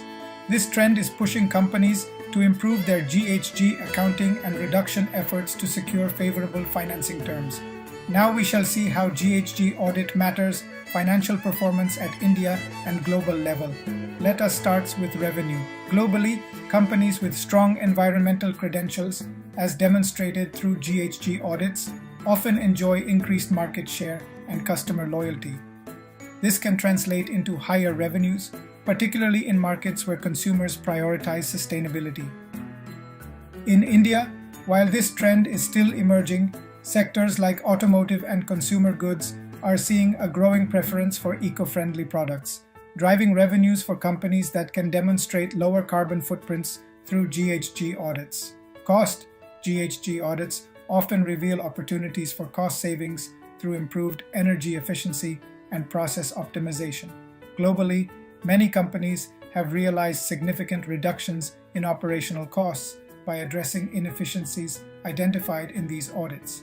In India, where energy costs can be a major expense for businesses, GHG audits have helped companies in energy-intensive sectors like steel and cement to identify and implement cost-saving measures, improving their bottom line. Valuation. Investor perceptions of a company's long-term viability and risk profile are increasingly influenced by its environmental performance. Globally, companies with lower GHG emissions and clear reduction strategies often enjoy higher valuations and better access to capital. In India, while this link is still developing, companies that proactively conduct and act on GHG audits are beginning to see positive impacts on their market valuations, particularly those listed on international exchanges or seeking foreign investment. Investment. GHG audits guide investment decisions both internally and externally. Internally, companies use audit results to prioritize investments in low-carbon technologies and processes. Externally, investors use this data to assess a company's long-term sustainability and resilience to climate-related risks. In the global context, many large investment funds now require comprehensive GHG disclosures before making investment decisions.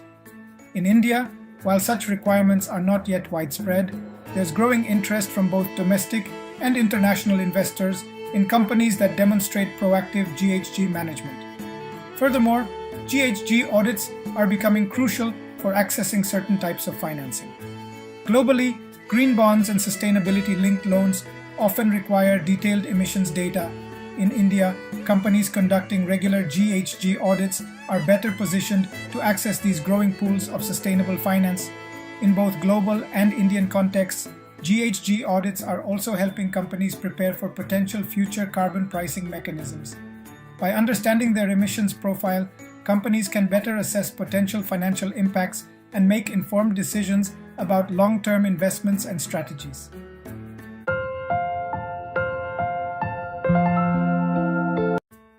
GHG audits play a crucial role in driving innovations and enhancing competitiveness for businesses both globally and in India.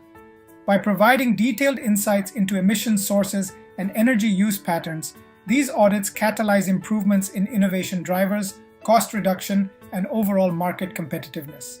Innovation drivers, GHG audits often reveal inefficiencies in existing processes, spurring innovations in process design. Companies use audit data to identify areas where emissions are highest and redesign these processes for greater efficiency.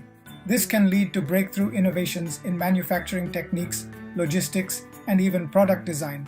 For example, in the global automotive industry, GHG audits have driven innovations in lightweight materials and electric drivetrains. In India, textile manufacturers have used audit insights to develop low water, low energy dyeing processes, improving both their environmental footprint and production efficiency. Lowering costs. One of the most direct impacts of GHG audits on competitiveness is through cost reduction. By identifying energy inefficiencies and waste, audits often point to opportunities for significant cost savings. This is particularly important in energy-intensive industries where fuel and electricity costs can be a major component of overall expenses. Globally, companies like Walmart have used GHG audit data to optimize their logistics networks, significantly reducing both emissions and costs. In India, steel manufacturers have implemented energy recovery systems based on audit findings, lowering their energy costs and improving their market position. Healthy competition.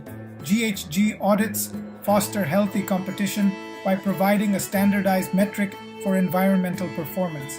As consumers and investors increasingly prioritize sustainability, companies use their audit results to differentiate themselves in the market.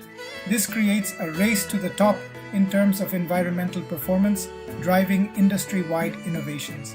In the global context, tech giants like Google, Microsoft, and Amazon compete to achieve carbon neutrality, spurring innovations in renewable energy and carbon capture technologies. In India, companies in sectors like cement and paper are increasingly using their GHG performance as a competitive advantage, driving sector-wide improvements in energy efficiency and alternative fuel use. The impact of GHG audits on innovation extends beyond individual companies to entire supply chains.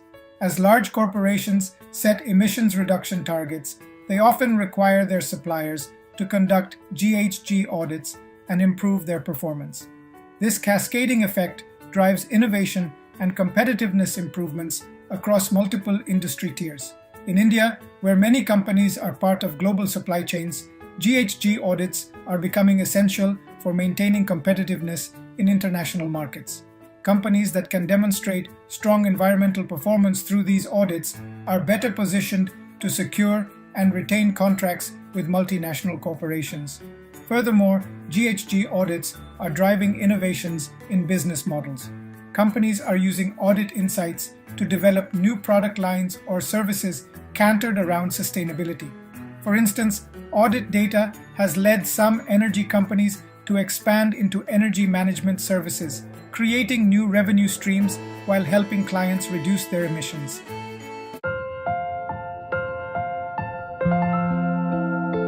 Third-party verifications play a crucial role in GHG audits, ensuring the accuracy, completeness, and reliability of reported emissions data.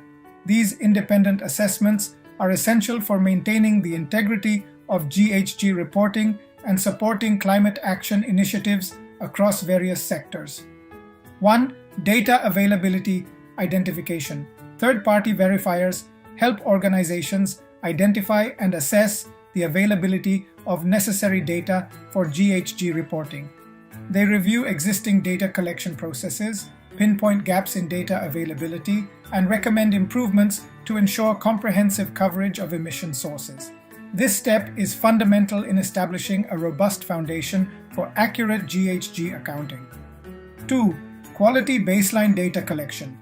Verifiers contribute significantly to enhancing the quality of baseline data collection. They assess the methodologies used for data gathering, ensuring they align with recognized standards and best practices. By scrutinizing data collection procedures, verifiers help organizations establish reliable baselines, which are crucial for measuring progress in emissions reduction over time. 3. Calculations and related complexity.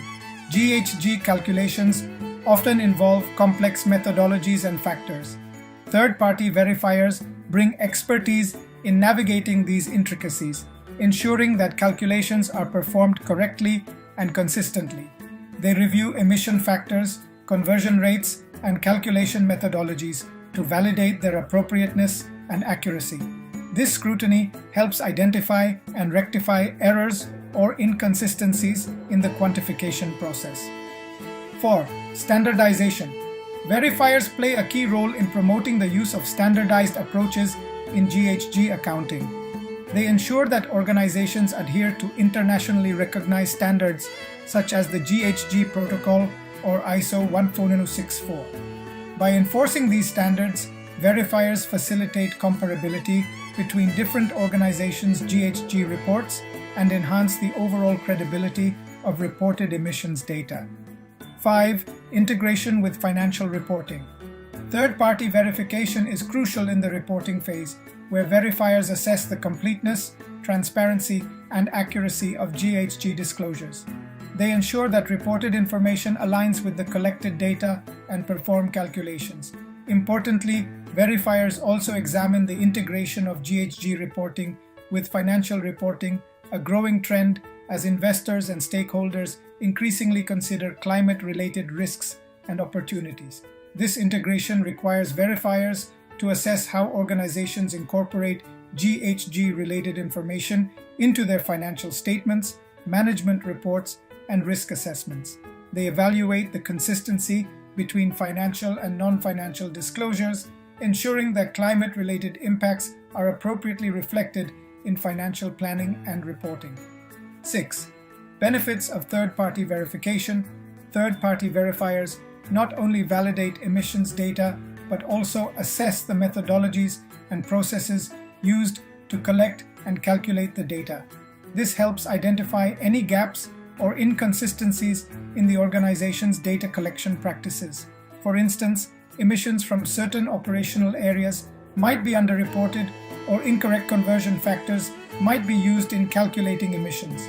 The verification process highlights such discrepancies and recommends improvements to enhance the quality and accuracy of future GHG audits.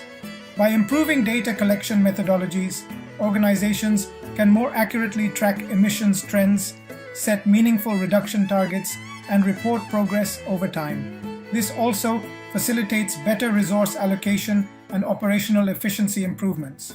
The other benefits are as follows. Enhanced credibility. Independent verification lends credibility to GHG reports, increasing stakeholder confidence in the reported data. Risk mitigation. Verifiers help identify and address potential risks associated with GHG reporting, including regulatory non-compliance and reputational risks. Continuous improvement. The verification process often highlights areas for improvement in data management and reporting systems, driving ongoing enhancements. Stakeholder trust. Verified GHG reports build trust among investors, customers, and regulators, supporting the organization's sustainability claims. Compliance assurance. For organizations subject to mandatory GHG reporting schemes, third-party verification ensures compliance with regulatory requirements. 7. Challenges and considerations. While third-party verification offers numerous benefits, it also presents challenges. These include the cost of verification services, the need for organizations to allocate resources and time for the verification process, and potential disruptions to normal operations during on-site assessments. In conclusion, third-party verifications are integral to the GHG audit process, enhancing the quality, reliability, and credibility of emissions data.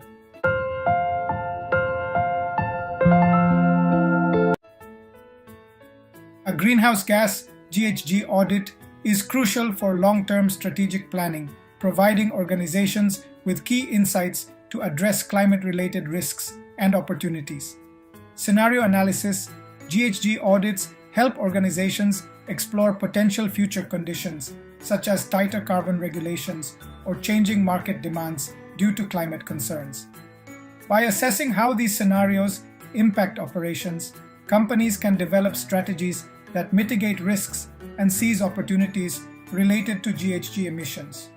Investment decisions. GHG audits provide data that support informed capital allocation toward low-carbon technologies and sustainable projects. Investors are increasingly focused on organizations that are transparent about their carbon footprint and have a plan to reduce emissions. A verified GHG audit can enhance an organization's attractiveness to environmentally conscious investors, helping secure long-term financial support. Product development. The product development benefits from GHG audits by identifying carbon-intensive processes within the product lifecycle. Organizations can innovate by designing products with lower emissions, improving energy efficiency, and aligning with consumer demand for sustainable solutions. This can lead to competitive advantages in an increasingly eco-conscious market. Adaptation planning. GHG audits highlight areas where organizations are most vulnerable to climate-related disruptions such as regulatory changes, resource scarcity, or supply chain vulnerabilities. With this data, organizations can create strategies to increase resilience, ensuring continuity in operations and long-term sustainability. Overall, GHG audits provide a roadmap for integrating emissions reduction and sustainability into the core of strategic planning, ensuring businesses can adapt and thrive in a low-carbon future. As we face the urgent challenge of climate change, GHG audits serve as a critical compass, guiding us towards a more sustainable and resilient world. They translate the abstract concept of climate impact into concrete, actionable data, enabling organizations to play their part in the global effort to mitigate climate change. GHG audits matter because they are not just a measurement tool, but a catalyst for transformative change. They provide the foundation for meaningful climate action, drive corporate responsibility and innovation, facilitate access to capital, and help prepare organizations for a low-carbon future. The importance of GHG audits will only grow as we move deeper into the climate crisis. Organizations that embrace comprehensive, regular GHG auditing will be better positioned to thrive in a future where environmental performance is inextricably linked to overall business success. In the end, GHG audits matter because they embody the principle that what gets measured gets managed. And in the face of climate change, there's nothing more important to manage than our impact on the planet. Continuing the series, next we are diving into an interesting topic. So stay tuned for upcoming topics on energy conservation. However, it will take a month to preparation of these topics. Meanwhile, enjoy some of my webinar recordings on various issues of ESG. Till then, we wish you a happy and safe life. Hi, hello and welcome everyone to this interesting topic, importance of socioeconomic in development project. My journey into this topic began with the witness of distressing circumstances faced by migrant workers in India during the COVID-19 pandemic in 2020. The experience profoundly shaped my understanding of development, especially in the socioeconomic realms. That it made me realize that true development cannot be measured solely by the GDP or infrastructure development. We need to focus on the project that improves the lives of people, create opportunities, and addresses the social inequality. In our discussion today, we will explore the concept of development not just as a term but as a multifaceted process. Development is often defined in various ways, and I will delve into some of these definitions in the upcoming slides. However, from my perspective, development transcends mere growth and encompasses both growth and transformative changes. The effectiveness of planning and execution strategy can significantly influence whether this change is positive or negative. Hence, contemporary times we perceive development not merely as the construction of physical structure to showcase progresses. Instead, it's about creating a meaningful advancement that positively impact the socioeconomic landscape. Considering a range of factors and a parameter. As we proceed with my presentation, I want to clarify that my approach will not focus on the theoretical model, ideology, or political perspective related to development. Instead, I aim to present a straightforward and focused view on the topic the critical role of socio-economic factors in the growth-oriented development projects. We will discuss definitions, scope, associated issues, challenges, and necessary reforms at both planning and policy level. Let's embark on this journey to understand and appreciate the complexity and nuances of socio-economic development. Following India's independence, the government faced the monumental task of fostering socio-economic development in rural areas. To address these challenges, Government of India initiated various measures through institutions such as Planning Commission, Finance Commission and Panchayati Raj institutions. Both central and the state government launched numerous schemes underpinned by development projects aimed at stimulating socio-economic progress. There are different schools of thoughts that define development aspects in their way. Some relates to subjective and owing to the nature of the development process like economic development, social development, human development, environmental development, technological development, etc. There is no specific definition of development, but it is largely narrative from the subjective perspective, having a multitude of meaning attached to the idea of development. The term is complex, contested, ambiguous, and elusive. Perspective on development range from conservation of natural resources into cultural capital to improvement in the people's quality of life and socio-economic transformation. Some emphasize its dynamic nature, constantly evolving as a goal and context shift.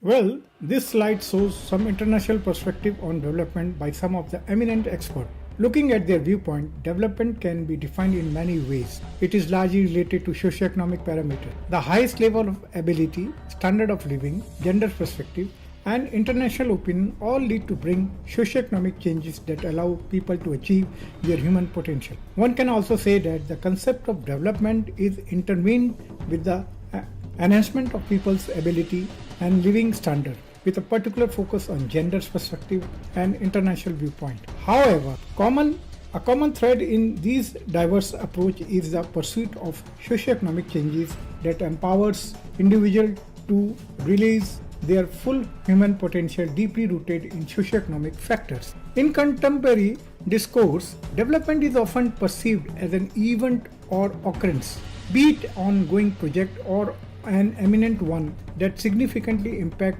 current and future socio-economic activity or aspect.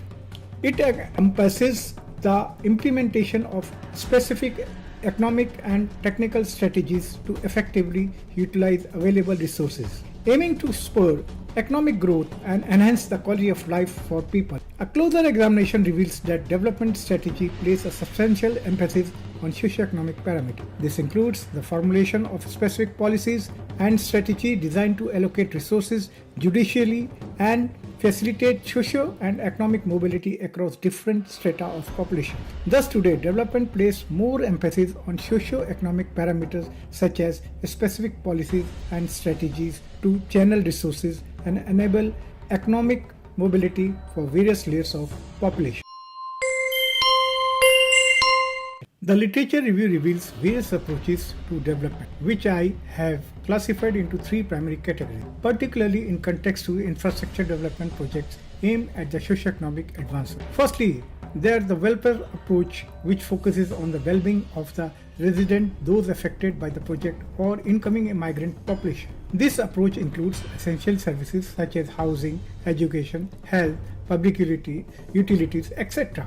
The provision of these services can be undertaken directly by the state through collaborative efforts with the professional agency in public-private partnership model, or even at the grassroots level, NGO can work on this aspect. The key here is the enhancement of the living condition and access to the basic amenities regardless of the services provider. Secondly, we encounter right-based services which are enshrined in Constitution of India. This includes human rights and fundamental rights. This approach often comes into play when the welfare model falls short in delivering the desired services or when the socio-economic benefits of projects are not equitably distributed. In such scenario, governance play a crucial role in ensuring that these constitutional provisions are upheld and effectively implemented. The third category emerges when it is established that the benefits of projects are being equitably shared and the necessary services are being provided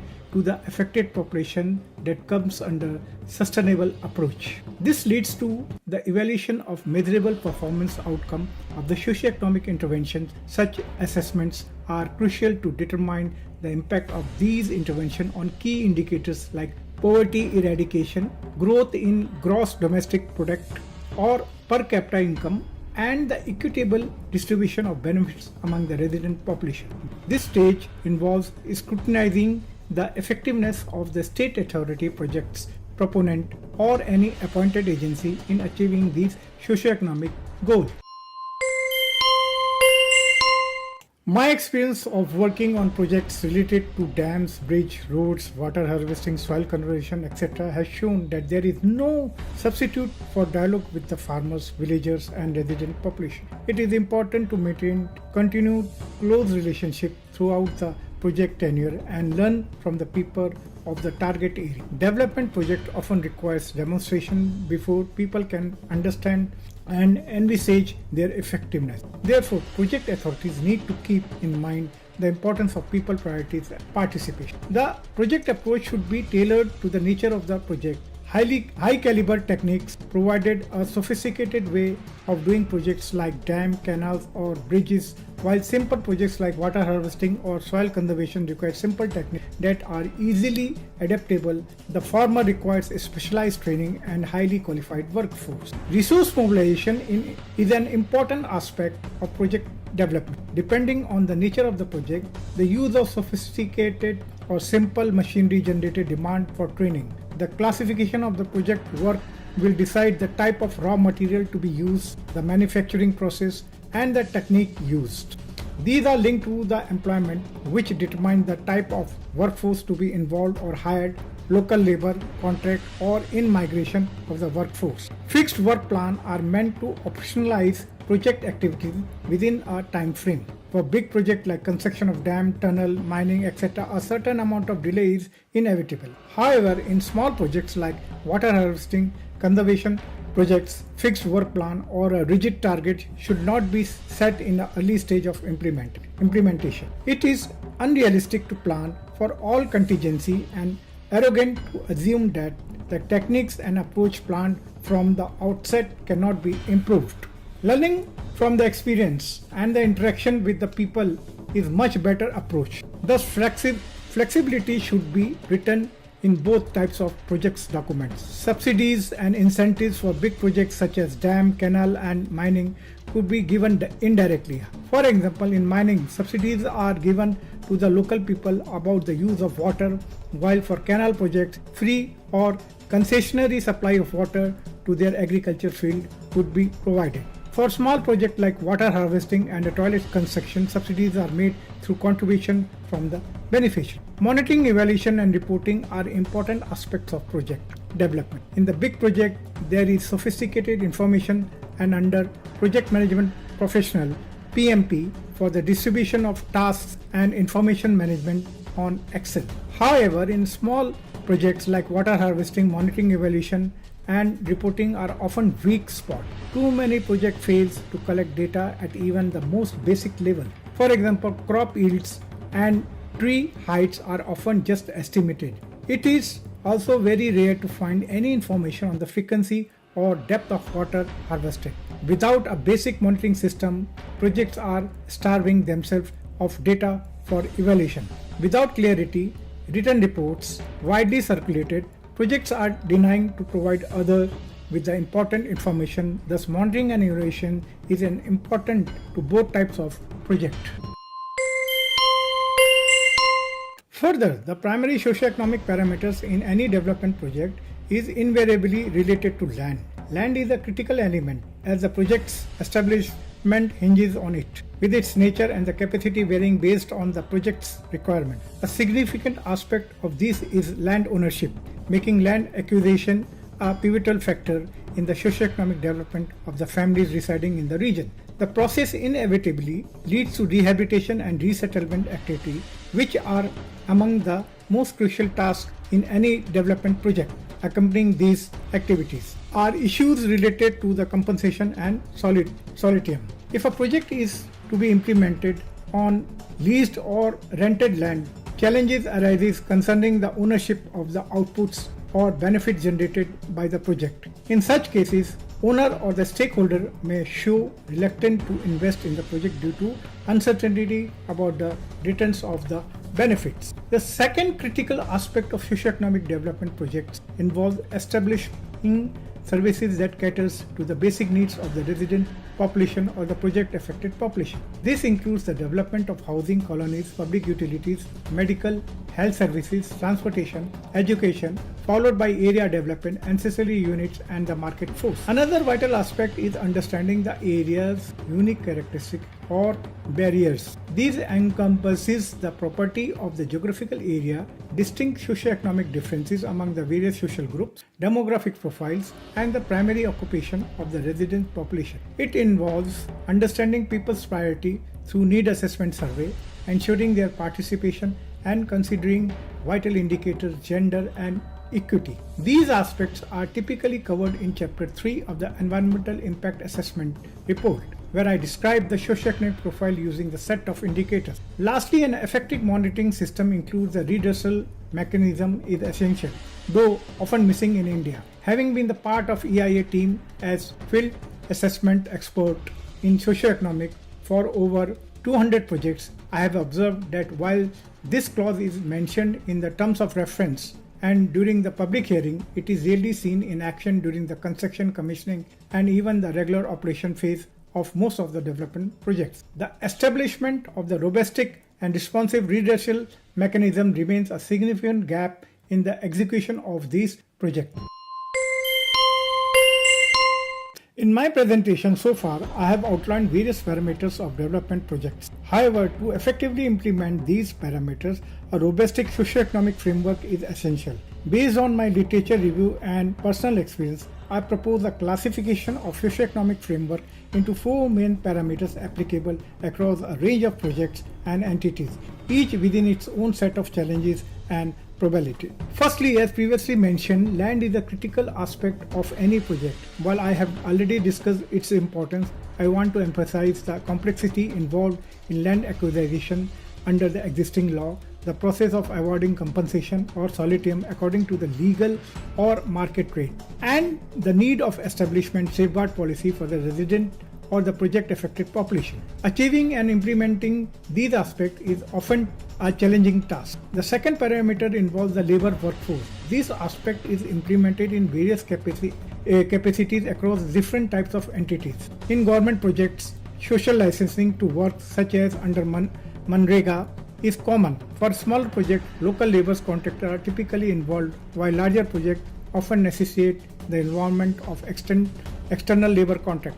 Within this, the employment is further categorized into skilled and unskilled labor workforce. The third part of framework is welfare-based approach, which I discussed earlier. This involves establishing services to meet the basic needs such as housing, medical care, electricity, sanitation, education, etc. From my experience, these approaches is partially implemented and as of now is mostly restricted to very large projects irrespective of the entity involved. The fourth part, which I often overlooked, is a labor right based approach or social protection or for labor forces. The glaring example of this oversight was evident in the aftermath of the first COVID-19 lockdown, which exposed the dire condition of laborers working across the various sectors all over the country. Lastly, the fifth part of the framework involves governance policy. Currently, this seems like a distant dream within the implementation largely limited to top tier companies like Fortune 500 or Fortune 1000 companies. It's a sector that urgently requires the attention of policymakers. I remain hopeful that in future effective governance policy will be implemented across all types of projects and entities, but as of now, it remains largely unaddressed area.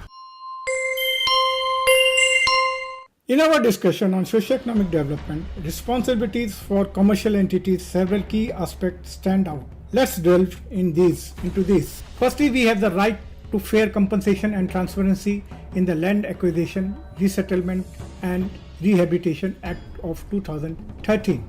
Under The RNR program, the Act comprises 13 chapters with 114 sections. As socioeconomic professional, our focus is primarily on Chapter 2, which covers the determination of social impact and the public purpose, encompassing Section 429. Our role involves creating two types of database, one related to the households or families and other to the area villages, particularly concerning the properties that will be submerged or otherwise affected by the development project. This information is crucial for calculating compensation and solidify using public document as reference. The second aspect pertains to corporate social responsibility, as outlined in Section 135 and subsection 1 and 2 of Section 469 of the Companies Act 2013, Companies Policy Rule of 2014. Here there is a mandatory for company to allocate 2% of their average net profit for the last 3 years toward the CSR activities before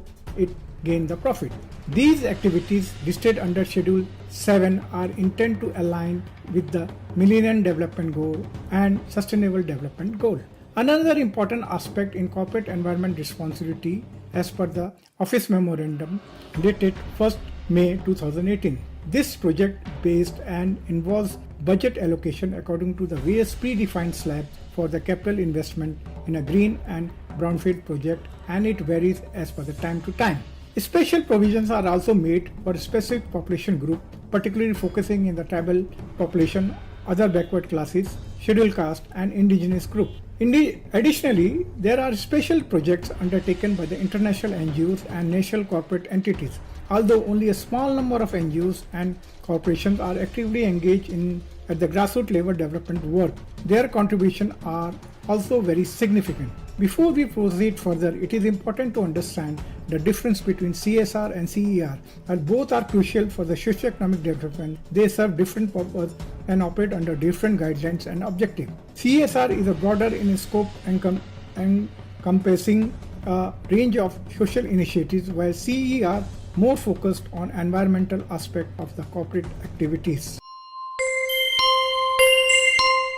The slide shows the difference between CSR and CER. It largely highlights the paradox of development environment duties versus social neglect. While environmental and social responsibility have dedicated framework like CER and CSR, socio-economic aspect often gets sidetracked in development. Corporate environment responsibility might seem robust project, specific clearance budget, allocated, compliance report, submitted, but is it enough? CER activities often temporary and packaged, lack long-term vision and moral commitment. They driven by project clearance, not genuine environmental stewardship.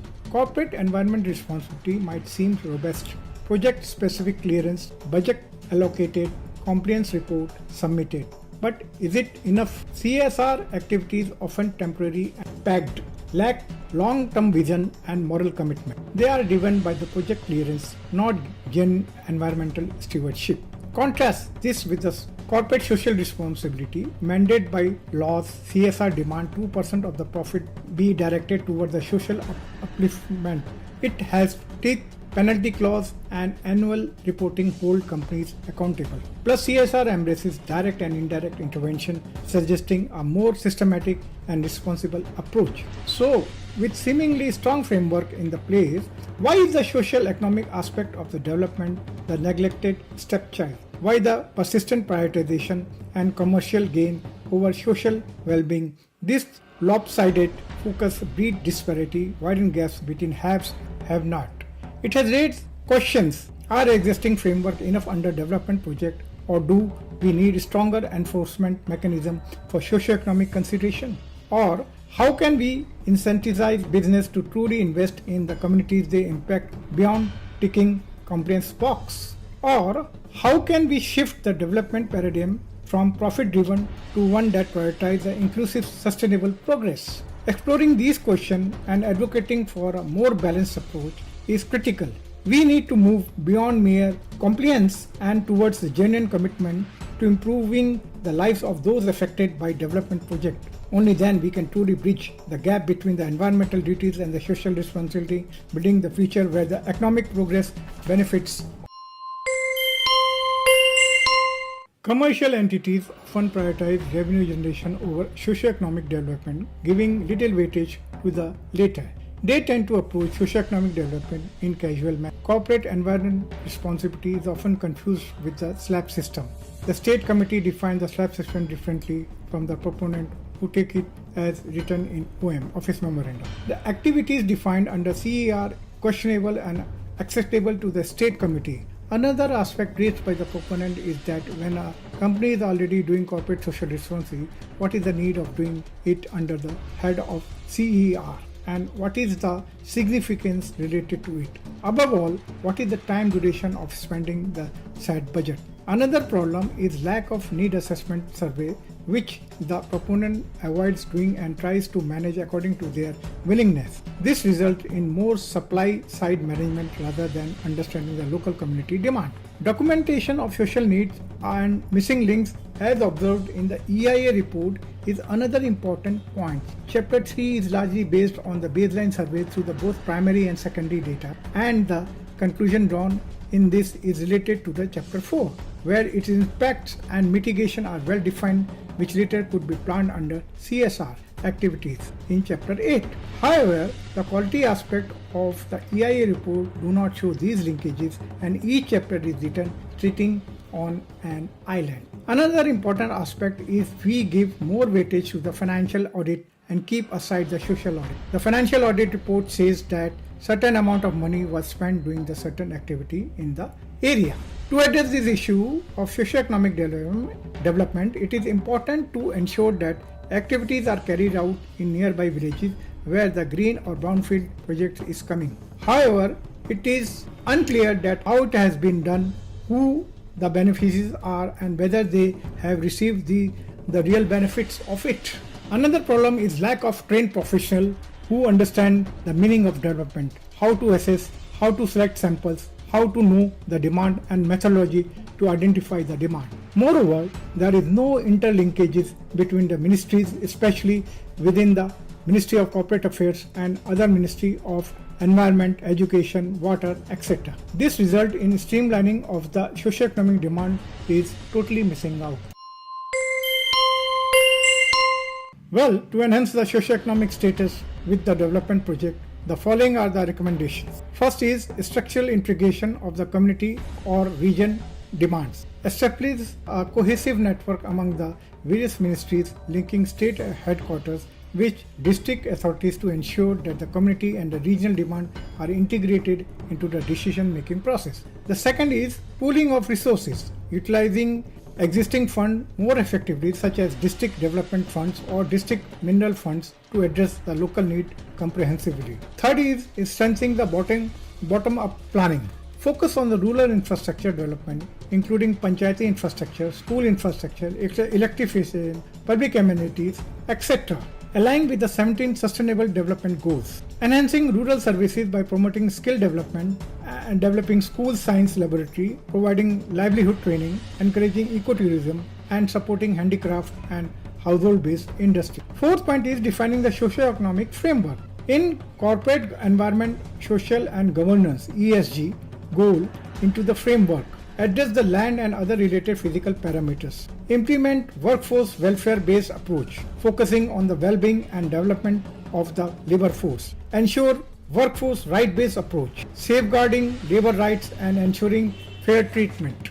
Develop and enforce governance policy parameters to guide and regulate the socio-economic development activities, and emphasize sustainable growth parameters, ensuring the development is environmentally sustainable and socially equitable.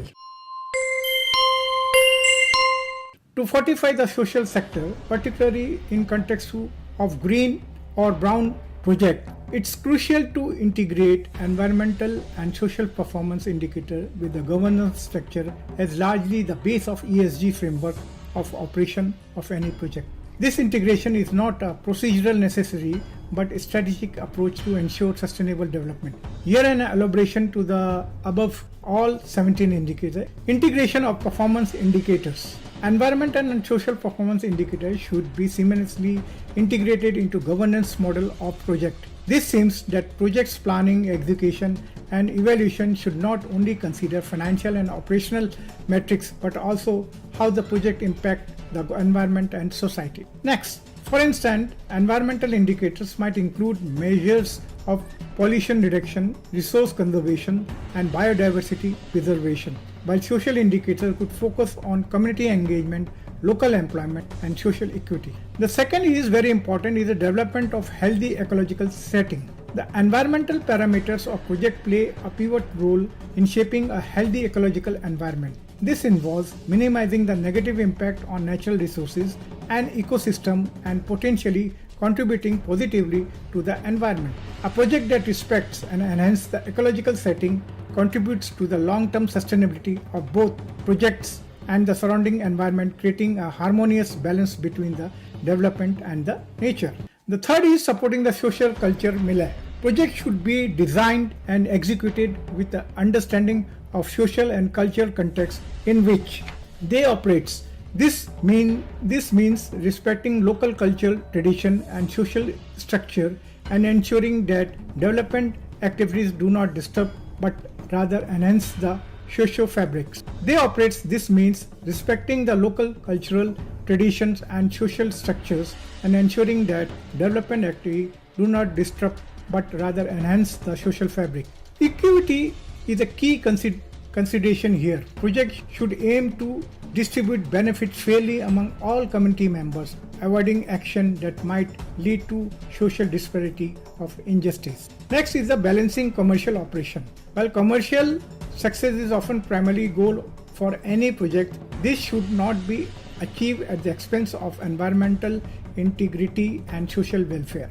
The governance of these projects should therefore include mechanism to balance commercial objective with environmental and social responsibility. This might involve investing in sustainable technology, engaging in corporate social responsibility initiative, or adopting business practices that are both economically viable and socially beneficial. Last but not the least is a holistic approach of governance. Effective governance in context requires a holistic approach that considers the interdependency between the environmental, social, and economic factors. Decision-making process should be transparent and inclusive, involving stakeholders from various sectors, including local communities, environmental experts, and social activists, to ensure that diversified perspectives are considered and integrated.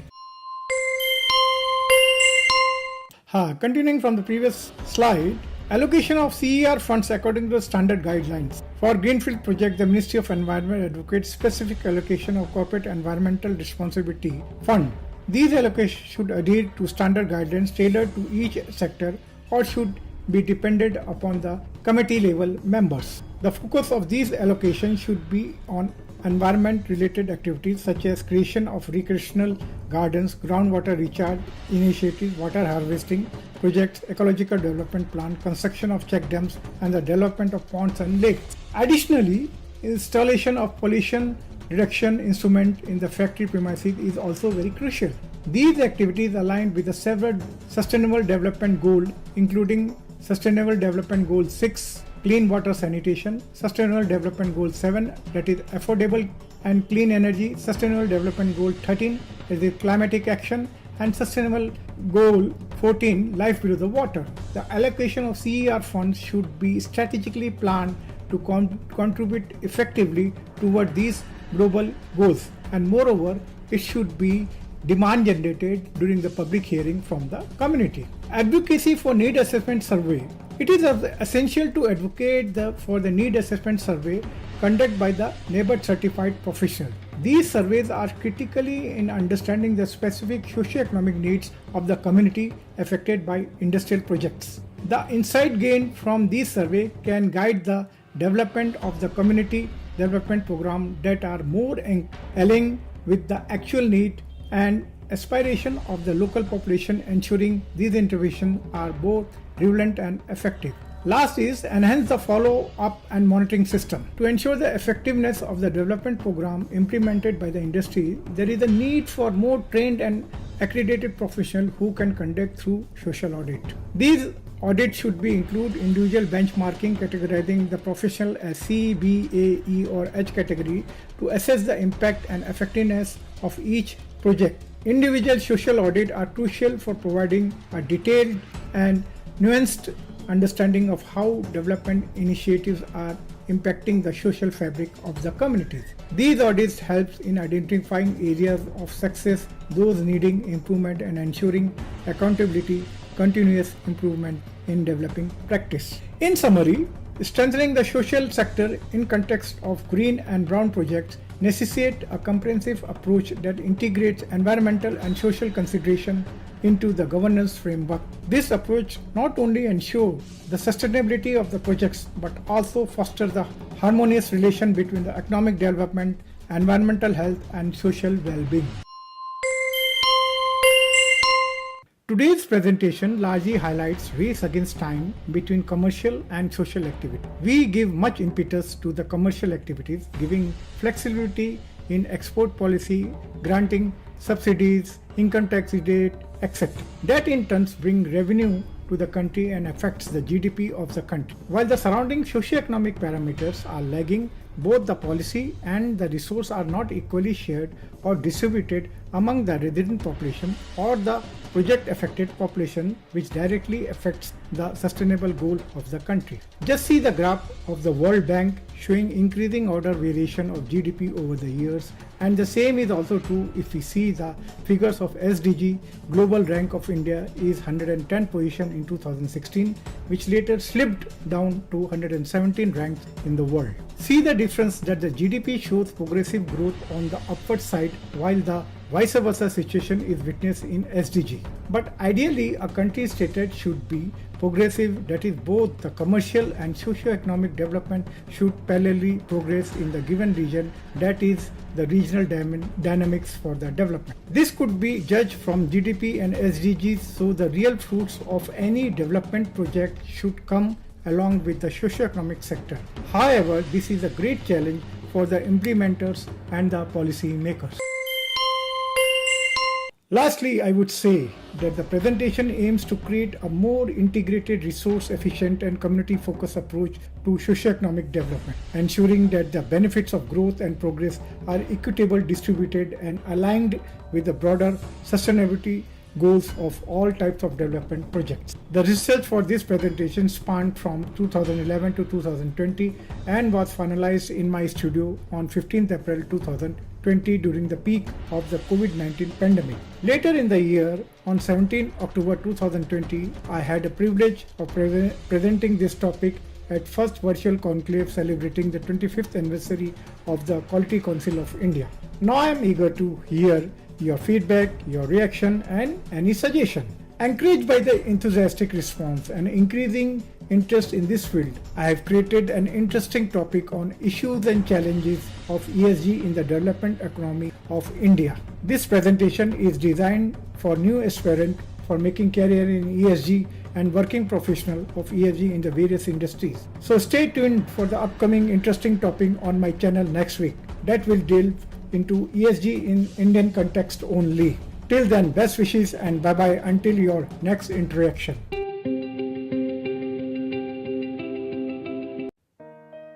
Hello and welcome to another episode of ESG series. Today I am going to introduce to an interesting topic on nurturing communities' social stewardship in ESG perspective. The social pillar of ESG is steadily gaining in prominence in India as companies realize their wider role in society beyond profit. Key social parameters include labor rights, working conditions, diversity and inclusion, community upliftment, and consumer protection.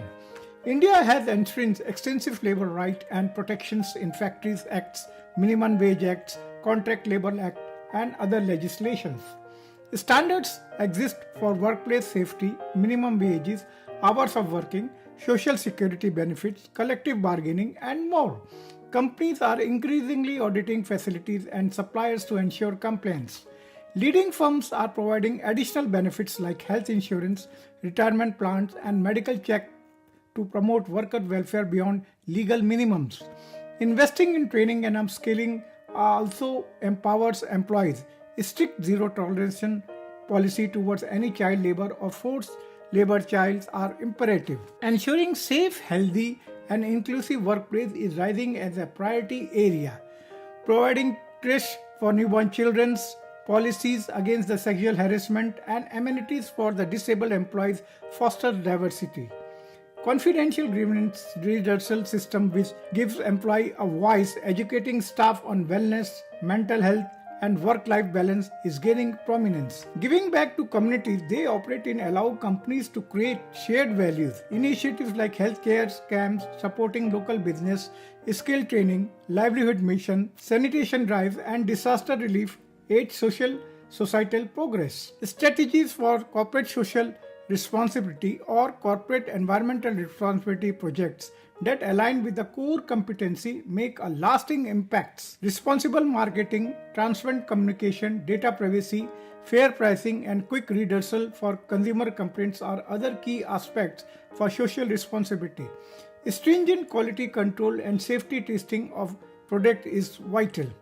Thus, India's robust legislation combined with evolving voluntary action by ethical companies are strengthening the social pillar within the ESG. Growing awareness of the strong business case of social responsibility is an encouraging trend.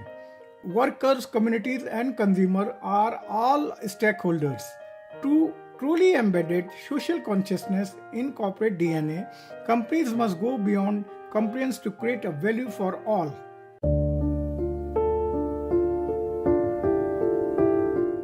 In the realms of sustainable business practice, the environmental, social, and governance framework has emerged as a beacon of hope. The S in ESG, representing the social, is a testament of the growing consciousness of companies toward the social issues. This slide dwells into the significance of the social aspect in the ESG framework of India. The social in ESG pertains to the company's commitment to worker welfare and their rights.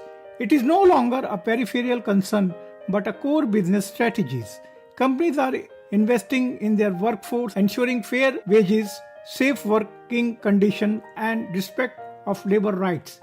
They are recognizing that a content and secure workforce is integral to long-term success. Today, companies are more conscious of broader social issues like poverty reduction, hunger eradication, health and well-being, quality education, and gender equality. These issues, once considered the sole responsibility of governments or NGOs, are now being embraced by the corporate sector. Companies are stepping up, realizing their role in shaping a more equitable society. Social programs are evaluated through inputs, process, output, and outcome indicators as identified by the United Nations 7 Sustainable Development Goals indicators as shown in the slide.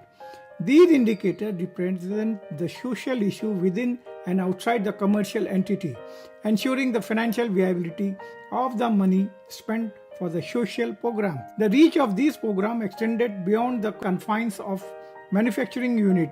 They permeates the resident community surrounding the manufacturing center, fostering a symbiotic relation between the company and the community. Companies are not just creating a job, they are building community, driving local economy, and contributing to the societal well-being. Overall, the social in ESG is a powerful force driving sustainable business practice in India. It reflects a shift in the corporate ethos from profit-centric to people-centric, from growth to any cost to sustainable and inclusive growth. The social in ESG is not just about doing good, it is about doing well by doing good.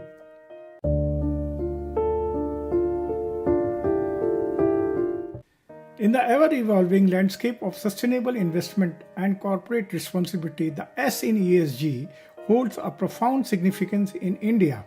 Social factors are at the core of this framework, encompassing a company's approach to social interaction, welfare, capacity building, work management, and human rights. Beyond the corporate walls, it emphasizes relations with the employees, customers, suppliers, communities, and the broader political environment. Let's delve into the essence of the S in ESG and understand how it aligns with India's business principle. At the heart of the S in ESG is a company's commitment to fostering the positive relationship These relationships extend beyond mere transactions, they represent the fabrics of the company's existence. It begins with the treatment of employees. Principle 3, as defined by the Ministry of Corporate Affairs, emphasizes the importance of respecting and promoting the well-being of all employees, including those in value chain. In a rapidly changing world, employee welfare transcends traditional notions of salary and benefit. It includes creating a safe, inclusive, and motivating work environment, fostering personal and professional growth, and acknowledging the diverse talent and perspective of the workforce. Respecting and promoting human rights, as articulated in Principle 5, is another cornerstone of social in ESG. Companies must not only adhere to international human rights standards but also take a proactive steps to ensure that their operation do not infringe upon the rights of the employees, suppliers, or the community in which they operate. This principle recognizes that companies bears a responsibility to safeguard human dignity and equality irrespective to their geographic location or industry. Principle 8 underscores the role of business in promoting inclusive growth and equitable development. It acknowledges that the company's success should not come at the expense of the wider community. Companies must engage with the social communities in a manner that benefits both parties, thereby contributing to sustainable development growth. These principles align with the broader goal of achieving economic prosperity without compromising social and environmental well-being.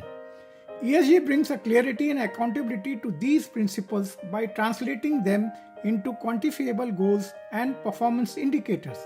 It takes concepts like sustainability and social responsibility and transforms them into tangible actions and measurable outcomes.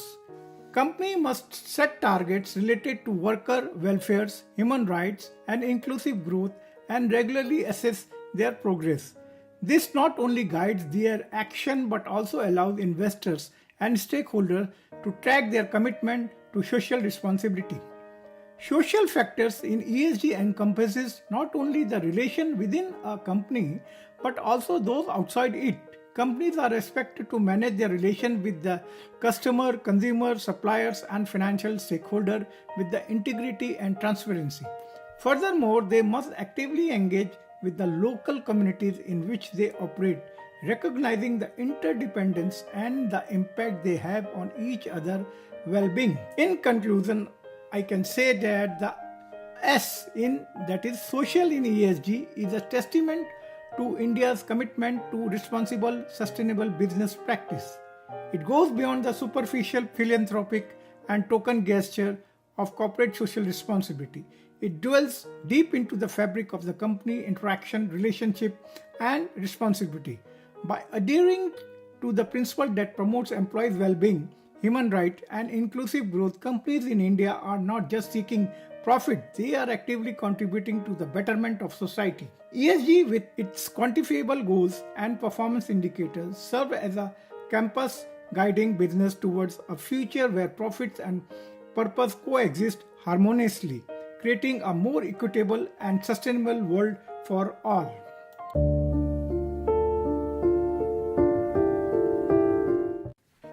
Now let me explain you approaches of social framework in ESG.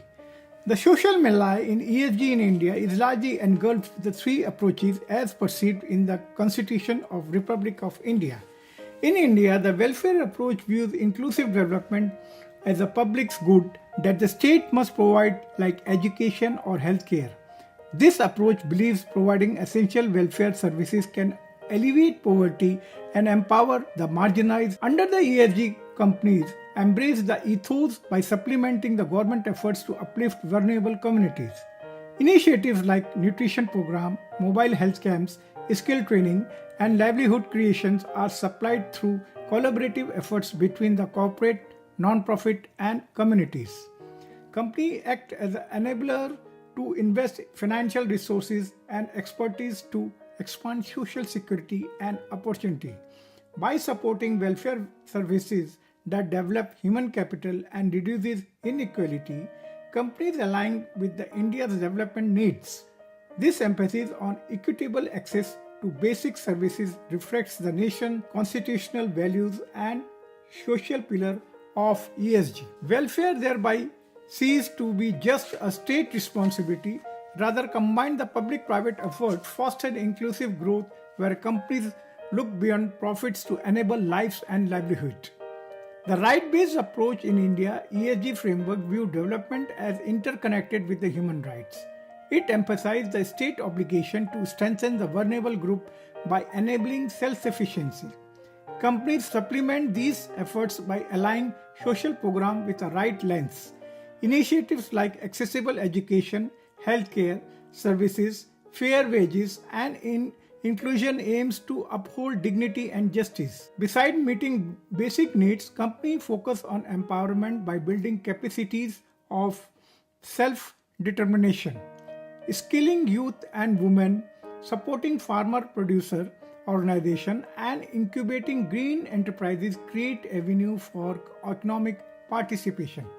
By considering vulnerable communities as right holders entitled to equitable opportunities, companies act as an enabler to expand capabilities. This fulfills the constitutional value of equality and fraternity. The right-based approach thus catalyzes the development as freedom where equitable access to right and resource allows every individual to achieve their full potential and shape their destiny. Companies thereby fuse social progress with principles of liberty, justice, and solidarity. India's ESG framework aligned with the sustainable development approach of meeting present needs equitable without compromising the future. Industrialization and modernization have raised concern regarding resource depletion and environmental issues. Sustainable model demands integrating ecological effects into economic planning to uphold intergenerational equity. Companies in India supplement government efforts on sustainable development goals related to poverty, hunger, health, education, gender equality, and reduce inequality. Initiatives like nutrition program, renewable energy projects, livelihood creation, and skill development aims to uplift the marginalized while protecting the planet. By tracking progress through national indicators and SDG framework, companies ensured balanced social, economic, and environmental outcomes. This triple bottom line approach creates a shared value. Companies thus act as stewards who enable inclusive human progress through sustainable models that preserve natural capital for posterity. The sustainable development approach thereby provides an ethical compass for social pillar of ESG in India. Concluding, these three approaches define the scope of social in the ESG framework.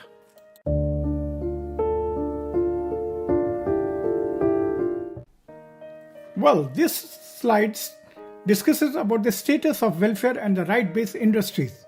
We do have welfare and right-based approach in Indian industries, but its implementation is at stake. Environmental, social, and governance criteria have gained prominence as a way of companies to demonstrate responsible and ethical operation. For Indian factories, adopting ESG policy could significantly impact the welfare and the right of workers both within the premises and beyond. Within the factory premises, ESG components like occupational health and safety directly improve the physical workers' welfare. Indian factories implementing strictly safety standards, machine safeguard, protective equipments, and training programs in the line with the ESG framework would vastly reduce on-job injuries and fatalities. Proper ventilation, noise reduction, and chemical hazard protection also falls under the ESG umbrella. ESG standards for workers' rights within the factories advocate freedom of association, collective bargaining, and alternative dispute resolution mechanism. Indian companies allowing and collaborating with the independent trade unions under ESG would support labor advocacy and self-determination. ESG also pushes equal opportunity and anti-discrimination, pressing factories to address gender pay gaps, promote women to management roles, and install protections against the harassment. Beyond factory walls, ESG focuses on the supply chain ethics, aims to improve welfare and the rights even for informal workers. Factory sourcing from home-based produce could provide training, ensure fair pay, and give benefits like health insurance otherwise absent. Companies embracing ESG would also take steps to eliminate child and forced labor among the suppliers. Practices like responsible downsizing and surveillance policy would be applied to contract workers as well. Broader community development and engagement under ESG also uplift factory workers' families' access to education, healthcare, safe housing, and other services. Pollution control contribute to the healthier environment inside and outside the factory. Transition assistance helps workers adapt the environmental or technological change affecting job. In essence, the ESG represents the holistic model whereby corporations integrate broader worker and community welfare, not just shareholders' financial interests. Although adopting ESG has cost, Indian factory taking this approach can drive positive change for labor rights and human development. With proper internal accountability and auditing mechanism, ESG standard could be path to uplift Indian factory workers in the line of principles of ethics, sustainability, and human rights. Now let us discuss the problems of implementing social parameters in ESG framework. While India has made strides in implementing the social parameters of ESG, several challenges present roadblock into the effective implementation. First is lack of awareness and understanding. Many companies, particularly smaller ones, lack sufficient understanding of the importance and intricacies of ESG, especially the social pillar.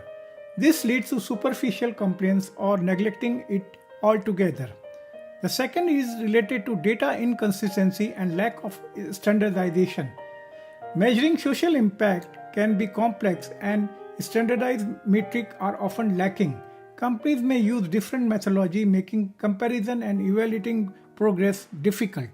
Third is the inadequate enforcement mechanism. While regulation like the Companies Act mandate CSR spending, monitoring and enforcement mechanisms remain weak.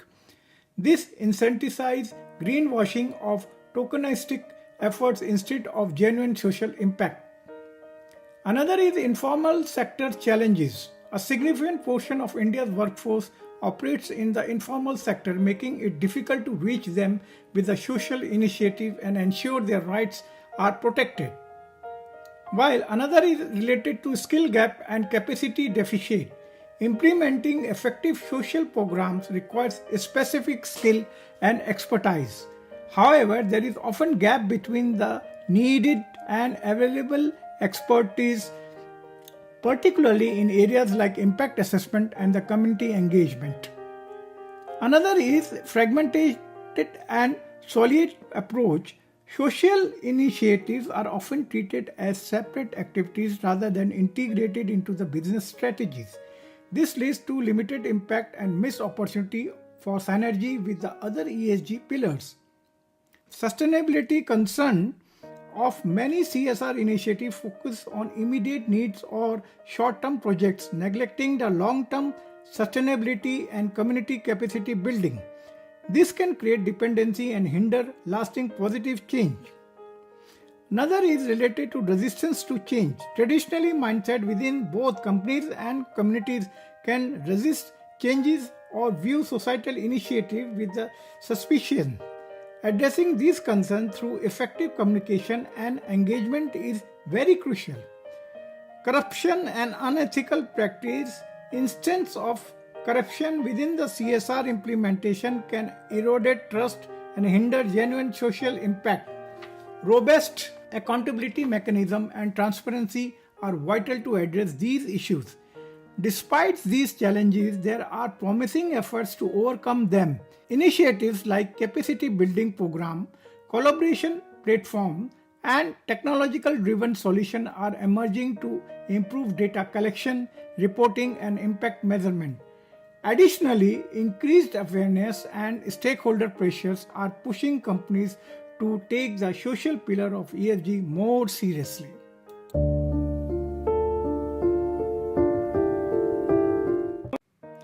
let us discuss setting up an industry.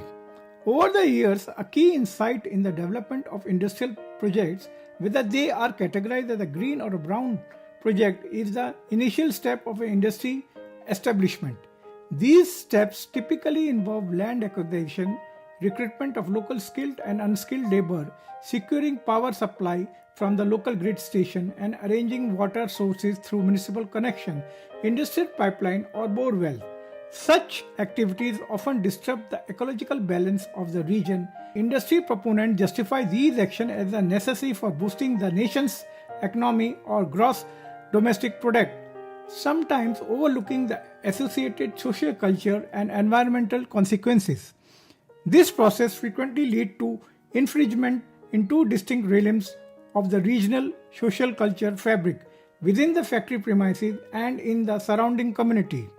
The specific issue within the factory premises will be detailed in the subsequent slide. However, I would like to highlight the attached figure with illustrated in the slide. The core and the buffer zone extended 5 and 10 km respectively from the factory or the project site.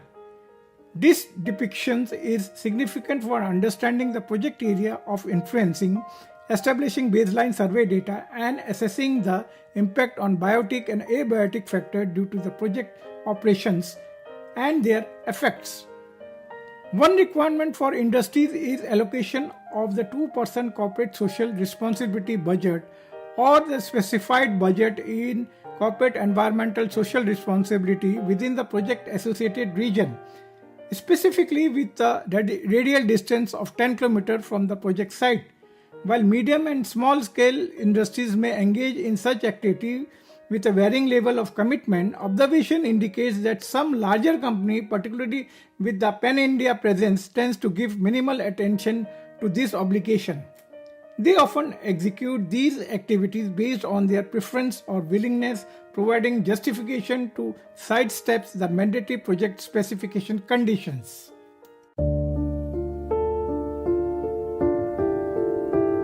Now in this slide, I am sharing my experience as a part of a team member being an environmental and social expert for nearly 200 environment impact assessment projects done under the National Accreditation Board for Education and Training in association with the Quality Council of India.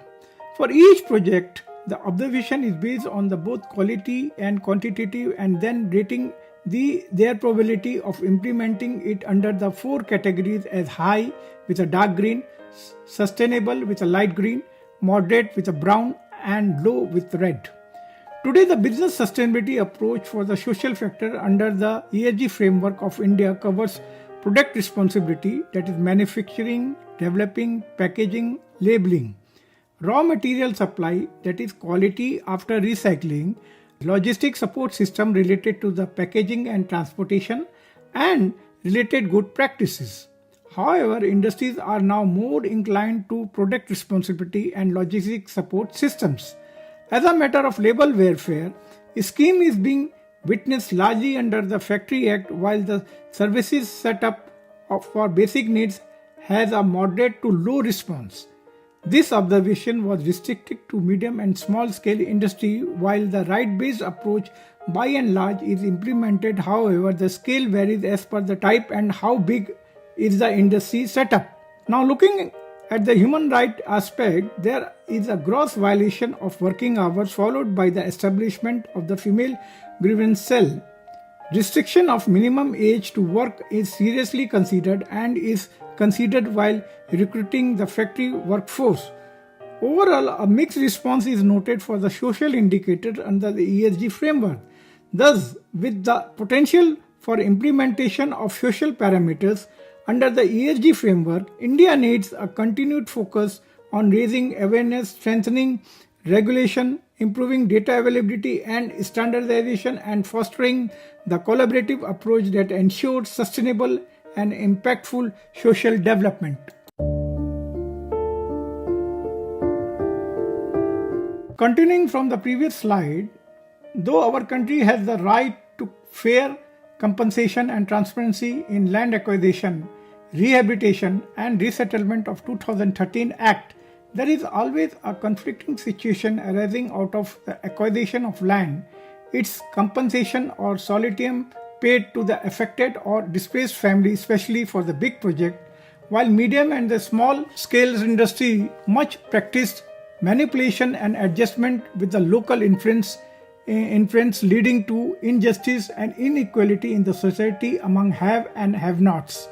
Some industries are exceptional in this regard and create a success story parallel with the social cause or need as a corporate business responsibility towards social and environmental aspects under the designated budget of corporate social or environmental responsibility. Another interesting aspect is related to the community need assessment survey, which is either overlapped or articulated or manipulated to only the supply side rather than understanding the demand side of the resident community in the radial distance of 10 km from the factory site at the factory location. Social licensing to work in the designated area of the development project should be largely as a priority for the local workforce. However, the contractual manpower supply at the majority discards the local and focuses a huge migration of the skilled and unskilled workers from other parts of the country. This creates ambiguity and distress among the local, creating a point of conflict. Despite the rules and regulation under the factory and other welfare or right laws, their implementation is highly fragmented approach by making the social factor extend beyond the confines of the corporate office to address the critical societal challenges. However, with the advent of the ESG concept in India, countable listed entities have now compelled companies to reassess their responsibilities beyond their financial bottom line to actively contribute to the betterment of the society at large. Thus, today in India, corporate sector has taken center stage and rapidly evolving business landscape to the concept of sustainability. Though the pace of change is slow, now the corporate world is no longer evaluated solely based on their financial performance. Rather, they are increasingly scrutinized for their commitment to environmental, social and governance factors. Well, this is a great beginning for Indian industry in India.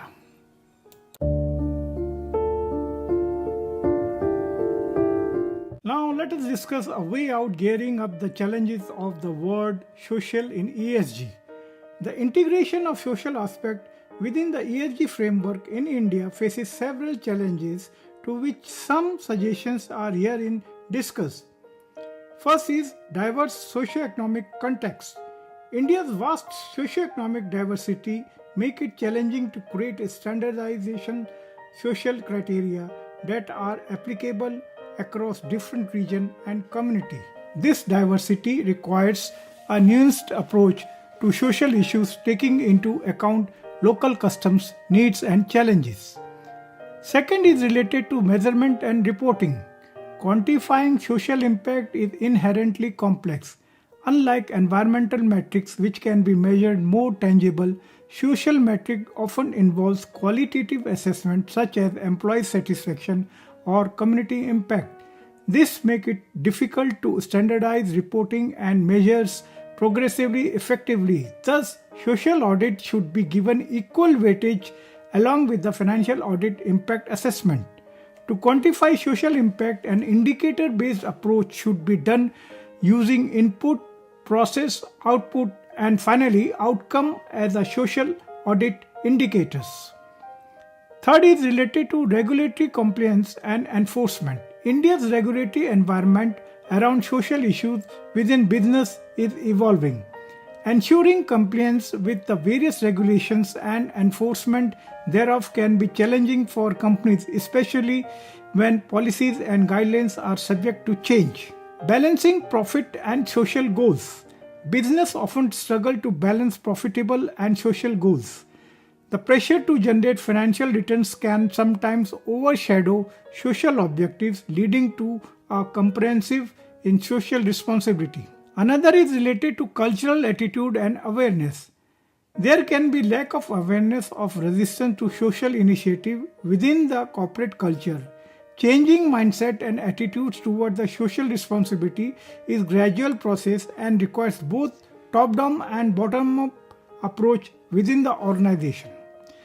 Resource allocation.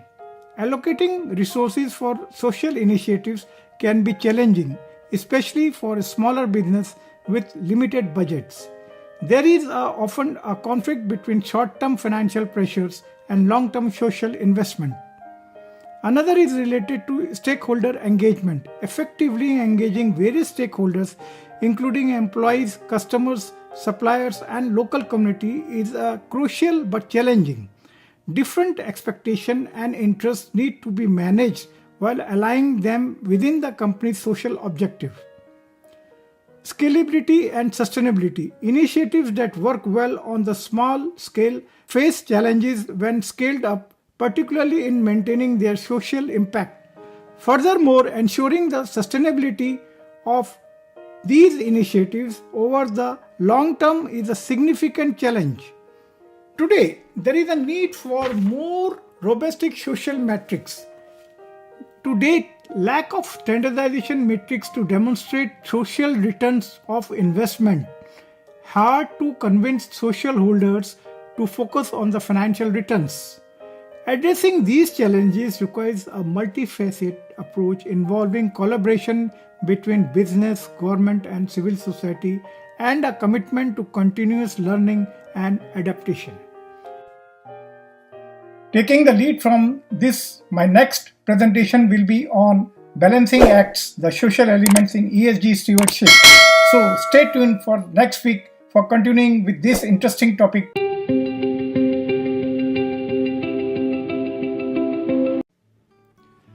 Continuing my previous presentation on social aspect of ESG, this presentation will focus on the social elements in ESG. Traditionally, business were primarily concerned with the profit margin and shareholder values. However, the evolving awareness of social issues has compelled companies to reassess their responsibility beyond their financial bottom line. The S in ESG encompasses various facets ranging from ensuring the well-being of the employees to actively contributing to the betterment of the society at large. It's important to note that the specific social issues under the ESG framework are not yet standardized in India and can, depending on the sectors, size, and the location of the company. However, the overarching focus is on the company's responsible and ethical engagement with its employees, communities, and stakeholders, fostering a sustainable and inclusive future for all. In the Indian context, the social pillar of the ESG framework encompasses a broader range of issues related to a company's impact on people and society. The social aspect of this framework is particularly noteworthy as it reflects the strong focus on the workforce within the factory premises and the community outside the factory premises, both embedded with the human rights aspect. The business scenario has now changed in the corporate world of the India. When considering the social pillar in ESG framework, it is not found in any one piece of the legislation but comes under the various pieces of legislation including the Factory Acts of 1948, Environment Protection Act of 1986, EIA notification of 2006 and subsequent changes made in the law concerning to the payment of the minimum wages, bonus, gratuity, welfare activities, health, the National Guidelines of Responsible Business Conduct, which were issued by the Government of India, Ministry of Corporate Affairs, in the background of emerging global concern, the Sustainable Development Goals and safety, etc. The introduction of business responsibility and sustainability reporting and the Companies Act of 2013 plays a significant role in the social aspect of the ESG framework. Thus, it becomes apparent looking at the social elements both within and outside the company factory premises engulfed with the social pillar of the ESG framework in India is also reflected in the board reports, which discloses CSR related details and casts duties on a director of a company to act in good faith to promote the objective of the company for the benefit of its members as whole and in the best interest of the company, its employee, the shareholders, the community, and for the protection of the environment.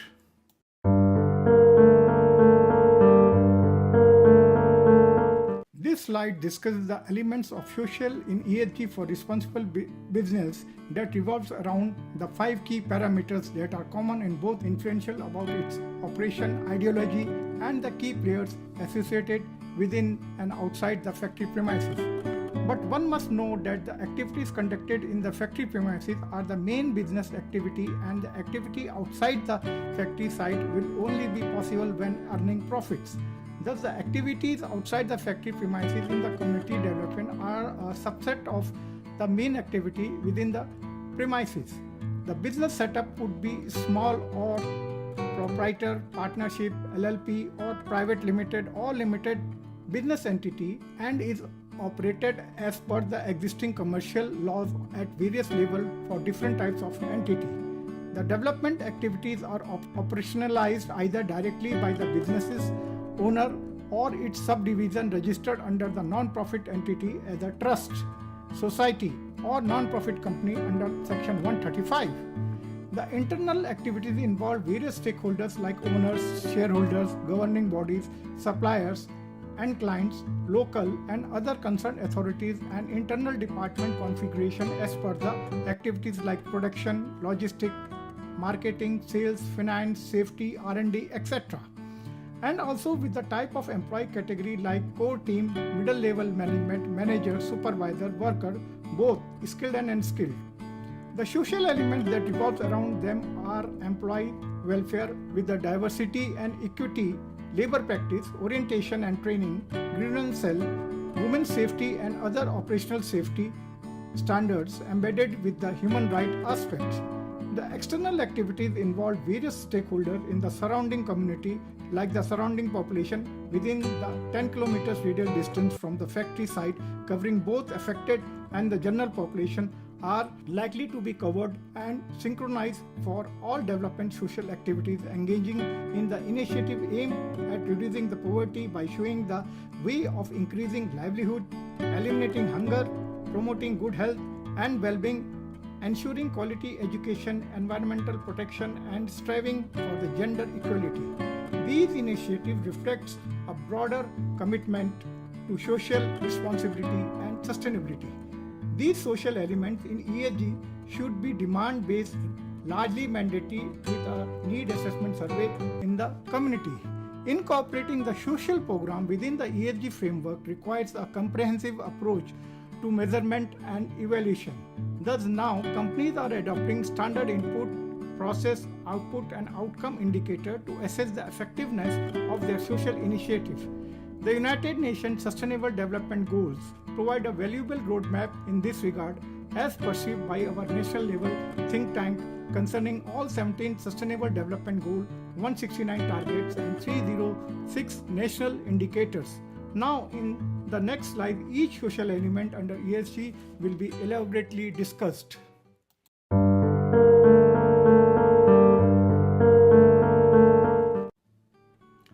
This slide discusses the business activities management.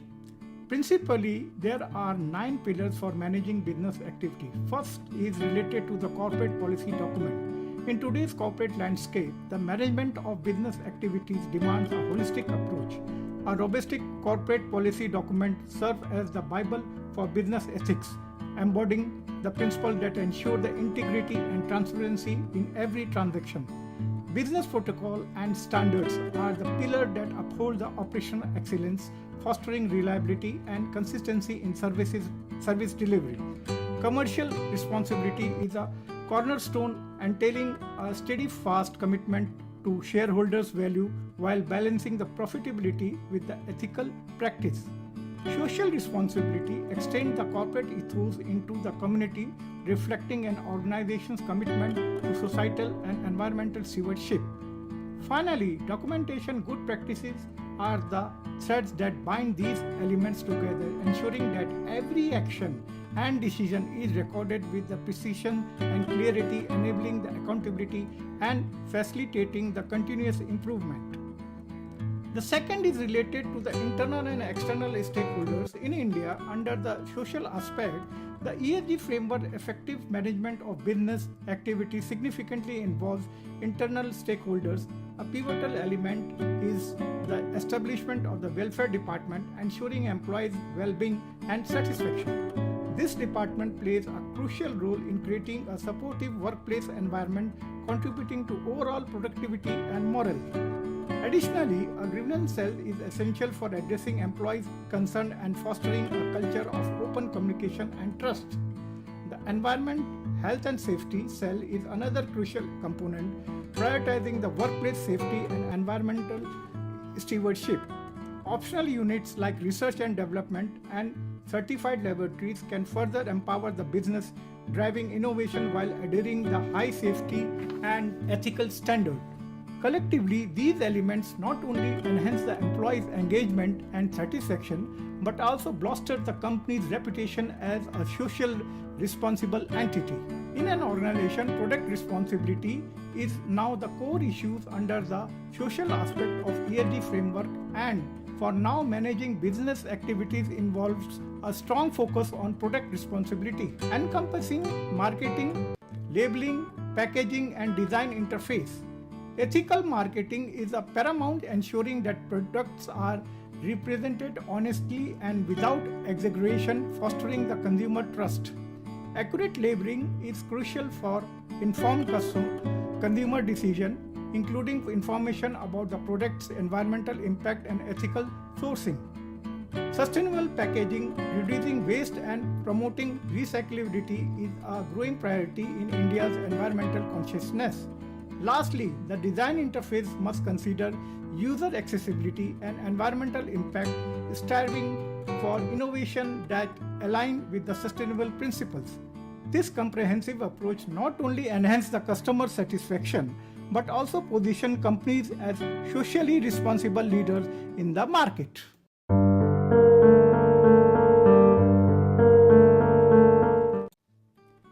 Effective management of raw material supply under India's ESG framework demands a strategic approach. Materiality assessment through stakeholders' engagement is central to this, identifying the most significant environmental and social aspects of raw material. It involves collaborating with all levels of the supply chain to improve the sustainability practice. Supply support is essential, focusing on sourcing from suppliers who adhere to ethical and environmental standards. Maintaining high quality raw material is the key to ensuring product sustainability and consumer safety. Furthermore, adopting extended producer responsibility (EPR) principles such as recycling and responsible waste management is critical for minimizing the ecological footprints of raw materials. These practices are integral for businesses striving to align with the social aspect of the ESG framework, ensuring the responsible and sustainable raw material management. Under the social aspect of the ESG framework in India, the management of business activities increasingly emphasizes the integration of technology interfaces. This includes a balanced approach to adopting both national, that is called Swadeshi, and international technology. Swadeshi or self-invented technology fosters self-reliance and innovation within the Indian market, supporting local economies and reducing dependency on the foreign technology. However, international technology are often indispensable for their advanced feature and the global standards. Businesses must judiciously combine these technologies, leveraging the strength of both to enhance the efficiency, productivity, and sustainability. This approach not only aligns with the ESG framework but also supports a diversified technological ecosystem, encouraging innovation and global competitiveness. In India, under the ESG framework, the adoption of the green logistics support system is crucial for sustainable business management. This approach encompasses eco-friendly practices in storage, warehousing, and material handling. It involves implementing energy-efficient storage solutions and reducing the carbon footprint of warehousing operations. In packaging and transportation, the focus is on use of sustainable material and optimizing route to minimize emission. The handling, storage, and disposal of goods must adhere to the environmental standard, reducing the waste and promoting recycling. Additionally, an efficient inventory and tracking systems such as LIFO, last in, first out, or FIFO, first in, first out, enhance the management of stock, reducing overproduction and wastage. These practices collectively contribute to a sustainable supply chain, aligning business activity with the social and environmental goal of the ESG framework.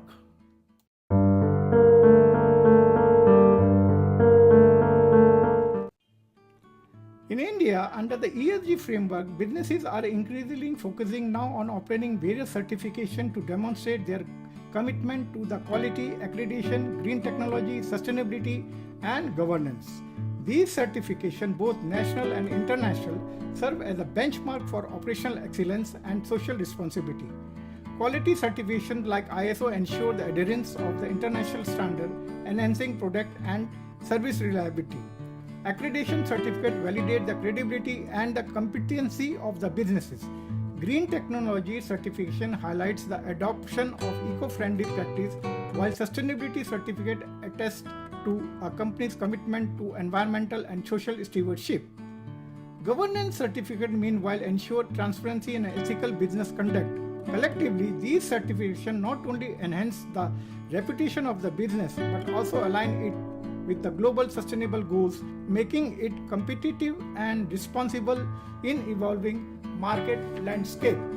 Effective business management necessitates the progressive approach to human workforce management under the ESG framework.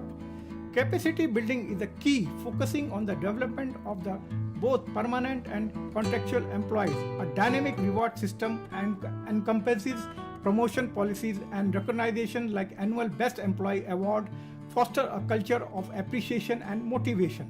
Employment strategy should embrace diversity, offering equitable opportunity across various demographics including gender and disability. The strategy should balance the retention of experienced staff with fresh appointments, managing exits with sensitivity. In the event of the factory accidents, a rapid response to mitigate material and human loss is a critical, prioritizing the welfare of the injured or bereaved. Encouraging the workforce interaction through regular meetings and surveys promotes transparency and collaboration. Additionally, safeguarding the right to raise grievance with the access to specialized complaint cell and external abrasion is vital for maintaining a fair, respectful, and inclusive workplace environment. The last and the most important under the ESG framework is related to business management involving advanced information system practice. The use of licensed software stands as a testament to a company's commitment to legal compliance and ethical operation. Implementing electronic systems such as ERP or SAP facilitate streamlined, efficient management of business operation. The type of data generated internally must be handled with utmost security, considering the sensitivity of the business intelligence and the personal data. When it comes to disseminating data in public domain, companies must navigate the fine line between the transparency and data protection. Establishing a web domain and publishing data online requires a strategic approach, ensuring that all information shared is accurate, timely, and reflective of the company's ESG value. This practice not only enhances the stakeholders' trust but also solidify the company's reputation as a socially responsible entity.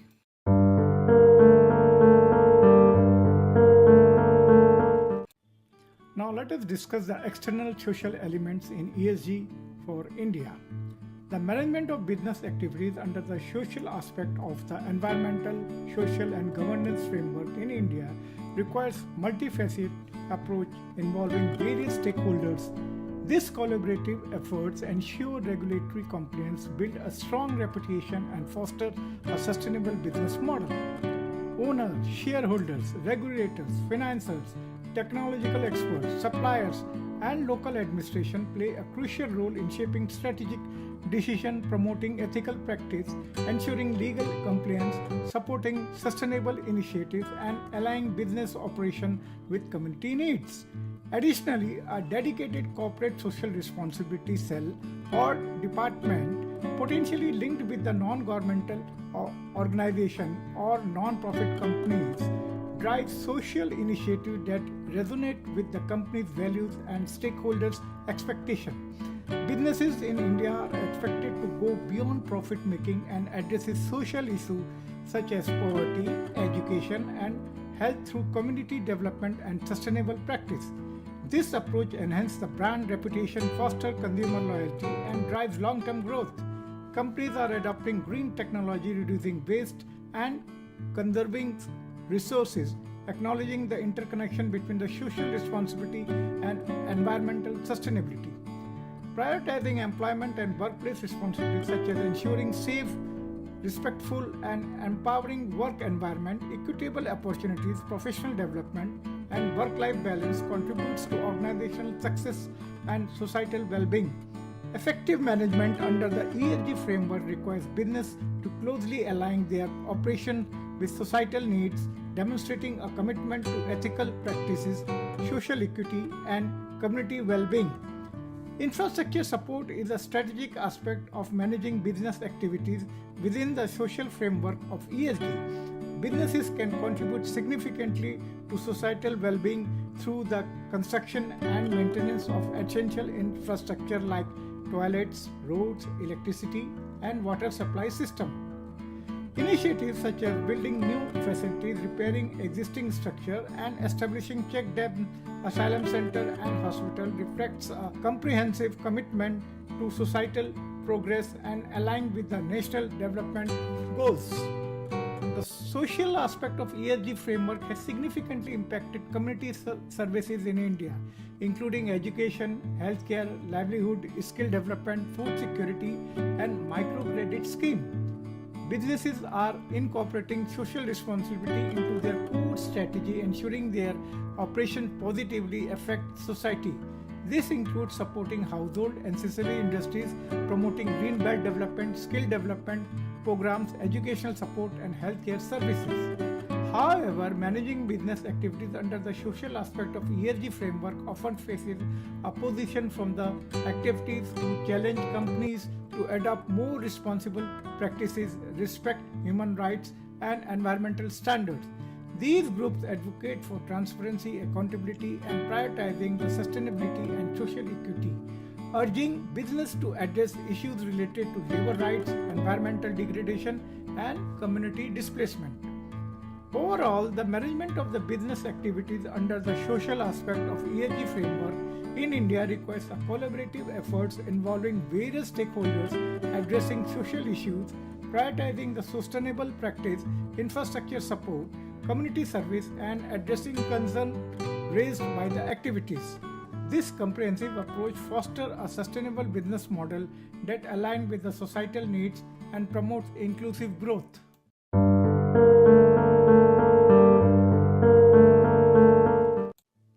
Now let us look what are the common social elements in ESG execution. The social aspect of the environmental, social, and governance framework plays a crucial role in shaping responsible and sustainable business practice in India. It encompasses three key elements: legal compliance, adherence to national and international guidelines, and the adoption of the welfare-based and right-based approaches. Firstly, the business in India are maintained to comply with the comprehensive legal framework that covers factory operations, environmental conservation, employee welfare, land acquisition, international business law, trade regulations, and intellectual property protection. Adherence to these laws is not merely about avoiding legal repercussion but about building a foundation for responsible and sustainable business practices.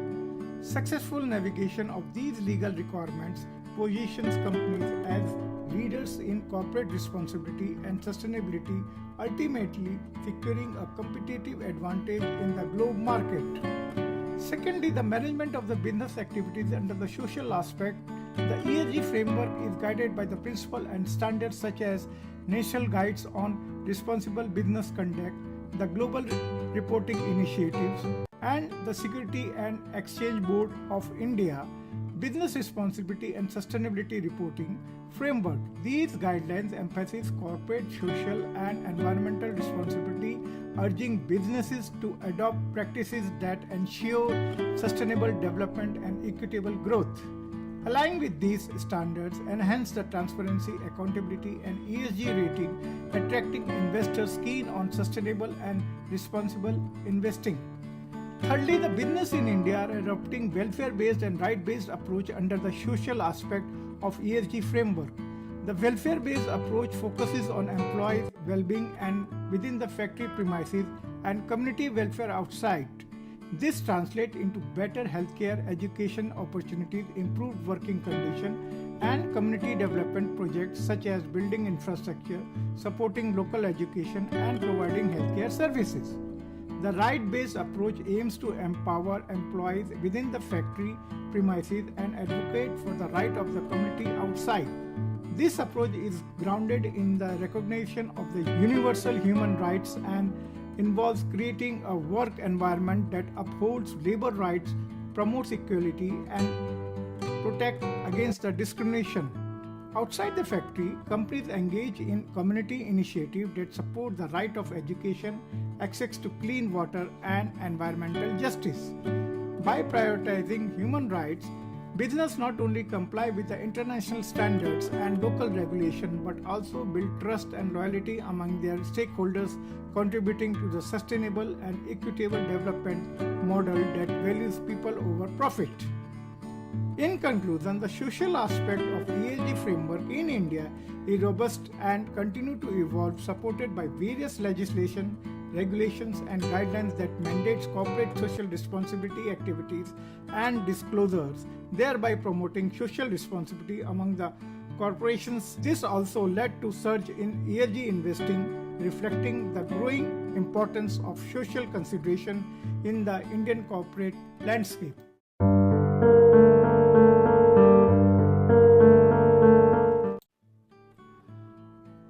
Well, this slide discusses the challenges to social in ESG among industries. The adoption of ESG framework within the Indian industry highlights a pressing dilemma, the struggle of social enterprises to balance purpose over profit with the need of financial sustainability and scalability.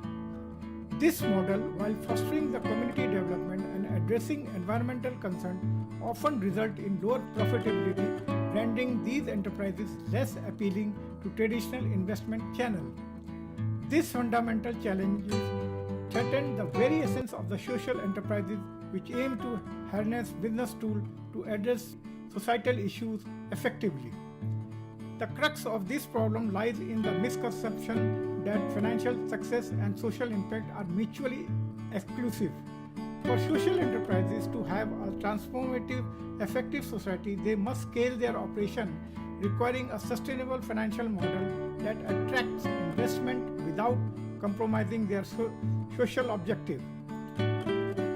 Achieving these balance demands innovative approach to business and funding, including impact investment, which value both social and financial return, and strategic partnership that enhance operational efficiency and market research. Moreover, the difficulty in integrating the balanced approach to ESG disclosure adds to another layer of complexity.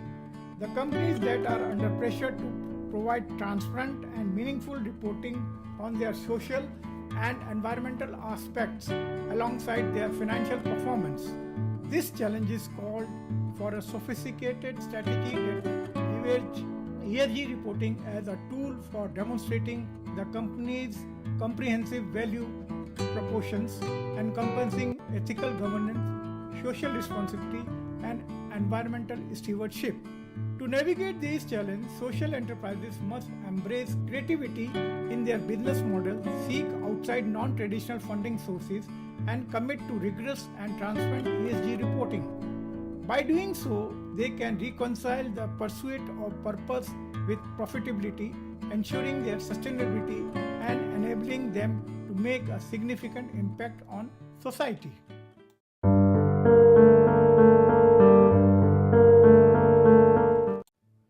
Now let us discuss the unaddressed issues and challenges of social in ESG. In India, the integration of social aspect into the environmental, social and governance framework present a unique set of challenges, particularly for industries outside the Fortune 1000 listed companies. While these businesses contribute significantly to product export and GDP, their approaches to ESG, especially the social component, often lack depth and is plagued by several unaddressed issues. One of the primary challenges is prevailing mindset that view social responsibility as a form of a sanction or a punishment rather than an integral part of the business ethics. This perspective leads to minimal engagement with social initiative, treating them as a checkbox activity rather than a core aspect of business strategy. Consequently, there is a disproportionate emphasis on businesses and financial aspects with less weightage given to the social service sector and sustainable development goal. Furthermore, the failure of corporate environment funds under the corporate social responsibility initiate highlights a significant gap in technical expert related to measuring and managing carbon and water footprints. Many companies struggle to integrate an effective environment management plan with CSR budget primarily due to lack of technical know-how. Another critical issue is the approach to assessing the socio-economic needs of the project affected population.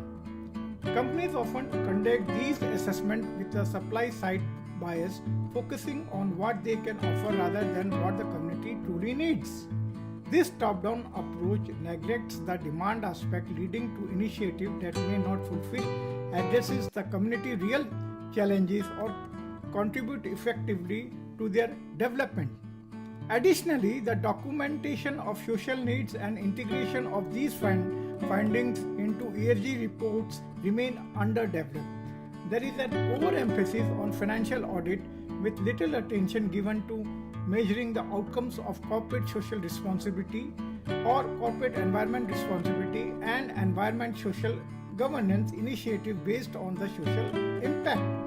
This financial centric approach to auditing overlook the importance of social audit, which are crucial for assessing the real impact of corporate initiatives on societal well-being and sustainable development.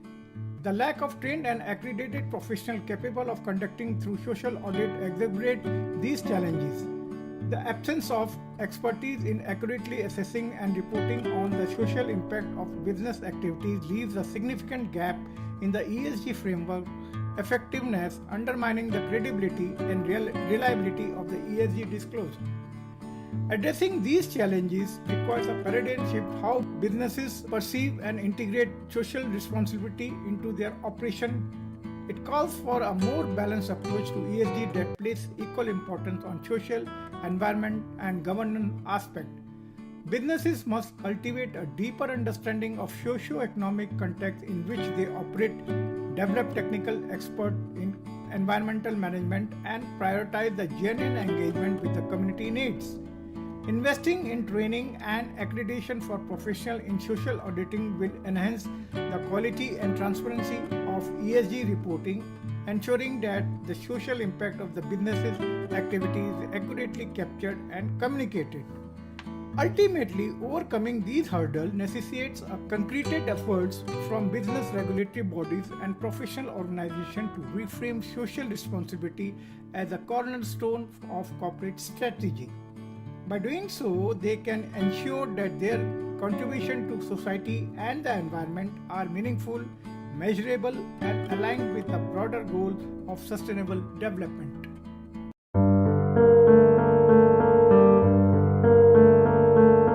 Now, this last slide discusses the policy implication for implementing social parameters in ESG framework of business operation for equity and sustainability. The evolving landscape of business operation in India is increasingly being sculptured by the imperative integration of environmental, social, and governance framework. Among these, the social parameters stand out of the beacon of transformative potential, guiding enterprises towards a future where equity and sustainability are not just an aspiration but foundational pillars of business strategy.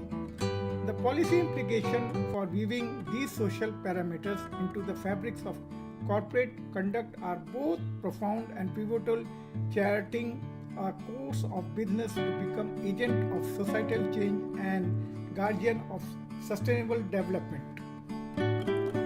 First, at the heart of this transformative journey is the harmonization of the business practice with social equity and environmental stewardship. The policy encourages businesses to adopt practices that bolster economic growth while fortifying the social fabric by embedding social consideration into every layer of business decision making, from supply chain logistics to product development, employee welfare, and community engagement. Second, to navigate this journey, policies must guide businesses towards responsible corporate conduct, championing social welfare, and advocating for fair labor practice, diversity, inclusion, and human rights protection. The narrative needs to shift from viewing social responsibility as a hurdle to embracing it as a competitive advantage, lightening the path to innovation, brand loyalty, and long-term prosperity. Third, catalyzing the change requires incentivizing business to embed social equity and sustainability. Policy framework should reward pioneering companies integrating social parameters through tax benefits, subsidies, preferential market access, and public recognition. These incentives nudge social responsible practice and position businesses as trailblazers for sustainable corporate future. Fourth is related to promoting the transparency and accountability through rigorous social audit and ESG reporting eliminates business social footprint, fostering accountability. This transparency empowers stakeholders' decision and encourages continuous social performance improvement. It weaves trust between corporation, communities, and the environment, strengthening their bonds. Sixth is policy should empower the business as engines driving social innovation and sustainable development by supporting capabilities and strategies addressing social challenges innovatively, fostering collaboration between business, government, civil society, and academia, create an ecosystem catalyzing shared value creation benefiting society. Next is related to the partnership creates synergy for scale and lasting change. NGO collaboration combines business resource with the grassroots labor network. The tri-sector initiative bring government, community, and private sectors together by aligning interests, shared goals, propel progress exponentially. Another is related to reward system that must reinforce behavior that grows the pie together, not compete or slice. Performance metrics should track inclusion, empowerment, and equality indicators. Leaders with high EQ and systems thinking skill requires profits and social impact can coexist and uplift communities. Stakeholder dialogues and collaboration also underpin successful policy design and implementation. Government, companies, and community representative co-creating ESG roadmap can enhance public trust and compound social impact. Platforms for two-way engagement are invaluable. Last but not the least is embedding social parameters with the ESG marks, a new area where business transcend economic roles, becoming pillar of the social equity and sustainability. Embracing this policy allows corporations to create legacy measured by societal and planetary impact, not just for profit. This integrates equity and sustainability into economic success, heralding a future where doing good is inseparable from business thriving. Overall, addressing these challenges requires a multifaceted approach involving collaboration between responsible business within and outside the factory premises that tend to commit to continuous learning and adaptation. Taking lead from this, my next presentation will be on ESG governance. So stay tuned for the next week with the interesting topic on my channel. Till then, bye-bye.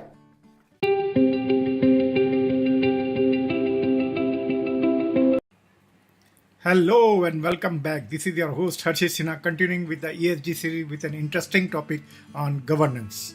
To make the environmental and social element successful under the ESG, as pointed out in my previous presentation, it becomes apparent to look at the intersection of the traditions and the modernity. India's corporate sector is embracing a transformative approach to business, one where the governance component of the ESG framework is emerging as a pillar of trust and sustainability. In the rapidly evolving landscape of business and finance, the concept of environmental, social, and governance has emerged as a powerful force reshaping the way organizations operate and stakeholders evaluate their performance.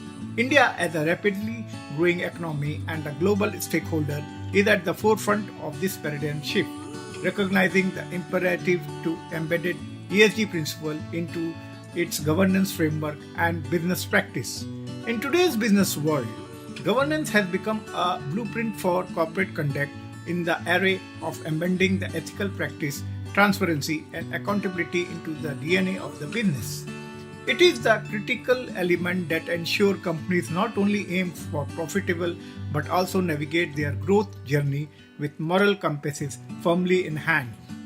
However, governance, the often overlooked pillar of the ESG triad, is a critical component that underpins the successful implementation and integration of environmental and social initiatives. Strong governance practice ensure that organizations have robust system, process, and structure in place to manage risks, promote transparency, and align their operation with ethical and sustainable principles. Thus today, governance is the cornerstone of the ESG framework in India, acting as the foundation upon which the business can build sustainable and ethical operation. As India continues to carve out its place on the global economic stage, the emphasis on the strong governance practice will undoubtedly play a decisive role in shaping the future of its corporate sector. By prioritizing governance, India businesses are not just committing to growth but a growth model that is responsible, sustainable, and inclusive, marking a new chapter in the country's illustrious economic story.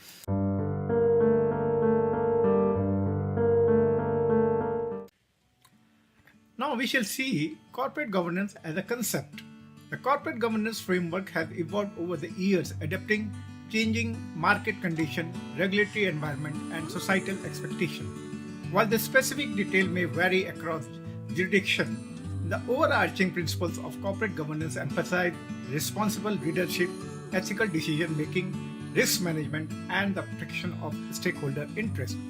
Effective corporate governance practices are widely recognized as essential for fostering long-term business success, maintaining investor confidence, and contributing to overall economic growth and stability. In this regard, three major revolutionary concepts of corporate governance emerged. The first is the Cadbury Committee, established in the United Kingdom in 1991, which played a pivotal role in promoting the corporate governance of best practice. Its report, known as the Cadbury Report, emphasized the importance of accountability, transparency, and the separation of responsibilities between the board of directors and the management. The report introduced the concept of independent non-executive directors and recommended the establishment of audit committee to enhance the financial reporting and internal control mechanism. The second is the Organization for Economic Cooperation and Development, OECD, has also been a driving force in corporate governance. In 1999, the OECD released its principle of corporate governance, which have become a global recognized benchmark. These principles covers areas such as right and equitability treatment of shareholders, the role of stakeholders, disclosure and transparency, and the responsibility of the board. The OECD principles are regularly reviewed and updated to reflect the emerging best practices and challenges. Equally in India, the Confederation of Indian Industry has played a significant role in promoting the corporate governance practice. The CII's Desirable Corporate Governance Code, first introduced in 1998 and subsequently revised, guides on issues such as board composition, executive composition, and stakeholder relation. The code aims to enhance the transparency, accountability, and ethical conduct within the Indian corporation.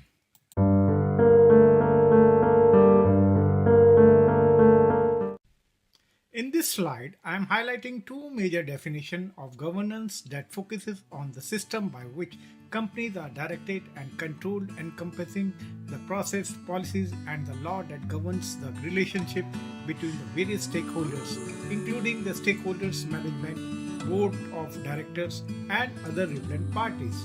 Several influential bodies have contributed to shaping the principle and practice of corporate governance worldwide. The first definition emphasizes strong ESG governance, typically involving the crucial role of the board of directors for strategic direction, monitoring performance, and ensuring accountability for ESG matters, followed by clear policy, code of conduct, and standard operating procedure to guide their approach to ESG issues such as environmental management, human rights, and ethical business practices. Besides, well-defined role, responsibility, and reporting lines are established to ensure ESG considerations are integrated into decision-making process and performance is regularly monitored and reported.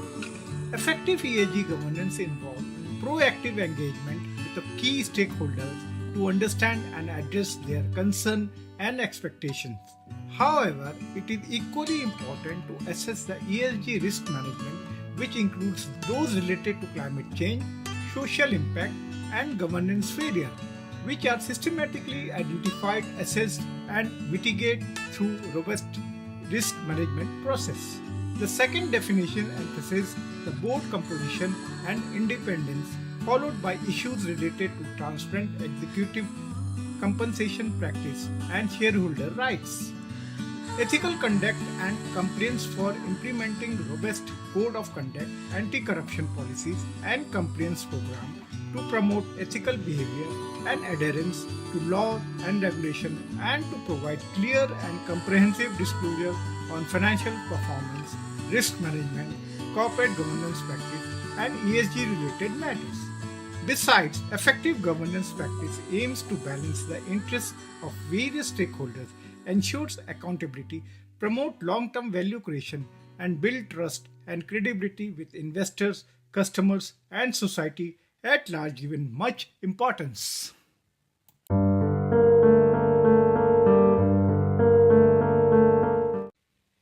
In this slide, we will just briefly discuss meaning and definition of governance. By implementing strong ESG governance practice, organizations aim to enhance their overall sustainability performance, build trust and credibility with the stakeholders, and create long-term value for their business and society. Taking the lead from this, the Ministry of Corporate Affairs has outlined guidelines with 9 principles on responsible business conduct, of which 3 are related to governance that encapsulate good governance practice for business in India. Principle 1 emphasizes integrity, ethics, transparency, and accountability as core attributes of corporate governance. This underscores the need for robust internal control, audits, risk monitoring, and disclosure policies. Principle 4 highlights that companies must acknowledge the interest of all stakeholders like employees, customers, communities, etc. Governance mechanisms should be oriented towards recognizing stakeholders' concerns and incorporating them into corporate decision making and strategy. Principle 7 advises that when engaging with the public policy, companies must do so responsibly and transparently. This expectation of ethical lobbying and advocacy compel governance systems that promote compliance, anti-bribery, and transparent political engagement. Overall, the MCS principle in India affirm the foundation of good governance as integrity, transparency, accountability, and stakeholders inclusiveness. Aligned governance system empower and obligates the companies to pursue financial objectives responsible, and other 6 elements which I have already discussed in my previous definition strengthen the meaning of governance in ESG.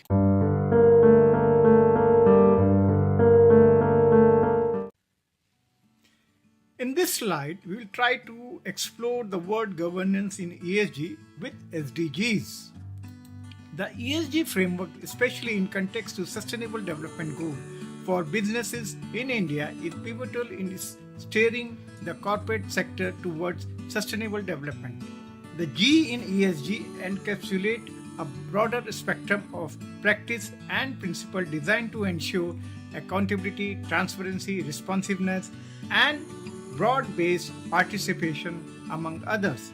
This facet of ESG is instrumental in embedding sustainable practices into core of business operation, aligning them with the ambitious targets set by the United Nations SDGs.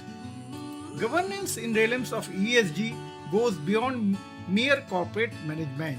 It pertains to structures and processes that foster accountability, transparency, and inclusiveness in decision making. This includes the distribution of rights and responsibility among various stakeholders within the corporate entity, such as board of directors, managers, stakeholders, and other stakeholders. The focus on the governance is not just about ensuring legal compliance but also about promoting the ethical business practice that contributes to sustainable economic development. This strategic effort is essential for the growth of economy with a particular emphasis on manufacturing sector, which is often at the heart of discussion on industrial sustainability. The integration of governance with SDG presents a two-tiered approach to sustainable development. At the industrial level, governance intersects with the several SDGs, notably responsible consumption and production, that is SDG 12, peace, justice, strong institution, that is SDG 16, and partnership for the goal, that is SDG 17.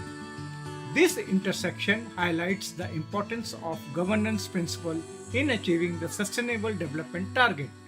For instance, SDG 12 emphasizes the need for efficient resource use and reduction in waste principles that are closely aligned with the good governance practice such as accountability and transparency in resource management. Corporate governance, directed and controlled by governing body of an entity both within and outside of it, plays a crucial role in operationalizing the SDGs. Good governance practice ensures that corporations not only pursue their economic objective but also consider the social environmental impact of their operation. This involves adhering to principles that promote equity, empowerment, and participation, ensuring that benefits of economic growth are distributed widely and contribute to the overall well-being of the society. In the Indian context, where corporate landscape is diverse as its culture, the role of governance in ESG became even more critical. Indian business are increasingly recognizing the importance of incorporating ESG principles into their operation, driven by the combination of regulatory pressure, investors' demand, and genuine commitment to sustainable development. The emphasis on governance within this framework ensures that these efforts are grounded in practice that are not only economically viable but also socially responsible and environmentally sound. Moreover, the focus on governance within the ESG framework of SDGs underscores the interconnectedness of economic growth, social equity, and environmental sustainability. By adopting governance practice that prioritize transparency, accountability, and inclusiveness, businesses can play a significant role in advancing SDGs, contributing to a sustainable future for all. Overall, the G in ESG in context to SDG for business in India is not just a component of corporate strategy but a fundamental principle that underpins sustainable development. As Indian business continue to evolve in their sustainability journey, the integration of robust governance practice will be the key to achieving the SDGs, making a new era of responsible and sustainable business conduct.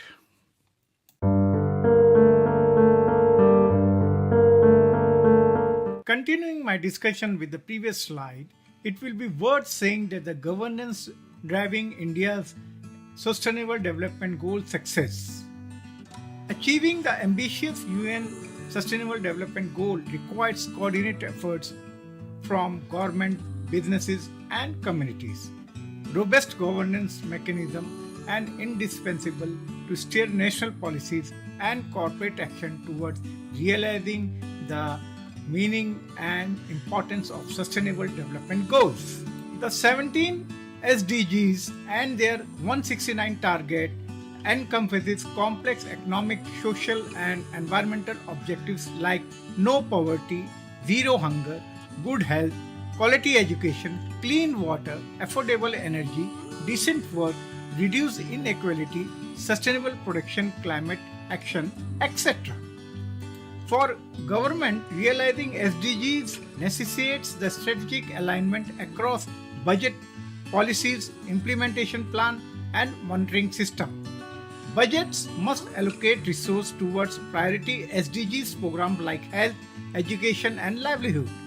Policies and regulation needs to integrate SDG target through supportive framework for ESG practice, public disclosure, community engagement, and sustainable resource use that minimize harm to the future use of resources.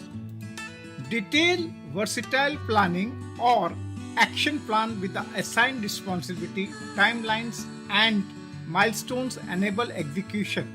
Extensive indicators, spanning inputs, outputs, and outcome allow tracking measurable progress rather than superficial efforts. Business also needs governance structure that embedded all 17 SDGs within corporate purpose, strategies, and operation. Leadership commitment, sustainability council, and incentive system that incorporate ESG, KPIs, orient organizational culture and behavior towards SDGs. Partnership with civil societies and communities can fill gaps in resources, outreach, and expertise. Open communication channel help balance stakeholder interest and co-create solutions. Overall, governance capability in foresight, integrated planning, ethical orientation, performance management, and stakeholders coordination are vital for sustainable development. Governance guide reconciling economic growth and ecological sustainable and social equity, the core SDGs challenges. India robust governance initiatives can catalyze faster SDG achievement. The NITI Aayog oversee SDG implementation and monitoring supported by advocacy, training, and data system. States are formulating aligned policies and action plan. Businesses are also embedding SDG into responsible business conduct practice. With visionary leadership, transparent systems, participative process, and technological innovation, India's public and private governance capabilities are still the country towards achieving the SDGs and establishing the global benchmark.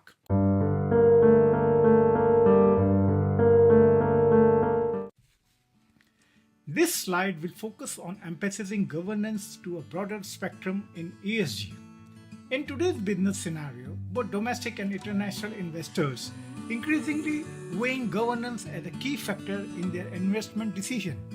Companies that exhibit strong governance practice are viewed as beacon of reliability and sound management, attracting capital and partnership that fuel not only the financial growth but also societal progresses. This trend underscores the evolving nature of the investment perspective, where sustainability and ethics are critical as financial returns. So now two main components encompasses the governance of listed business entities at macro level. In the evolving paradigm of a corporate responsibility, the ESG financial and economic aspect denoted as ESG in bracket F and E provide a more holistic view and sustainability in business operation.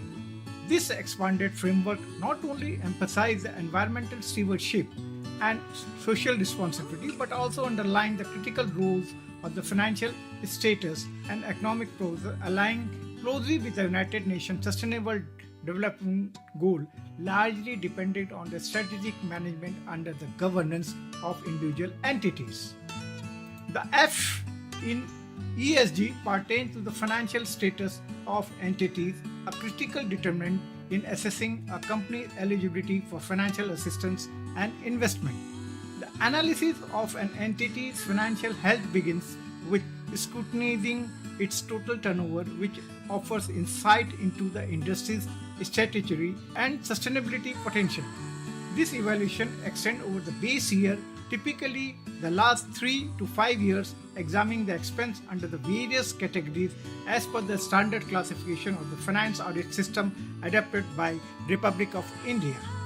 Such financial scrutiny is indispensable as it lays the groundwork for understanding a company's capability to engage in sustainable practice and its resilience against economic downturn. The E in ESG signifies economic progress defined as enhanced capacity of an industry to produce goods and services of higher value using the same or equivalent resources. This aspect of ESG framework is intricately linked to sustainable development as it encompasses healthy production and sales figures, industrial innovation, and partnership that drives forward economic sustainability. Economic progress, as analyzed in this context, directly supports the achievement of specific SDGs, highlighting the importance of sustainable economic growth as a driver for overall development. The inclusion of the financial status and economic progress within the governance framework directly correlates with the several SDGs, including Goal 8, Decent Work and Economic Growth, Goal 9, Industry, Innovation and Infrastructure, and Goal 17, Partnership for the Goals. These connections underscore the necessity of the robust financial foundation and continuous economic innovation for achieving sustainable development. By fostering industrial growth that is both economically viable and socially responsible, business can significantly contribute building a sustainable future. Thus, in context to India, ESG framework offers a comprehensive approach to sustainability that transcends environmental and social consideration to include financial and economic dimension. This broader perspective is crucial for addressing the unique challenge and leveraging the opportunity within India's dynamic economic landscape. By integrating financial status and economic progress into the governance of business practice, companies can ensure that their growth is not only financially sound but also contribute to the broader goal of sustainable development as outlined by the United Nations Sustainable Development Goals. In doing so, businesses can forge a path towards a future where the economic prosperity, social equity, and environmental sustainability are intersectionally linked, creating lasting value for all stakeholders involved.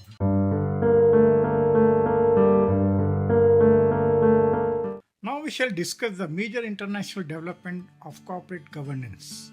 The corporate governance has witnessed significant development at the international level, driven by the various influential organizations and their initiatives. In this regard, the Cadbury Committee report. This report laid the foundation for the modern corporate governance principle, emphasizing the importance of accountability, transparency, and the separation of responsibilities between the board and the management. It introduced the concept of independent non-executive director and recommended the establishment of audit committee. This is followed up by the OECD principle of corporate governance. These principles, developed by the Organization of Economic Cooperation and Development, have become a globally recognized benchmark for corporate governance best practices. They covers areas such as shareholder rights, stakeholders rules, disclosure of transparency, and board responsibility. The Sarbanes-Oxley Act, enacted in response to major corporate scandals, SOX aimed to restore public trust in corporate governance and financial reporting.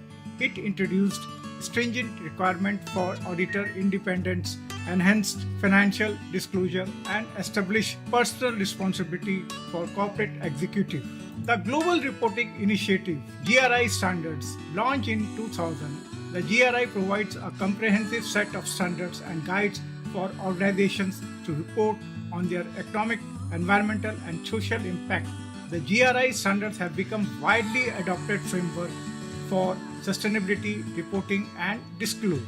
International Integrated Reporting Council, established in 2010, the IIRC promotes the concept of integrated reporting, which combines financial and non-financial information to provide a holistic view of an organization's performance, strategy, and value creation over time. United Nations Guiding Principle on Business and Human Rights, the UNGP provides a global standard for preventing and addressing the risk of adverse human rights impact linked to the business activity. They outline the corporate responsibility to respect the human rights and the need for effective governance and due diligence process.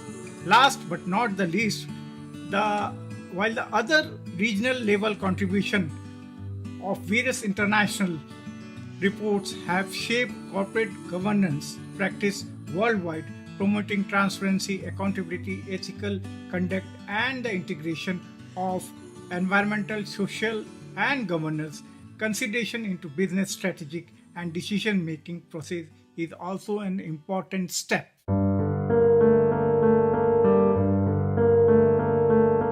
Continuing my discussion from the previous slide, now we shall discuss the major national level development of corporate governance.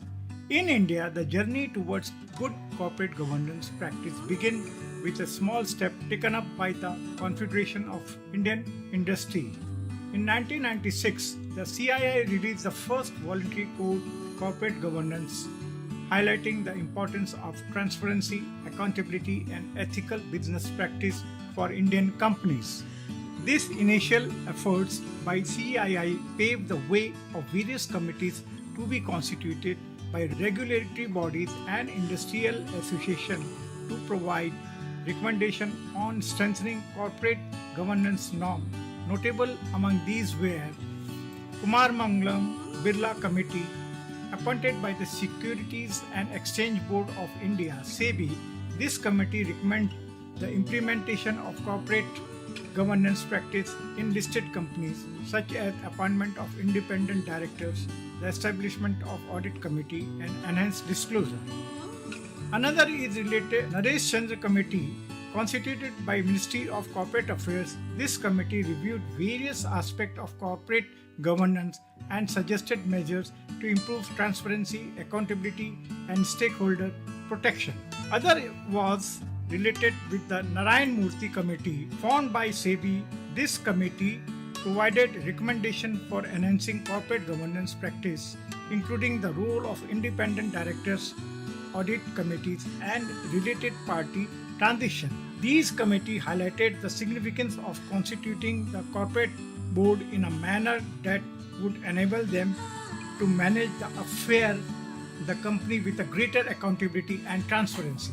These initiatives laid the foundation for subsequent regulatory reforms and adoption of comprehensive corporate governance practice by Indian companies, aligning them with a global best practice while considering the unique challenge and opportunities of the Indian business landscape. Now, before I discuss the role and initiative taken up by the MCA and SEBI and their allied bodies, let us compare the progress of governance regulation with the introduction of ESG governance protocol.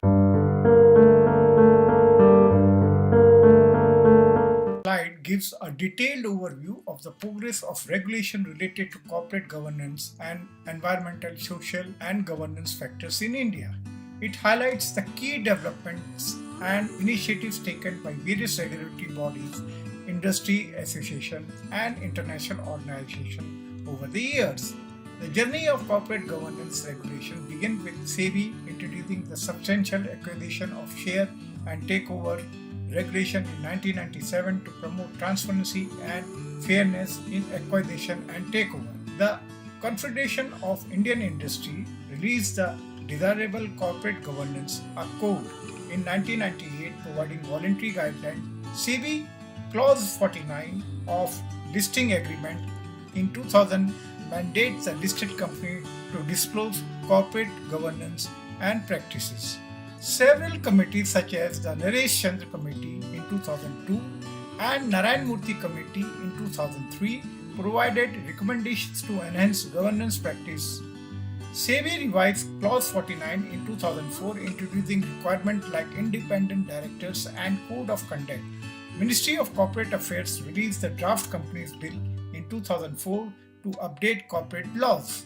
The Companies Act of 2013 was a significant milestone, introducing comprehensive governance requirements, including provision for independent directors, board committees, auditor independence, and enhanced disclosure. SEBI aligned its regulation with the new act, further strengthened the governance norm for listed companies. While the progress of governance in ESG for India has seen a steady evolution, driven by the various regulatory and voluntary initiatives, here an overview of the key development regarding the progress of ESG governance. The MCA issued National Voluntary Guideline (NVGs) on corporate social responsibility in 2009, providing a framework for responsible business practice. The United Nations Human Rights Council endorsed the guiding principle for business and human rights in 2011, outlining responsibilities for respecting human rights. SEBI introduced the Business Responsibility Report in 2012, mandating its disclosure for listed companies and expanded its scope over time. The Company Acts of 2013 formalized the CSR regulation, requiring companies to allocate profits for CSR activities. India aligned its policy with the United Nations Sustainable Development Goal in 2016, promoting sustainable development across sectors. The MCA released guidelines on social, environmental, and economic responsibility of business in 2018 and National Guideline Responsible Business Conduct in 2019, aligned with the international standards. Efforts were made to link the Global Reporting Initiative (GRI) standards with SEBI, the BRSR framework in 2022, promoting harmonized ESG reporting, while in 2023 the Balanced Framework for ESG disclosure, rating and investing aimed to standardize and enhance the ESG disclosure and investment practice. The development of regulation of governance along with the introduction of the governance charter in the ESG framework of India demonstrate the India's commitment to promoting transparency, accountability, ethical conduct, and sustainable business practice, while aligned with the global standards and addressing the unique challenges and opportunities of India's business scenario.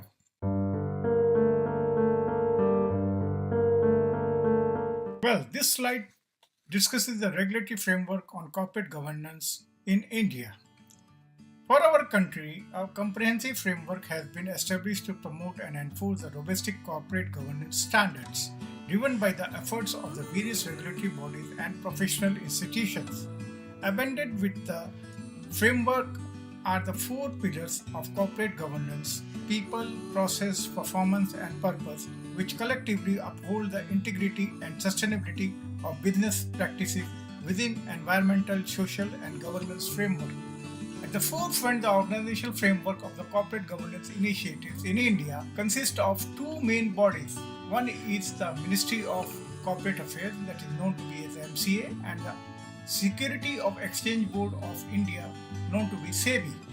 SEBI monitors and regulates the corporate governance of the listed companies in India through Clause 49, while the MCA deals largely with the corporate affairs governance with its quasi-bodies such as ICSI, ICAI, and NFCG. I shall explain in brief the role of each pillar of the corporate governance.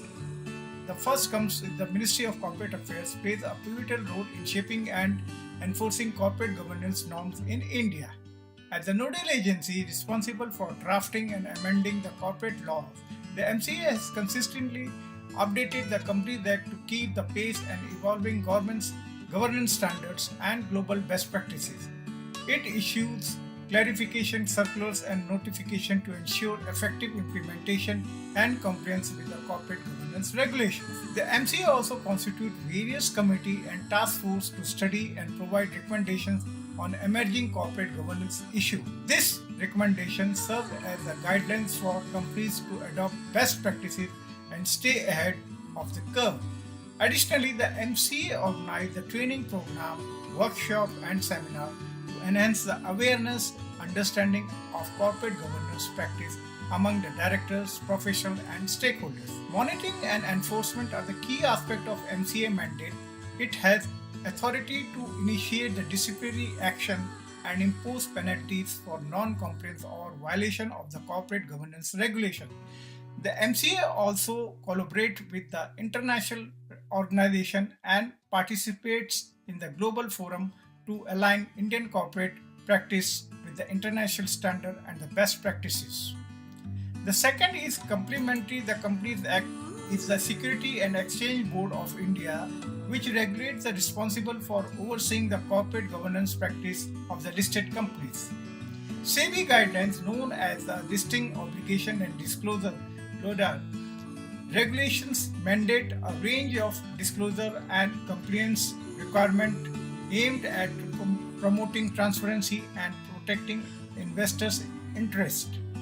One of the SEBI's significant contributions to corporate governance has been the revision clause 49, now incorporated into LODR regulation. This revised clause has redefined the criteria of independent directors, strengthened the responsibility of audit committee, and mandated the formal codes of conduct for companies. It has also stringent requirement for CEO and CFO certification of financial statement, ensuring that the top management bears direct responsibility for accuracy and integrity of the financial reporting. Now I shall give you a brief about the other quasi bodies which some or the other way are linked with the Ministry of Corporate Affairs. The Institute of Company Secretaries of India (ICSI) and the Institute of Chartered Accountants of India (ICAI) play a crucial role in promoting and advocating the corporate governance practice in the country. The ICSI has issued a secretarial standard and guidance note to guide companies on the various aspects of the corporate governance such as board meeting, general meeting and meeting about the dividends. Additionally, it conducts various programs and confers the ICSI National Award for Excellence in Corporate Governance to recognize and encourage companies that exemplify best practices. The ICAI, on the other hand, provides a high-quality accounting standard to reduce the uncertainty and increase overall efficiency and investor confidence. The accounting standard issued by the ICAI covers areas such as disclosure of accounting policies, valuation of inventories, amalgamation and interim financial reporting, related party disclosure, and more. These standards ensure consistency, transparency, and comparability in financial reporting, which is a cornerstone of effective corporate governance. The National Foundation of Corporate Governance, established by the MCA in partnership with the industry body and professional institute, acts as a nodal agency for evolving corporate governance principles in India. Its objectives include creating awareness about the importance of the good governance practice, encouraging research in the field, collaborating with the regulatory authorities and private sector, and aligning with the global standard and practices. This multifaceted corporate governance framework in India is a testament to the country's commitment to promoting the ethical, responsible business practice. It provides a robust set guidelines, regulation, and standards that companies must adhere to ensure that they operate with the integrity, transparency, and accountability towards all stakeholders. By mandating stringent disclosure requirement, strengthening the role of the independent directors, and emphasizing the corporate social responsibility, this framework encourages companies to go beyond mere profit seeking and contribute to the broader goal of sustainable development, environmental protection, and societal well-being. Moreover, the framework emphasizes on the shareholder democracy, minority shareholder protection, foster an environment of trust and confidence in the Indian corporate sector, attracting both domestic and foreign investment. It sends a strong signal that the companies operating in India prioritize good governance, which is essential for long-term growth and value creation. In a rapidly globalizing business environment where corporate scandals and governance failure can have far-reaching consequences, India's comprehensive corporate governance framework serves as a bulwark against the unethical practice and a beacon of transparency and accountability. It not only strengthens the foundation of the Indian economy but also positions the country as a responsible and progressive player on the global stage, setting an example for the other emerging market to follow.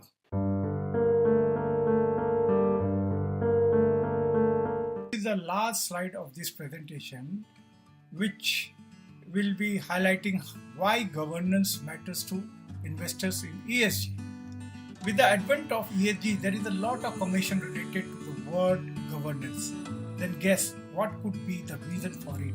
I tell you now, investors are associated deeply in the business perspective with the emergence of ESG, making business with the responsibility a core concept for sustainable growth. Governance is a pivotal of ESG investing in India, and the governance is a key factor for investors assessing Indian companies on ESG parameters, as it indicates how ethical, accountable, and transparently a firm operates.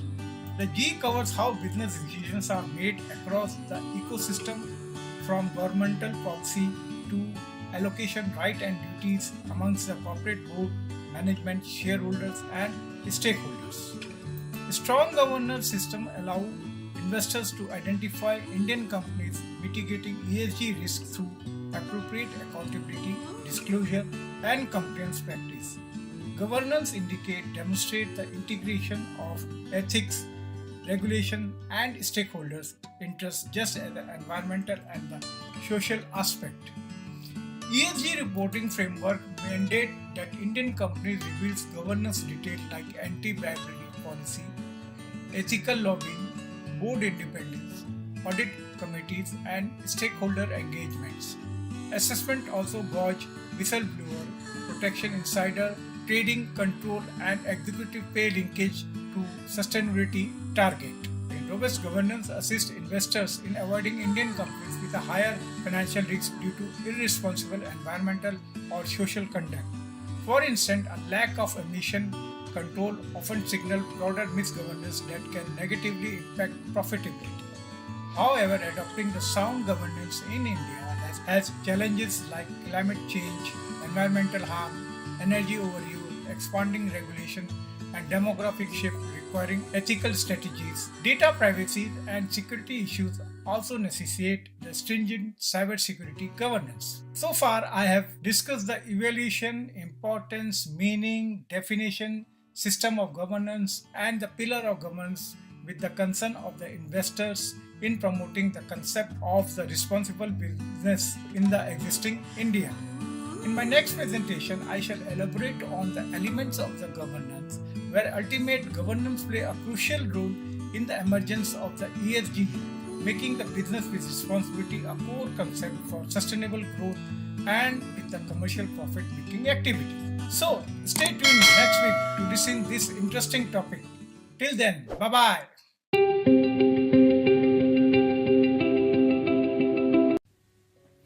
Hello and welcome back to continue our previous discussion on governance systems and their role in enabling ethical, transparent, and accountable business operation.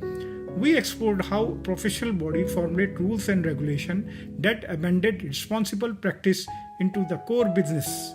Governance is critical in ensuring companies not only pursue profitable but also navigate their commercial journey responsibly, considering environment and social responsibilities. Today, corporate governance is evolving globally, emphasizing responsible leadership, ethical decision making, and stakeholder protection. In India, the corporate sector is embracing governance as a pillar of trust and sustainable within the environmental, social, and governance framework. Integrating ESG principle into corporate framework is essential for sustainable business practice.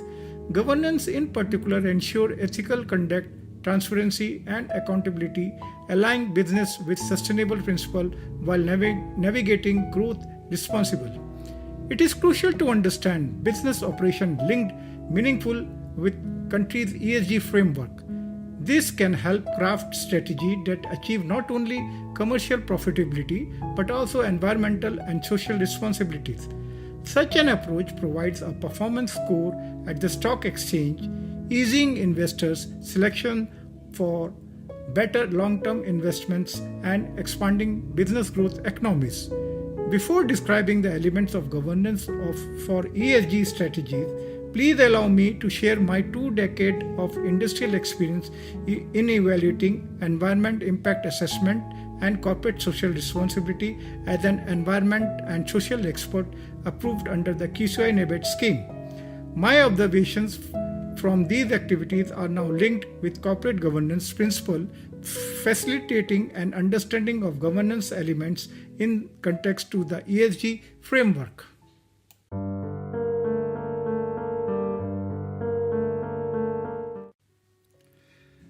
Let me share my experience over the last 2 decades from 200 environment impact assessment projects, highlighting incidents that illustrate the governance practice observed in the various companies under the different circumstances.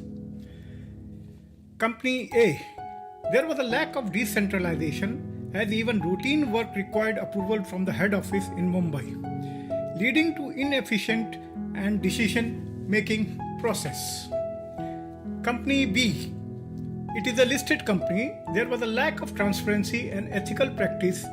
The company refrained from sharing profit figures which were necessary to finalize the corporate social responsibility budget.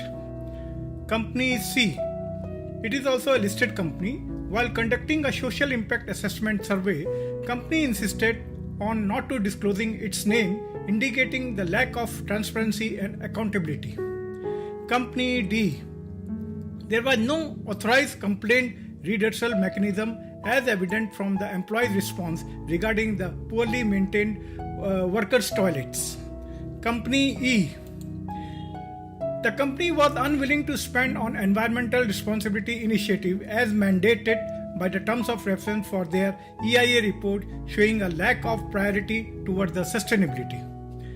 Company F is an automobile company. The practice of the Quality Circle Committee involving employees from all levels promoted inclusively and decision making for operation improvements. Company G. There was positive community participation as the company agreed to construct a paved road using the CSR budget addressing our local needs. Company H is a multinational company. The company demonstrated the true leadership, agreeing to construct toilet in surrounding villages based on need assessment survey findings. Company I is a medium-sized company. The company followed a strong governance practice by recruiting local workers and supervisors for its expansion unit, contributing to the societal progress. Last but not the least is a company J. The company positively influenced the external stakeholder by decorating at Crossroads Circle with its brand philosophy with the permission of the local authorities.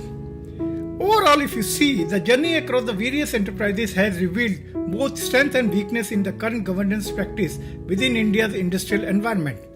The lesson learned underscored the need for business to internalize the principle of good governance, transparency, accountability, inclusiveness, and responsiveness as they chart their paths forward. Embracing their principle will not only drive financial growth but also contribute meaningful to societal progress, aligning corporate success with social welfare within the ESG framework.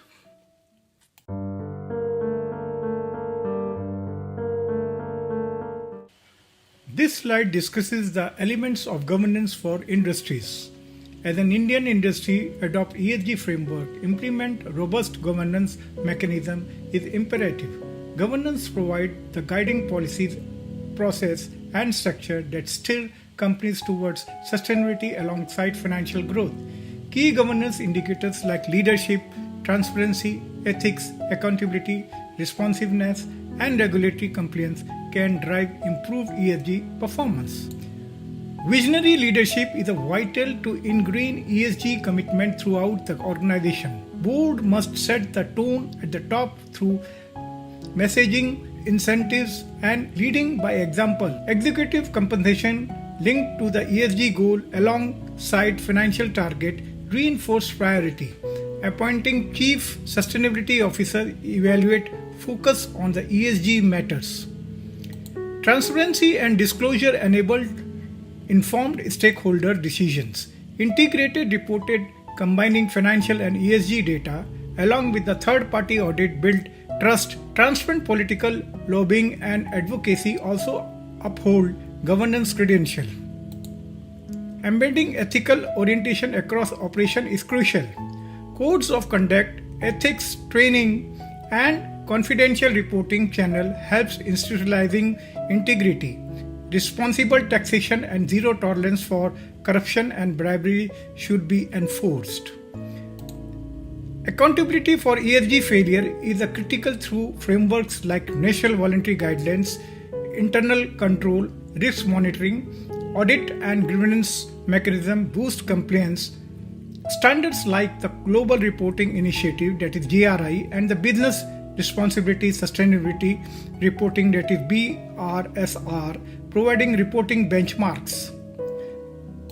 Responsive to societal needs cements ESG legitimacy. Two-way community engagement guides corporate community programs, human rights impact assessment, identify issues. Inclusive initiative uplift vulnerable groups. Influencing regulators and policymakers responsibly is expected. Industry association must balance members' interest and with national priorities when advocating. Constructive policy dialogue add value to it. While ESG commitment remains voluntary, some mandatory regulations build foundation. Compliance with factory, environmental and labor laws is non-negotiable. Mandates like corporate social responsibility, that is CSR, spending and sustainability reporting will gain prominence. Effective and efficient ESG implementation demonstrate credibility. Data-driven monitoring, ESG-linked executive pay, and lean management optimize resource utilization and impact. Digital tools can strengthen information and system. Fairness and inclusivity lead to equitable outcomes and enduring partnership. Fairness and inclusivity lead to equitable outcomes and enduring partnership. Responsible supply chain practice enables small vendors' growth. Gender and disability diversity indicates opportunities for all. Multi-stakeholder participation enable co-creating solutions. Platforms for employees, communities, and civil society interaction generate new insights. Investor briefing provide strategy update. Overall, the Indian industry must embrace governance as a strategic priority for successful ESG adoption. Indicators like leadership, transparency, ethics, accountability, responsiveness, and inclusivity should steer policy, process, and structures to balance profit and purpose. Visionary governance can make India's sustainable trailblazer.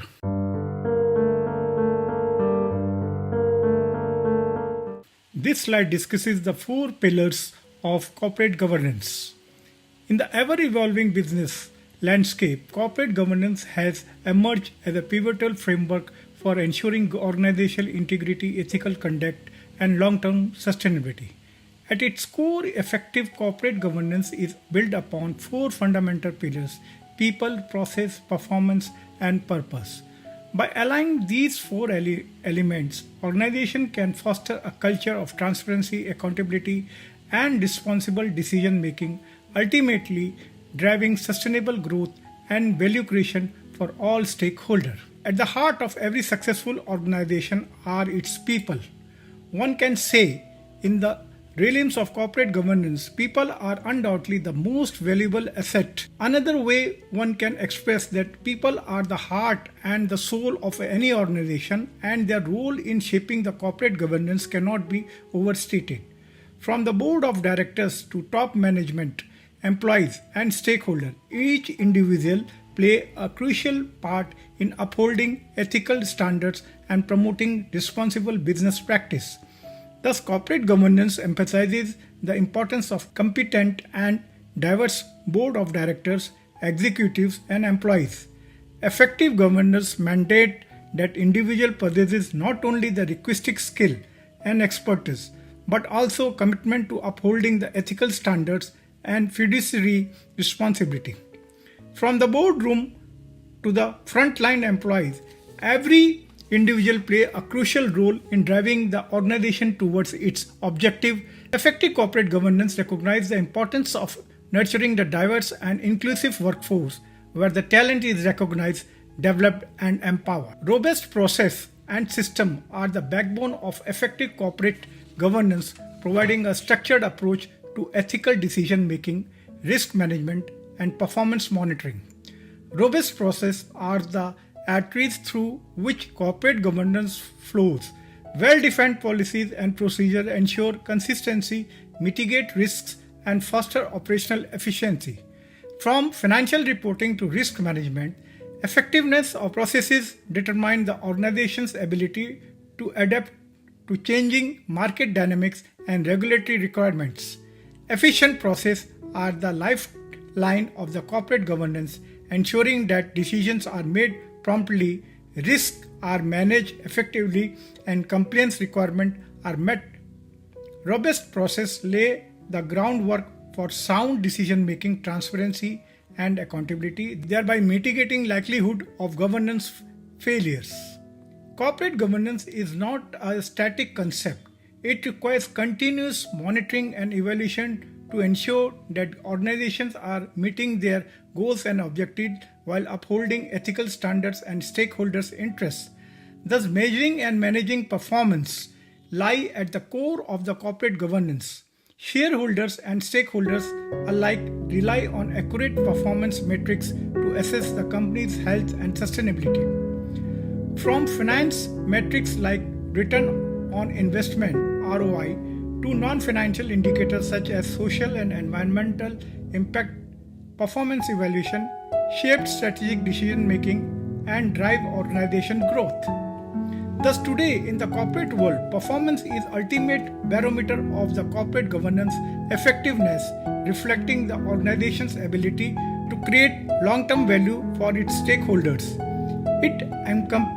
It encompasses financial metrics, operational efficiency, innovation, and social responsibility. A well-governed organization sets clear performance metric aligned with its strategic objective, regularly monitor progress, and takes corrective action as necessary. In today's socially conscious business environment, organizations must move beyond a singular focus on profitable and embrace a broader purpose that align with the societal value and stakeholders' expectation.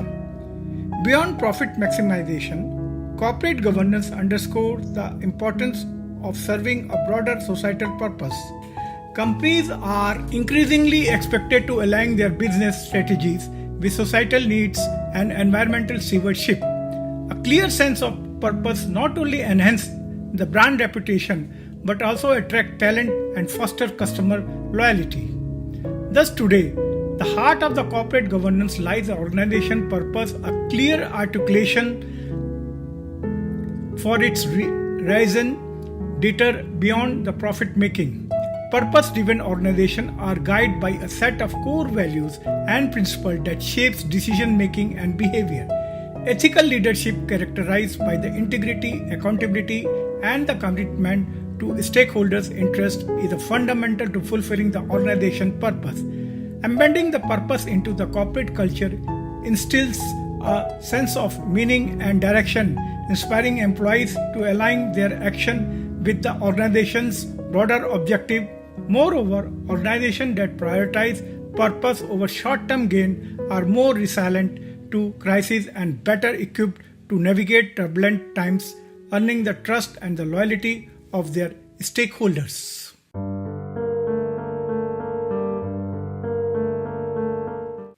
Now we shall discuss about the elements of the governance under the critical framework of evaluation. In the ever-evolving business scenario, corporate governance has emerged as a critical framework that shapes and guides the behavior of corporations based on two main elements. One is related to the governance lens and other is related to the governance policy. In the current slide, we will elaborate governance through the board lens, fostering corporate business accountability. In the realms of the modern corporate governance, the board of directors plays a pivotal role in shaping the behavior of organization. Acting as a governance lens, the board scrutinizes the action and decision of the CEO, top management, and the role of independent directors and employees, ensuring adherence to ethical standards, transparency, accountability. This comprehensive approach not only safeguards stakeholders' interest but also fosters a culture of responsible and sustainable business practice. The CEO serves as a strategic leader, public face of the organization, setting the tone of corporate behavior. The board's governance lens closely examines the CEO's decision-making process, leadership style, and alignment with the company's value and long-term objective. Through the regular performance evaluation, executive compensation, incentives, and open dialogue, the board can hold the CEO accountable for upholding the ethical conduct, promoting transparency, and driving sustainable growth incentives. The board governance lens is extended beyond the CEO, encompassing the action and initiative of the entire top management team. The board evaluates the effectiveness of the management strategic planning, risk management strategies, and execution of the corporate policy. By fostering an environment of open communication and constructive challenges, the board can provide guidance and oversight, ensuring that top management's efforts are aligned with the organization's governance principle and stakeholder interest. Effective governance recognizes that employees at all levels play a crucial role in shaping corporate behavior. The board lens focuses on cultivating a corporate culture that encourages ethical conduct, fosters employees' engagement, and empowers individuals to speak up against any unethical or illegal practices.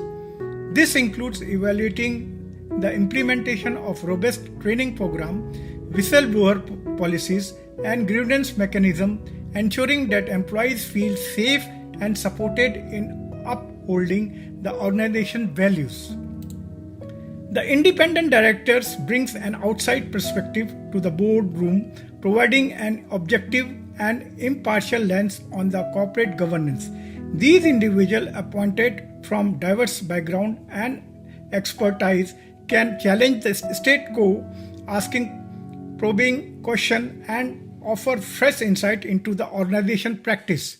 Independent directors play a vital role in mitigating conflicts of interest, promoting transparency, and ensuring that the board decisions are made in the best interest of the stakeholder. Strengthening a diverse and well-composed board is better equipped to provide effective governance oversight by encouraging diversity in terms of gender, ethnicity, professional backgrounds, and perspective. The board can leverage a wealth of knowledge and experience. The diversity fosters a robust discussion, challenges ground thinking, and enhance the board's ability to navigate complex governance challenges effectively. In our evolving corporate landscape, the board governance lens must remain sharp and adaptable. Continuous education and development program equip board members with the latest knowledge and the best practices in the areas such as sustainability, risk management, cybersecurity, and emerging regulatory trends. This ongoing learning process ensured that the board remains well informed and capable of providing strategic guidance and effective oversight. Effective governance extended beyond the boardroom encompasses open and transparent communication with stakeholders. The board's lens should prioritize the regular stakeholder engagement, fostering dialogue with shareholders, employees, customers, and the broader community. By actively listening to diverse perspectives and concerns, the board can better understand the impacts of corporate decisions and ensure that the organization action align with the stakeholder expectation and societal responsibilities. In conclusion, the board of directors serve as a crucial governance lens. scrutinizing corporate behavior from multiple perspectives. By holding the CEO, top management and employee accountable, fostering a culture of ethical conduct, and leveraging the expertise of independent directors, the board play a pivotal role in shaping responsible and sustainable business practice. This is comprehensive approach not only enhancing organizational integrity and reputation but also contribute to longer term value creation for all stakeholders.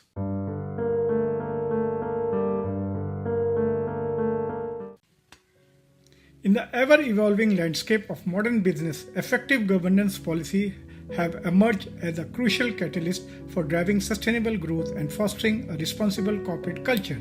These policies serve as a comprehensive framework that encompasses a broad range of principles and practice, ensuring that the organization operates with transparency, accountability, and deep commitment to environmental and social responsibility. Adherence to the rule of law, formation of the foundation of effective governance policy.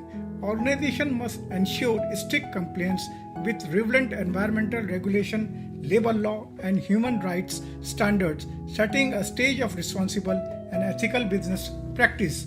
This not only mitigate legal risk but also demonstrate a genuine commitment to upholding the values of just and equitable society. Governance policy that encourages active participation from all stakeholders, including employees, local communities, civil society, organizations, and regulatory bodies, foster a collaborative and inclusive decision-making process.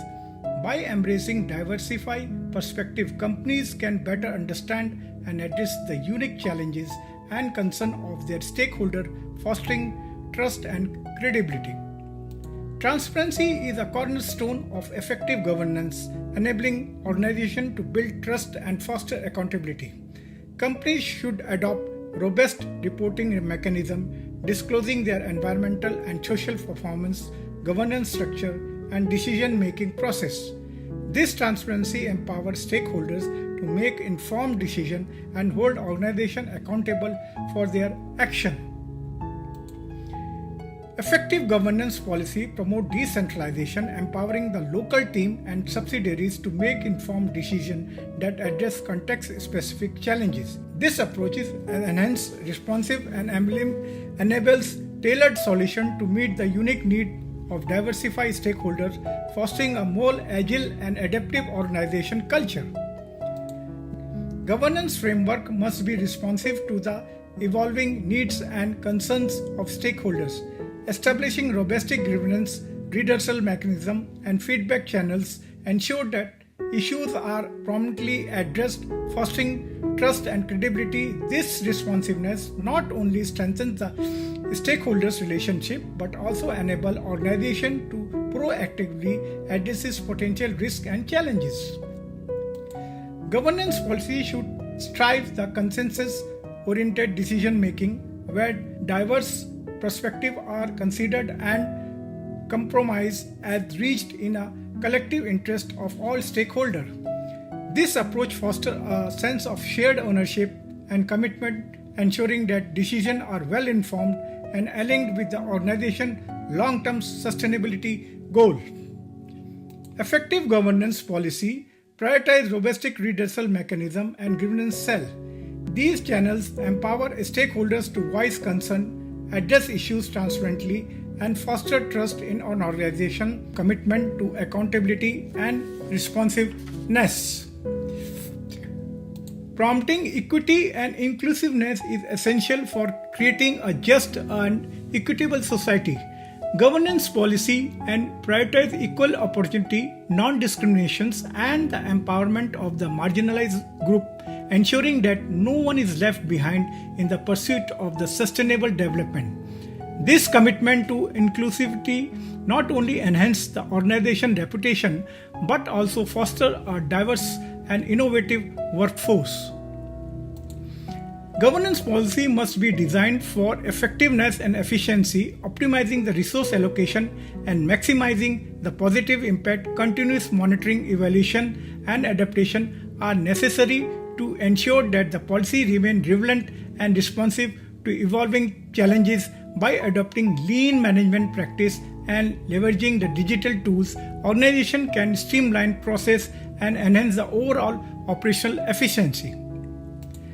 Environmental and social framework. At the core of effective governance policy lies a strong environmental social framework. This entails integrating principles of environmental stewardship, climate resilience, social responsibility, and human rights into a core organization. Strategies and operation. By aligning these practices with these principles, companies can contribute to creation of a more sustainable and equitable world. Implementing comprehensive governance policy that encompasses these critical elements is not merely a compliance exercise but a strategic imperative long-term success that will be later discussed in detail in the consecutive slides.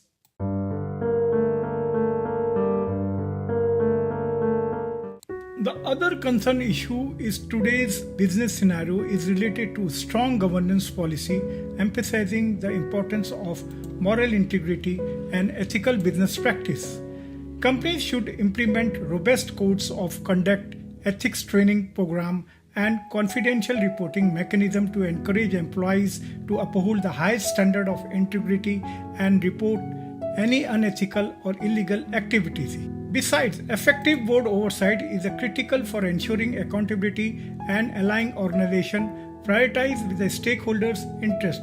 Many governance frameworks advocate for split between the roles and CEOs and board chair, promoting independence and preventing potential conflicts of interest. Further, the governance policy should protect and promote the shareholders' right, including the right to nominate the board candidates and actively participate in decision-making process. This fosters transparency and accountability and aligns the interests of shareholders with those of organization. It often addresses stock buyback practice, ensuring that such activities are conducted transparently and in the best interest of shareholders and the long-term sustainability of the company. Accurate record keeping and robust auditing processes are essential components of effective governance. Companies should maintain comprehensive records of financial transactions, operational activities, and decision-making process, subject to regular internal and external audit to ensure compliance and transparency. Further, good governance policy should mandate the sharing and publishing of relevant information, including financial reports, sustainability performance, and governance structure. This transparency enables stakeholders to make informed decisions and hold organizations accountable. Continuing governance policy should extend beyond mere complex with legal and regulatory requirements. An activity-based approach to governance ensures that organizational practice, strategies, and decision-making process are aligned with the ethical principle, sustainability goal, and stakeholder interest. By implementing these comprehensive governance policy that addresses these critical elements, organization can cultivate a culture of trust, integrity, and responsible business practice. This not only enhances their reputation and credibility but also contribute to long-term sustainability growth and positive societal impact.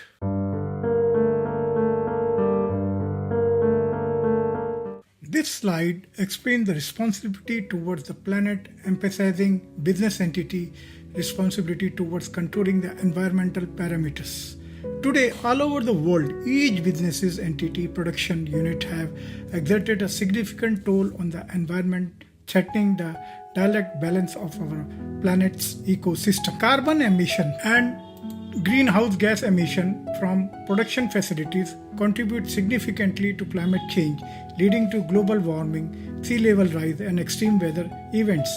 The concept of the carbon credit and offset has emerged as a potential solution, encouraging companies to reduce their carbon footprint and invest in sustainability initiatives.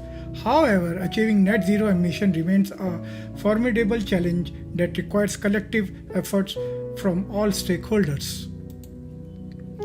Natural resource management, particularly regarding the water and land, is another pressing concern.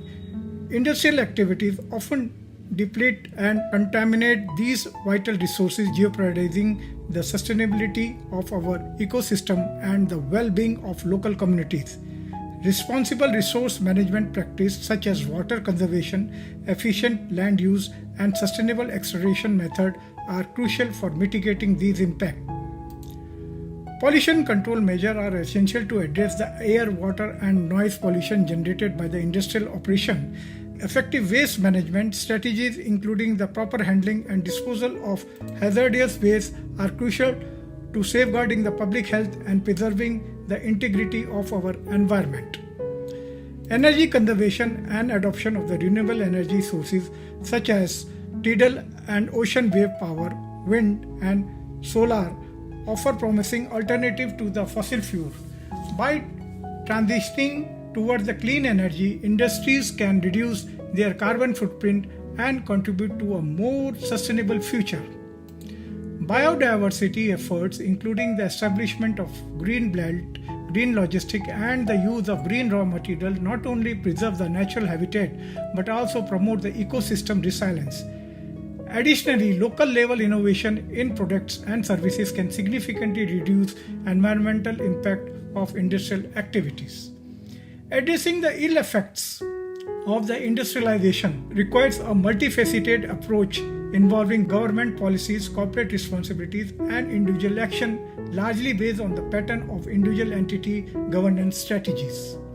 The governance strategy involves all pairs with the roles and responsibility in the hierarchy set up right from the board of directors to CEO to top and middle level management, each exercising their power in setting up the desired objective, for example, reducing carbon emission or footprint and allocating budgets. Understanding the current production process, that is a very technical, is crucial, based on which the upper level management make a decision about adopting technology and methodology for evaluation such as TCFD, GRI or CDSB for pre and the post benchmarking and data collection of carbon emission. Subsequently can enumerate the benefit of the technology and its impact, which may be rewarded by the governing system of our country as well as within the entity by disseminating results at both level, national and international level. After setting the target to reduce the carbon emission within the specific time frame and narrating the long-term policy implication, upper level management play a vital role. It is very difficult to set a clear guidelines for governance strategy concerning the ESG framework of evaluation for the environment. However, based on experience, an attempt has been made to present this hypothetical model, which will help business entities with some ideas to set up the governance strategy for controlling the environmental parameters under the ESG framework.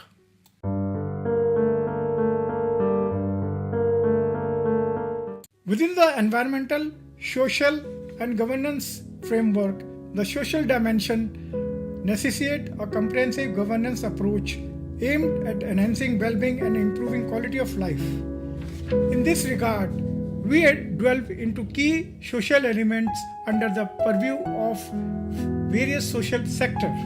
Governance policy should center on fostering a supportive and inclusive work environment conducive to employee well-being and professional growth.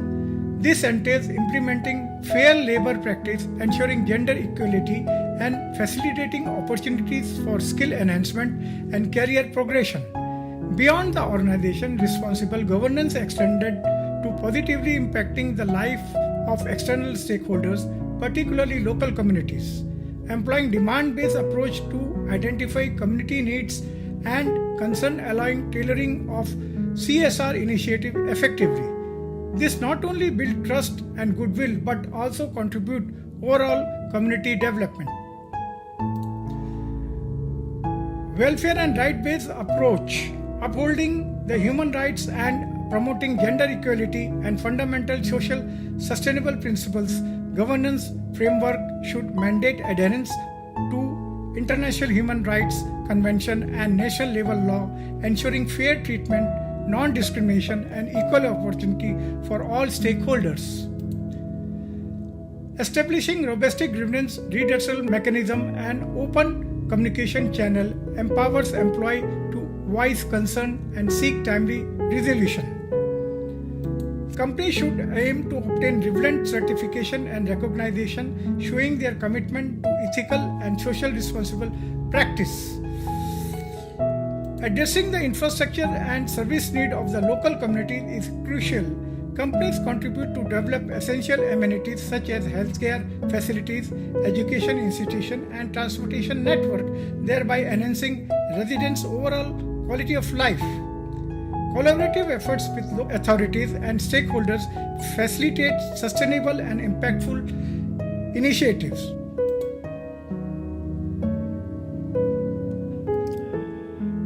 Robust mechanisms for resolving conflicts and addressing grievances related to environment and social issues are imperative. Establishing dedicated channels for stakeholders' feedback, mediation process, and clear lines for accountability can mitigate potential conflict and foster trust among all involved parties. Proactive engagement and transparent communication are essential for effective disputes prevention and resolution. Thus, comprehensive governance strategies for addressing social elements under ESG framework should encompass several key areas. Now it becomes apparent to devise a separate corporate social policy to show commitment for creating positive social impact.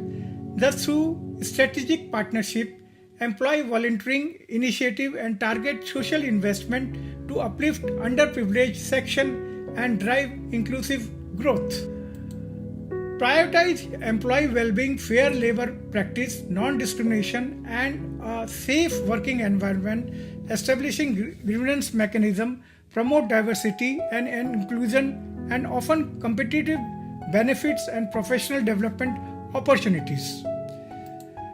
Implement robust policies on business ethics, code of conduct, and zero tolerance for corruption and bribery. Offer regular training and whistleblower protection and transparent report mechanism to foster an ethical corporate culture.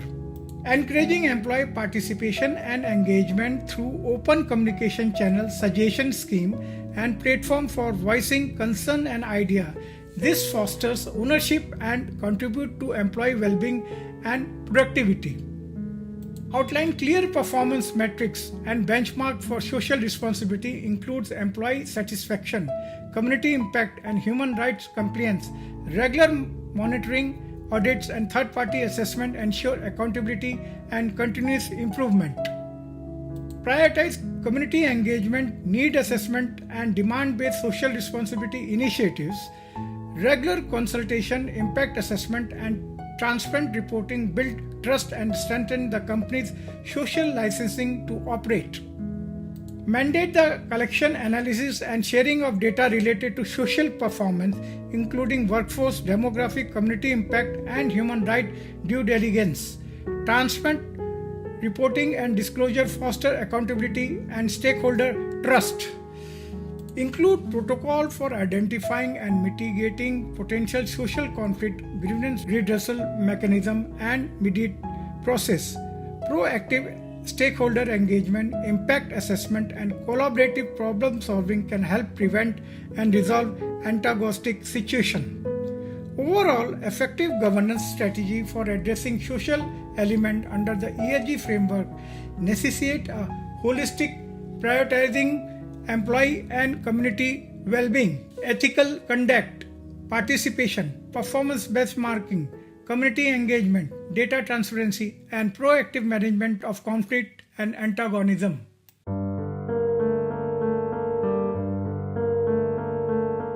Now we shall discuss governance performance under the ESG framework for evaluation. Implementing robust governance mechanism is imperative as Indian industries adopt ESG framework. Governance provides policy, process, and structure guiding companies towards sustainability alongside the financial growth.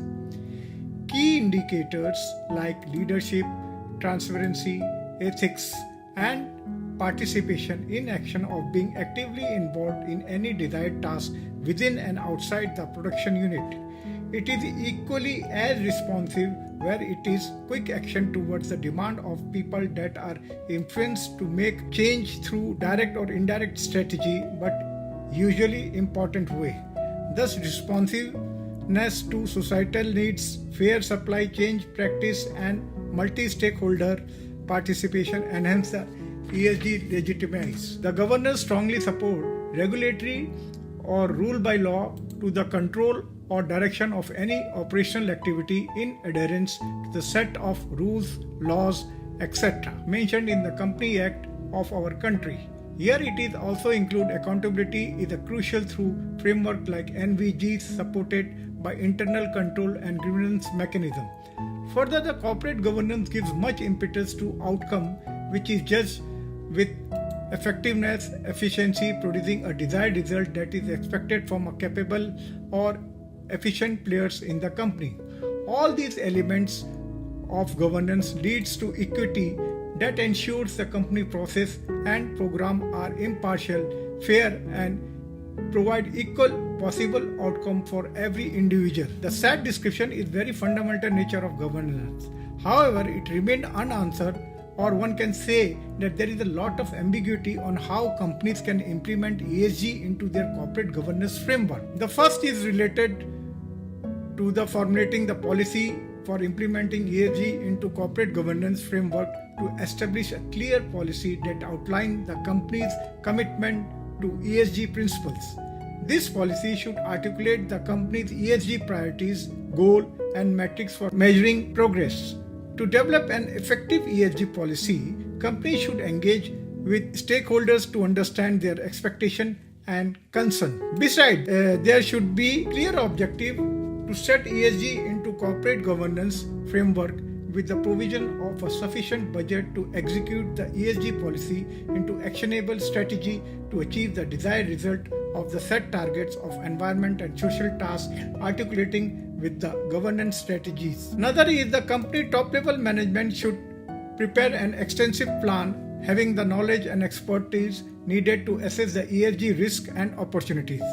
This can be operationalized by providing training on ESG issues, appointing directors with the certified ESG experts, and establishing an ESG committee to oversee ESG related risk and opportunities. The top level management should have a clear strategy about the type of information collected with the advent of the technology set as per the objective to know the impact of the pre and the post data collected using scientific method. Report the ESG performance regularly with the concerned stakeholders and concerned authorities. This can include disclosing ESG risk opportunities and performance metrics in annual reports and other communication. The company should also keep a provision to disclose the ESG information at the international level using internationally recognized ESG reporting frameworks such as GRI or SEBI. This will help to ensure that companies are disclosing relevant and comparable information. Further, regular engagement with both internal and external stakeholders on ESG issue can help companies to build trust and enhance their reputation. Besides, bodies like NGOs, industrial association, and other stakeholders to understand their perspective on ESG issues and to identify opportunities for collaboration. Integrating ESG consideration into risk management can help companies identify and mitigate ESG related risk. This can include incorporating ESG factor into risk assessment and scenario planning exercise. By considering ESG risk factor in risk management, companies can identify potential risks such as regulatory change, reputational damage, or supply chain disruption that could impact their long-term success. Further, to integrate ESG into corporate governance framework, companies should amend ESG consideration into their business strategy. This can include identifying new business opportunities that align with the ESG priorities, such as developing sustainable products or services. By amending ESG into business strategy, companies can create value over the long term by anticipating future trends and responding to changing stakeholders' expectations. Overall, implementing ESG into corporate governance framework is a critical step for companies seeking to create long-term value and manage risk. However, it will vary according to the nature and the type of company conducting business as listed and non-listed companies. Well, this is the last slide where we will discuss challenges of governance in ESG framework. As the corporate setup evolves, embracing environmental, social and governance principles has become a strategic imperative of organizations to drive sustainable growth and create long-term value for stakeholders. However, integrating governance into ESG framework presents a unique set of challenges that companies must navigate to achieve meaningful and measurable progress. Defining corporate governance in ESG with verifiable indicators, one of the initial challenges lies in finding a comprehensive and widely accepted framework that clearly defines corporate governance within the ESG context. While various organizations such as Global Reporting Initiative and Sustainability Accounting Standard Board have proposed guidelines, there is a need for a standardized approach at country level that includes verifiable indicators for measuring and reporting governance-related performance. Effective performance requires robust mechanism for measuring and tracking performance across various dimensions, including board composition, executive compensation, risk management, and stakeholder engagement. Companies must develop rigorous metrics and key performance indicators, that is KPI, that accurately capture their governance practice and enable benchmarking against the industry's peers and the best practices. Assessing reliable and consistent governance data and insights can be a significant challenge, particularly for the companies operating across multiple jurisdictions with varying regulatory framework and disclosure requirement. Integrating diverse data source, ensuring data quality, and extracting actionable insight requires sophisticated analytical tool and expertise. Governance practices have a profound impact on the organization's reputation and stakeholder trust. Companies must implement mechanisms to track stakeholder sentiments, understand evolving expectations, and respond promptly to concern or criticism. Monitoring and managing the reputational risk is crucial for maintaining stakeholder confidence and ensuring long-term sustainability. Effective governance is closely tied to risk management, and companies must develop comprehensive risk assessment and mitigation strategy that encompasses ESG-related risk. Visualizing and controlling these risks through robust governance framework, internal control and reporting mechanism is essential for proactive risk management and stakeholder assurance. Measuring the financial performance, a comparative measurement of governance in the market economy. While the importance of good governance is widely acknowledged, establishing a direct correlation between the corporate governance practice and financial performance remains a challenge. Companies must navigate the complexity of the measuring the financial impact of the governance initiatives and benchmarking their performance against the industry peer and the market leaders. Additionally, there is no established relationship between corporate governance and the market value of a company. Factors such as industry, dynamic macroeconomic conditions, and investor sentiment can influence market valuation, making it difficult to isolate the direct impact of governance practice on a company's market value. In the previous discussion, we explored the environmental and social aspect, complemented by the hypothetical model based on experience, presenting ideas for business entities to develop governance strategies within the ESG framework. However, in today's India's business fraternity, sustainable ESG reporting has emerged as a necessity for commercial activity. Thus, ESG reporting serves as a measurable benchmark to evaluate a company's performance, influencing its rating on the stock exchange. So stay tuned for the next week insightful presentation where we will dive deeper into the sustainable ESG reporting for India. Till then, best wishes and stay safe. Bye-bye.